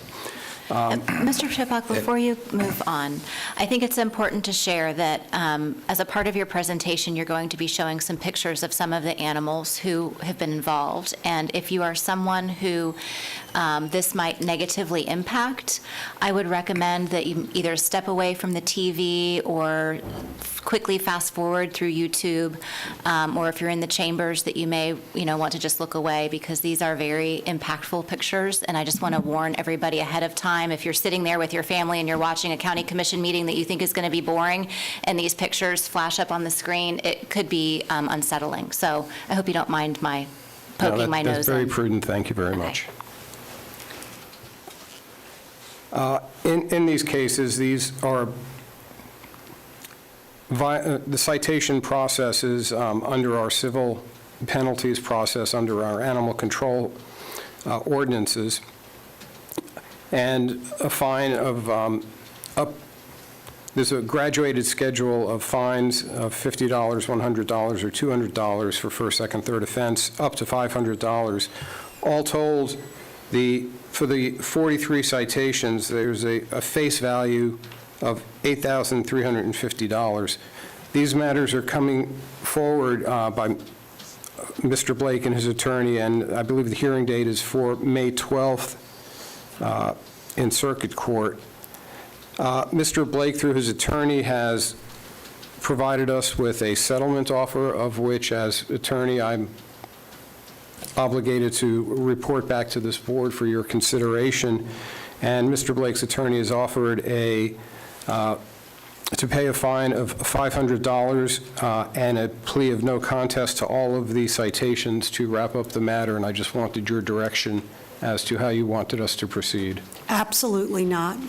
I was going to say hell no, but that's probably more professional. I'll say it, hell no. Yeah. No, I don't. Commissioner Delary? Well, I'm not going to repeat what I told Paul Chipok privately, but it kind of mirrored what you all said. Okay, and with that, I thank you for your direction. These pictures will be made part of the, we'll give them to the clerk so they're part of the record of this meeting. It's just a travesty. It's wrong. Let's go through the court system first.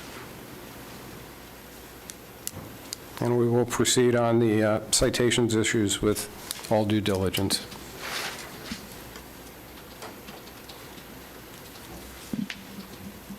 For the record, I am going to let her continue to put the photos up because I think that's important.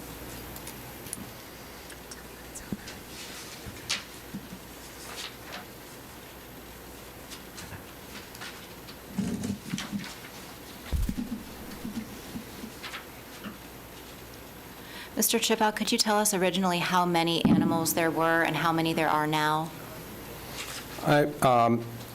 When we confiscated, well, when the sheriff's office went in and took possession of the animals at the location, there were, I believe, 38 animals alive, and there were 4 deceased animals. And did we have to euthanize any animals? Yes, there were, over time, I believe 2 or 3 have been euthanized, and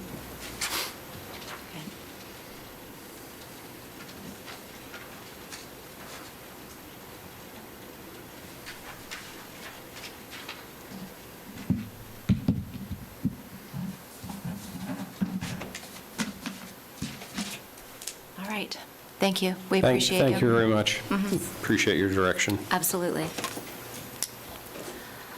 All right. For those of you who are joining us for what you think was the afternoon session, we just finished our morning session. Board members, if you would like to take a 10-minute break real quick and come back, we can certainly do that. If you'd like to push forward, we can do that as well. Just keep doing it? Keep going. Keep going. All right. So we're going to recess our morning BCC meeting and reconvene our afternoon BCC meeting at 1:35 to open up the public hearing. And if I could have proofs of publication. Move to approve publication. Second. There's a motion and a second. Any discussion? All those in favor say aye. Aye. Any opposed? Motion passes unanimously. I'll also say Commissioner Constantine is not here this afternoon. He is on his way to Tallahassee as the president of the Florida Association of Counties. He has a meeting that he has to get there for.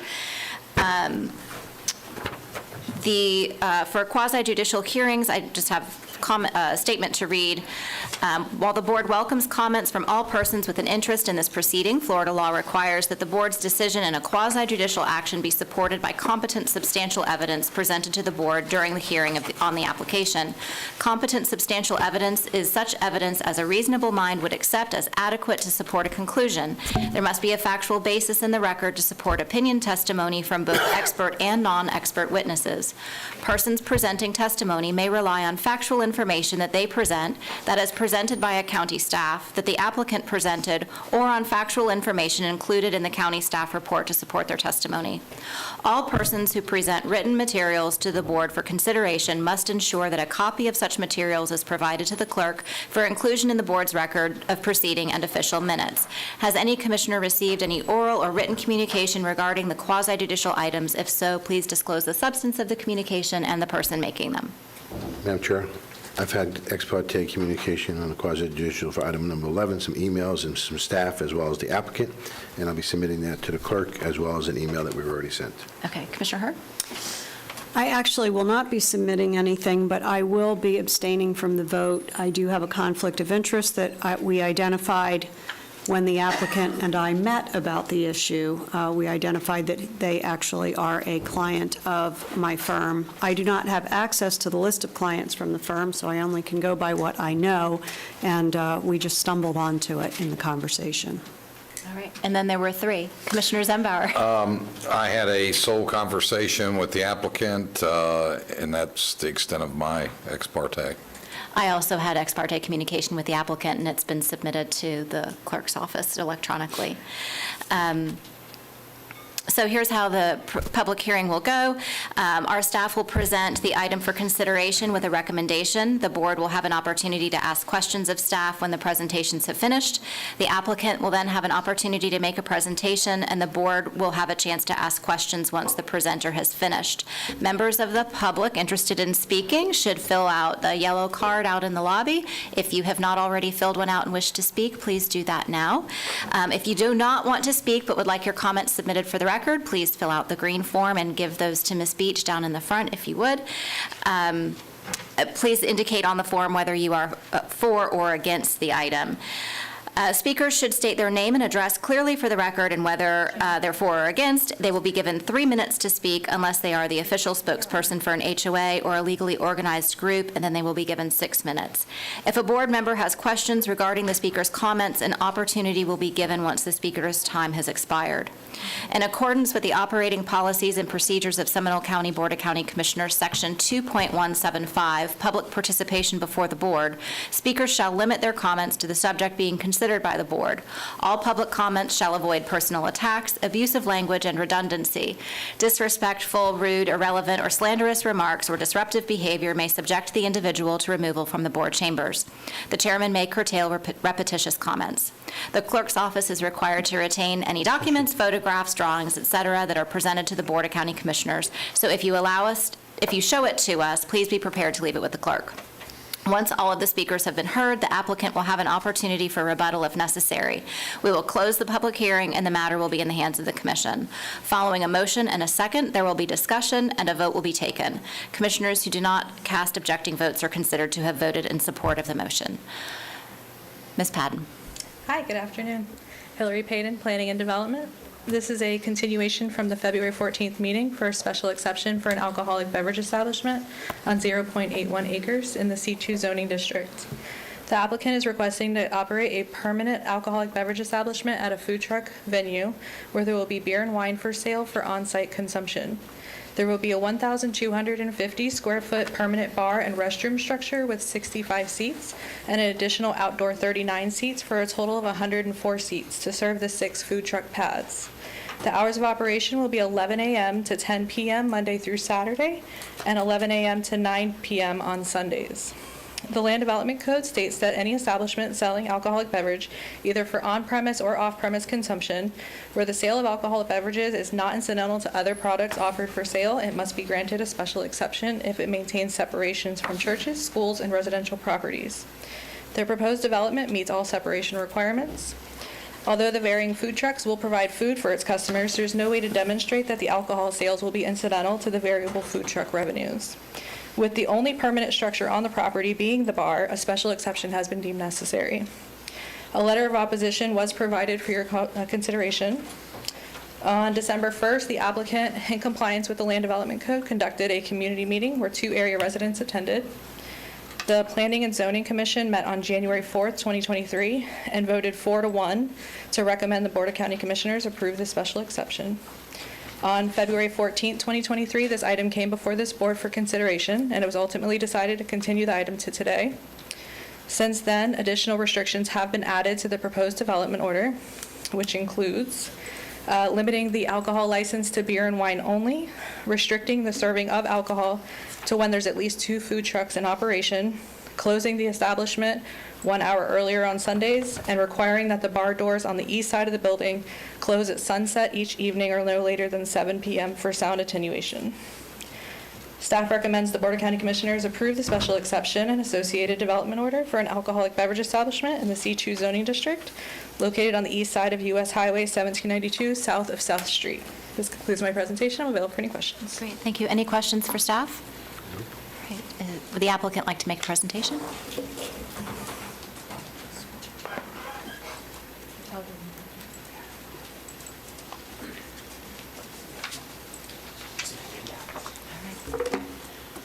Just make sure the clerk gets a copy. Thank you. There's a clicker.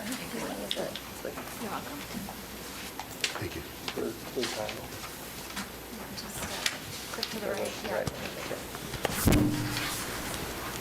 Thank you, Keith. Good morning, Trey Vick, V3 Capital, Seminole County resident, 3349 Holiday Avenue, Popka 32703. Thanks for the time. I know this was a continued item from last month. We took some time to visit with staff and also council to just make sure we were all comfortable with some changes we felt were important to make to more clearly define what we're trying to accomplish with this project and make sure we take into account our neighbors and how they operate as well. As you heard, some of the tweaks we made to the development agreement, which we're very comfortable doing. And then I just wanted to briefly provide a few pieces of information that I'm not sure we showed as much of the visuals, and just to get those on public record. And so this is a kind of a depiction, which is in your package, of what this building structure will look like with roll-up garage doors, and again, more of a structure for folks to be able to eat and enjoy the food from the food trucks. The other thing I'll just mention, we are limited to beer and wine only, which has been added into the development order, and something we felt was an important clarity point. The other thing is this is a little better pictorial of where all the food trucks will be in the building, and in reference to, I know there was some conversation about Strive, the assisted living community behind us, which we also own. The blue rectangles are up along 1792, and then the green box, again, facing towards 1792. The back gray portion is all of our parking field and access points. So I just felt like that would give a little better reference to how it all aligns on the site. It is kind of a funky shaped dogleg site, but our focus was to push all the commercial up to the main street, which is a very busy road. So that's something I just wanted to share. These were the changes summarized. We added also the shorter hours on Sundays. Again, just being mindful of our neighbors and on Sunday being a calmer day. This is our landscape plan that's in that package. And another aerial just to get some reference there. And then this is just a picture of some of the existing landscape that exists now between the parking field and Strive. And one thing I would say, and again to be on record, if noise became a concern or a challenge, we have no problems beefing that landscape buffer up as a response to it. Obviously, we've invested a substantial amount of dollars in that project behind there, and our residents' quality of life is important. So if that becomes an issue, I have no problems in needing to do that. And then this shows the existing current landscape between the parking lot at Strive, which is going to be cross-parked with us, and then our neighboring multifamily townhome project there. So you can see there's good mature tree buffering there too. So I just wanted to put those few things up there, provide some clarity, and be available to any questions that you all may have. I appreciate your time and being able to visit prior to this meeting to address any concerns as well. So. Thank you. Any questions for Mr. Vick? Pretty straightforward. Thank you. Thank you. Ms. Beach, are there any members of the public who would like to speak? No, ma'am. Nope, no public comment. We'll close public comment. Is there, Commissioner Zembauer? Madam Chair, I know this is your district. I'm happy to make a motion if you're so inclined on your behalf, or if you want to pass the gavel and make the motion. That's fine. I will tell you, after meeting with Mr. Vick and talking through some of the points and the modifications to the development order, I feel much more comfortable with where we are. Yeah, Yep. agreed. Good. So I move to approve the special exception associated development order for the alcoholic beverage establishment in the C2 zoning district on 0.81 acres located on the east side of US Highway 1792 south of South Street. Second. Motion and a second. Any further discussion? All those in favor say aye. Aye. Any opposed? Motion passes unanimously. For the record, abstain. Yes, thank you. I'm so sorry. Motion passes. How do you do with an abstention? 3-0? It's a 3-0. 3-0. Right. And I would just like to clarify for the record that you will be or have already filed Form 8B, which is Thank you. Will be. which is the form that needs to be filed with the clerk regarding the abstention.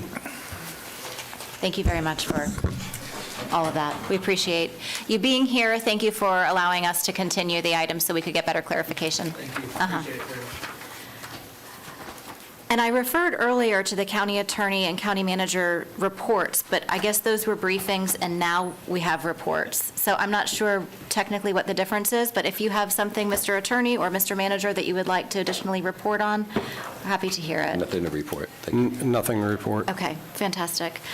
District Commissioner reports, District 5. I just want to say happy 50th anniversary to the city of Lake Mary. They throw one heck of a party. That is so true. District 1. Thank you, Madam Chair. A couple of quick items. I know we may have heard from our staff about a project going on in Orange County. Just want to make sure I handed this out. I'm not asking for anything today, but I'd like to, at some point, we should each talk to our county staff.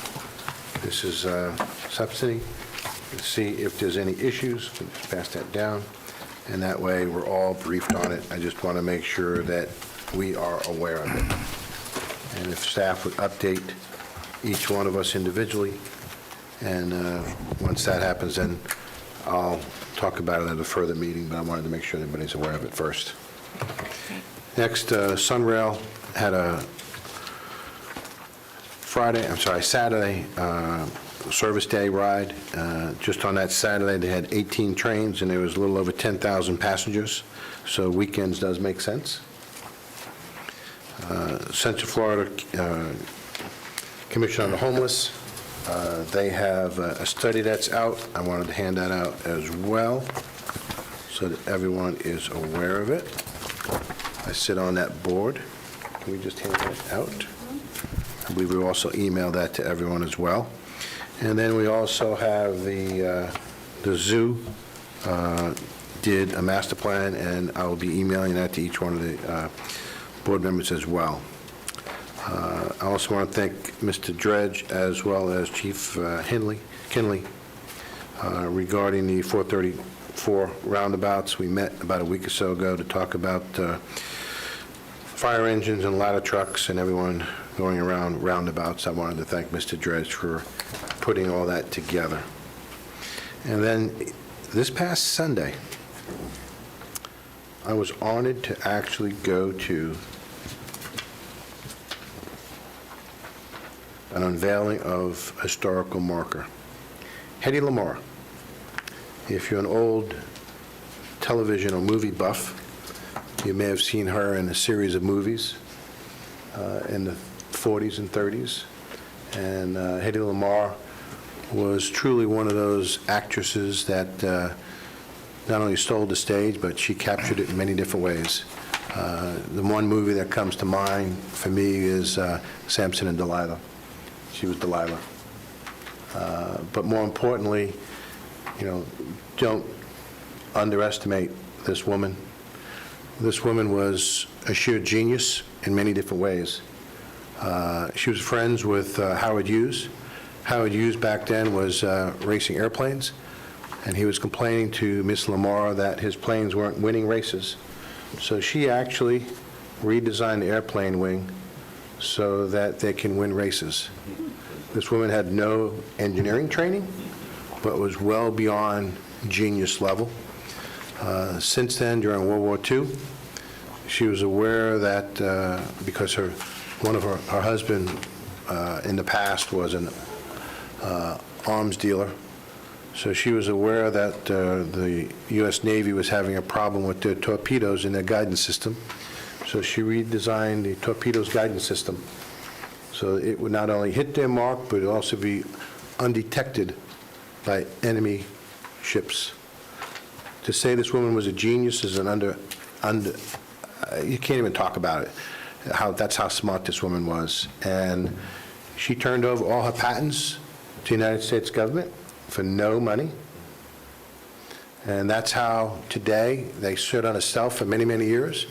They came out of storage when the U.S. government realized what they were.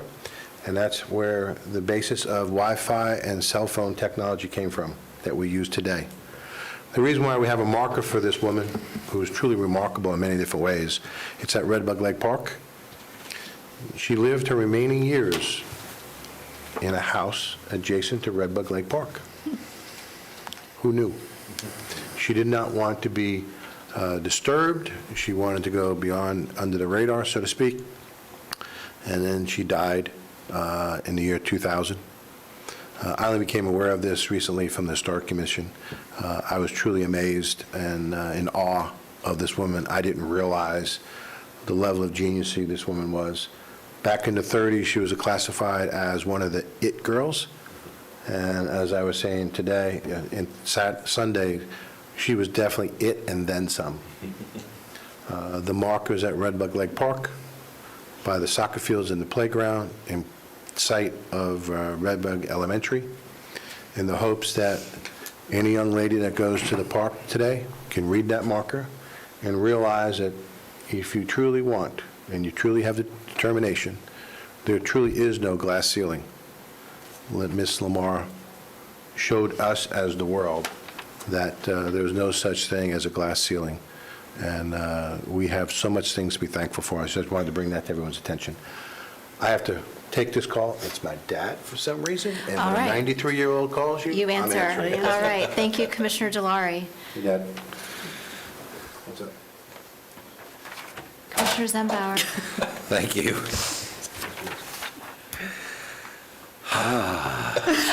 There is a glass ceiling, I just can't keep it quiet. Yes, there is, my dear The women in the Commissioner. room might disagree, but that's all right. I wanted to share, we get these once in a while, and I think this is a letter from Johnny Popwell, who's in my district, is thanking us for one of our employees. Those are awesome. Which is always a delight. We always get to hear the bad things and the accusations, but it says, "Dear Commissioner Zembauer, I'd like to tell you about a Parks Department employee, Mr. Joe Jenkins, who helped me last week.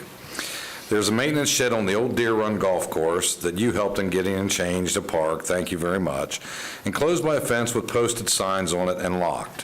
While trying to fly a small electric airplane, I managed to crash into a tree inside the fence. I called the Parks Department and was told that I should not climb over the fence." Good advice. But they would send help in retrieving the airplane. Mr. Jenkins showed up, and everything that I had couldn't reach it. However, he had a pole and a ladder that saved my day. Would you please thank him for me? That's wonderful. Very nice, right? Yes. It's good stuff.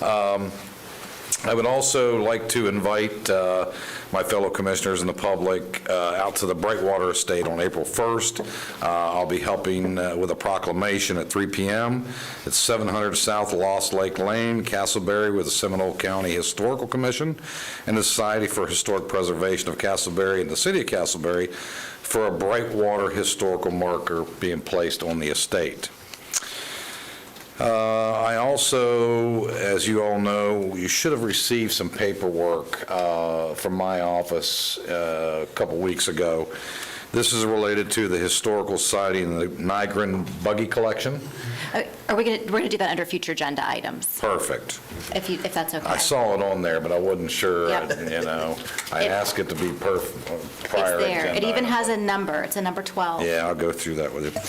Airport board meeting, the update there is we are substantially up on passenger count in the first quarter of this year, actually above the 2019 count. However, they do not believe it's going to hold long-term through this year because of two reasons. One, shortage of aircraft, and a huge shortage of pilots. A lot of pilots have been leaving the industry. There's pilots that have moved to different companies for more money, and there's all that going on in the background. AHAC meeting, I attended the AHAC meeting on March 2nd, so I'm happy to report that we are certified as a board here at the county to sit on the AHAC, so we fulfilled that obligation for the statutory requirements. Barbecue on the Boulevard, I know several of you were there. I was there for a very short stint early on, didn't get to see you there. That was a good outing. MPO meeting was March 8th. Just want to give a shout out to MPO. There was some federal funding grants that we were awarded, and two of our cities here in Seminole County, Lake Mary and Sanford, both wrote letters of support for that grant. But in that letter, they indicated that they did not have the matching funds to go along with whatever money we were able to get. And I'm happy to report reserves from MPO Orlando are going to pay the prop share for those two cities, so they'll be able to program projects for Lake Mary and Sanford. So good deal there. Medical examiners meeting was on March 10th, is exactly why I didn't make the 50th anniversary for Lake Mary, because I was stuck on Highway 441 in Tavares with Melanie at like 5 o'clock at night, and there's no easy way to get back here from there. And they talk about our traffic, it's pretty bad up there. But anyway, I'm happy to report that we are making headway with the ME board on zeroing in on the true costs of a new medical examiner's office. The Marion County staff is supposed to be bringing back to us a RFI for us to review as a board and determine whether that's substantial enough for us to move forward. So that's in the works, and Melanie and Allison have been quite helpful with that, and we'll keep everybody posted as that goes on. Outside of that, I would say that I want to take a real quick moment and thank Jimmy Beach and all the folks over there in his division. You all don't know how helpful you have been to the citizens in my district, following up after the hurricanes and the floods and so forth. It doesn't go unnoticed. I know a lot of times the residents thank you out there in public, thank your employees, but you really have done a great job with responding to those calls, taking care of some drainage issues, some road issues. It's actually fantastic, and I know several of my fellow commissioners have experienced that as well. But my district, and I think Commissioner Herr's district, arguably probably were the hardest hit. So they've been out there for months, and so good work. Outside of that, everything else in District 2 is perfect. Thank you. All right.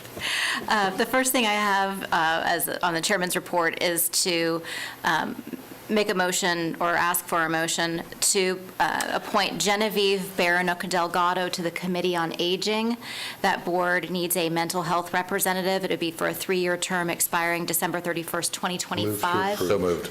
Motion Delari, second Zembauer. Any discussion? All those in favor say aye. Aye. Any opposed? Motion passes unanimously. Thank you very much. And I think we'd already circulated her information to your offices. But okay, great. I also was going to say happy birthday, Lake Mary. It was a great event. I do want to mention the historic marker process. Unless something has changed, though, that language is supposed to come to this board on the consent agenda for approval. I just Googled it, or I just pulled it up just because my memory fails me sometimes. It's item number 4. The approved document is submitted as an agenda item through Parks and Recreation Division Manager to the Board of County Commissioners for final review and approval on the consent agenda. So we've kind of skipped in a 11-point process, item number 5 on these markers. I mean, they're done, and I'm sure they're wonderful, but that's just the process. Yeah. Moving on to future agenda items. Back to you, Commissioner Zembauer, for the Historical Commission Crow funding. Yes. As you all know, I brought this up previously. Hopefully, you all received the package from my office on the background, and I know I sort of inherited this when Commissioner Lockhart and I came on, and in fact took my own tractor, my own time, got the tow truck people to go over and collect these buggies. But there was a memorandum of understanding that the Historical Society is supposed to raise X amount of dollars in order to get the Nigran buggy collection put in, get a building secured and put together for them. This Crow money would complete that commitment on behalf of the Historical Commission. I know I've asked for a future agenda item. I thought it would have come today, but if not, the 28th. I'm not so sure we need to go there. I'll leave it to my fellow commissioners. If you think we need to have further discussion and put it on the agenda, great. If not, I'd look for a motion to approve that Crow money be utilized for the requested amounts that the Historical Commission has asked for. So I read through all of the information, and I have asked the county manager, I do think this is worthy of coming to the board for discussion, because donor intent of those funds, I think, is really important. And I was not here when those funds were committed. I don't have a document that shows what the intent of those funds were. And before we wipe out an account line, I'd like to better understand. The other thing that I asked was the whole scope of what the buggy project is going to be costing the county. If we're moving things out of the 301 building and we're having to find a new home for those, if we're going to be spending hundreds of thousands of dollars to create room for the buggies, is it necessary for us to wipe out a $25,000 fund? I'm just not sure. I feel like I'm still missing some of the pieces of why we're being asked to do this. Sure. And so I've just asked if it... And I think the county attorney, Mr. Chipok, at the time, and should have included in my packet, his office's opinion of that monies and how it was not restricted and was at the disposal of us to decide how we wanted to spend it. So I'm happy to have that discussion on the 28th, if that's what everybody wants to do. Whatever the pleasure of the board is. Do it on the 28th? Okay, Commissioner Hurd. I'm at do it on the 28th because I'm going to completely confess that it shows up as a future agenda item, means that I cursory reviewed it. I didn't review it for a vote, so I'll just own that. And also maybe know that in the future that may be a thing. And thank you, Commissioner, Chairman. After I looked at that yesterday, too, I've already started talking to staff about it, and we'll be prepared for a full presentation at the next meeting, if you'd like, for that, so we can present that, too, so you all can give us direction and how to move forward. All right. Good? All right. Good. Do you need a vote on that? I'm good with that. If you all are... No, that's fine. Yes. I would just ask that you reach out to the commission and include them in the discussion as you prepare a presentation. Absolutely. And the society as well, since they're two different Yeah. entities. And I think, so because this is a off the top of my head question for the attorney's office, so I don't expect a response right now. But if the Historical Society, as a 501c3, is raising funds that are connected to public property and our museum that is public, how much of what they do is public? Or do they maintain anonymity and their records? Like, do they show us their records only out of the goodness of their heart? Or are they compelled to do that because they are partially funding? It feels gray, and I want to get a little black and white. If you can, not now, later. Okay, we will look into that. Okay, thank you. Anything else? All right. Ms. Beach, do we have any public comment? We do have one speaker form. Teresa Ingalls. Ms. Ingalls, come on down. If you would state your name and address for the record, and you'll have 3 minutes. Okay, thank you. Thank you, Commissioners. My name is Teresa Ingalls. I reside on 2651 West 18th Street here in Sanford, which is a Seminole County jurisdiction. Been living there since February 2022. Love it there. Love the fact that I'm part of a very historical piece of Seminole County history. We've been having a little problem out there. Little is not probably the word I should be using. Almost immediately after I started living there, I noticed that there has been a lot of speeding down that street. And when I say speeding, I'm talking way past 55, 60 miles per hour. I did take it upon myself after a month of just not dealing with it anymore. Contacting the traffic engineering department for Seminole County. I've been in contact with a gentleman named Michael Eason. Very nice man, has been very helpful. He has informed me that about 1.5 years ago there was a survey that was performed by Seminole County. And what they came out to find from that survey is that an average of 3,000 or more cars go down that street every day. And over 35% of them are double the speed limit. And I'm talking 70 miles per hour. The corner of Blackmon and West 18th Street is where I reside. I own that corner lot, that double corner lot there. The kids are waiting for a school bus and get dropped off there every day. I will not tolerate watching another child get killed. I've already seen that once in my life. And if I see it again, you're going to have to put me out in the field.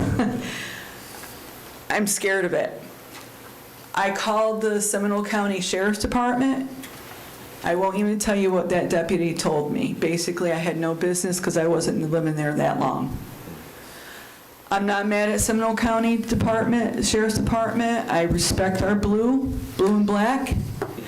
My brother is a former state trooper, so I respect it. But I need people to take this seriously. I have even said to Michael, if it's something about funding where our taxes are not going to justify the implementation of 4 speed tables out there, maybe 2. I don't know if there has to be a certain amount of speed tables. They have to be installed every X amount of feet. But something needs to be done. It needs to be expedited. I'm begging the county commissioners to help this get pushed along. And that's all I wanted to say, and I thank you. Thank you. Well, I know the county manager will take point, but Commissioner Zembauer? I think that's Commissioner Hurst. It is. It If is. she could take point, if she has. It is, I already. will. We'll take point, and I see John scratching his head from the audience because this is not one that we've heard of before. So you'll probably be hearing from my office with the help of the county manager, et cetera. And I'm going to grab your information off of your speaker form. Commissioner Herr, if you don't mind, I just want to say one more thing. If it's a matter, like I said, if it's a matter of funding, please talk to me about that. I work for a construction firm. We will. So, thank you. Thank you. All right, if there's no one else to speak before the board, Mrs. Bundy, are you just here because you have nothing better to do this afternoon? Interested. Got it. Well, thank you all so much. It was a great meeting, and we'll stand adjourned at 2:10. Fantastic.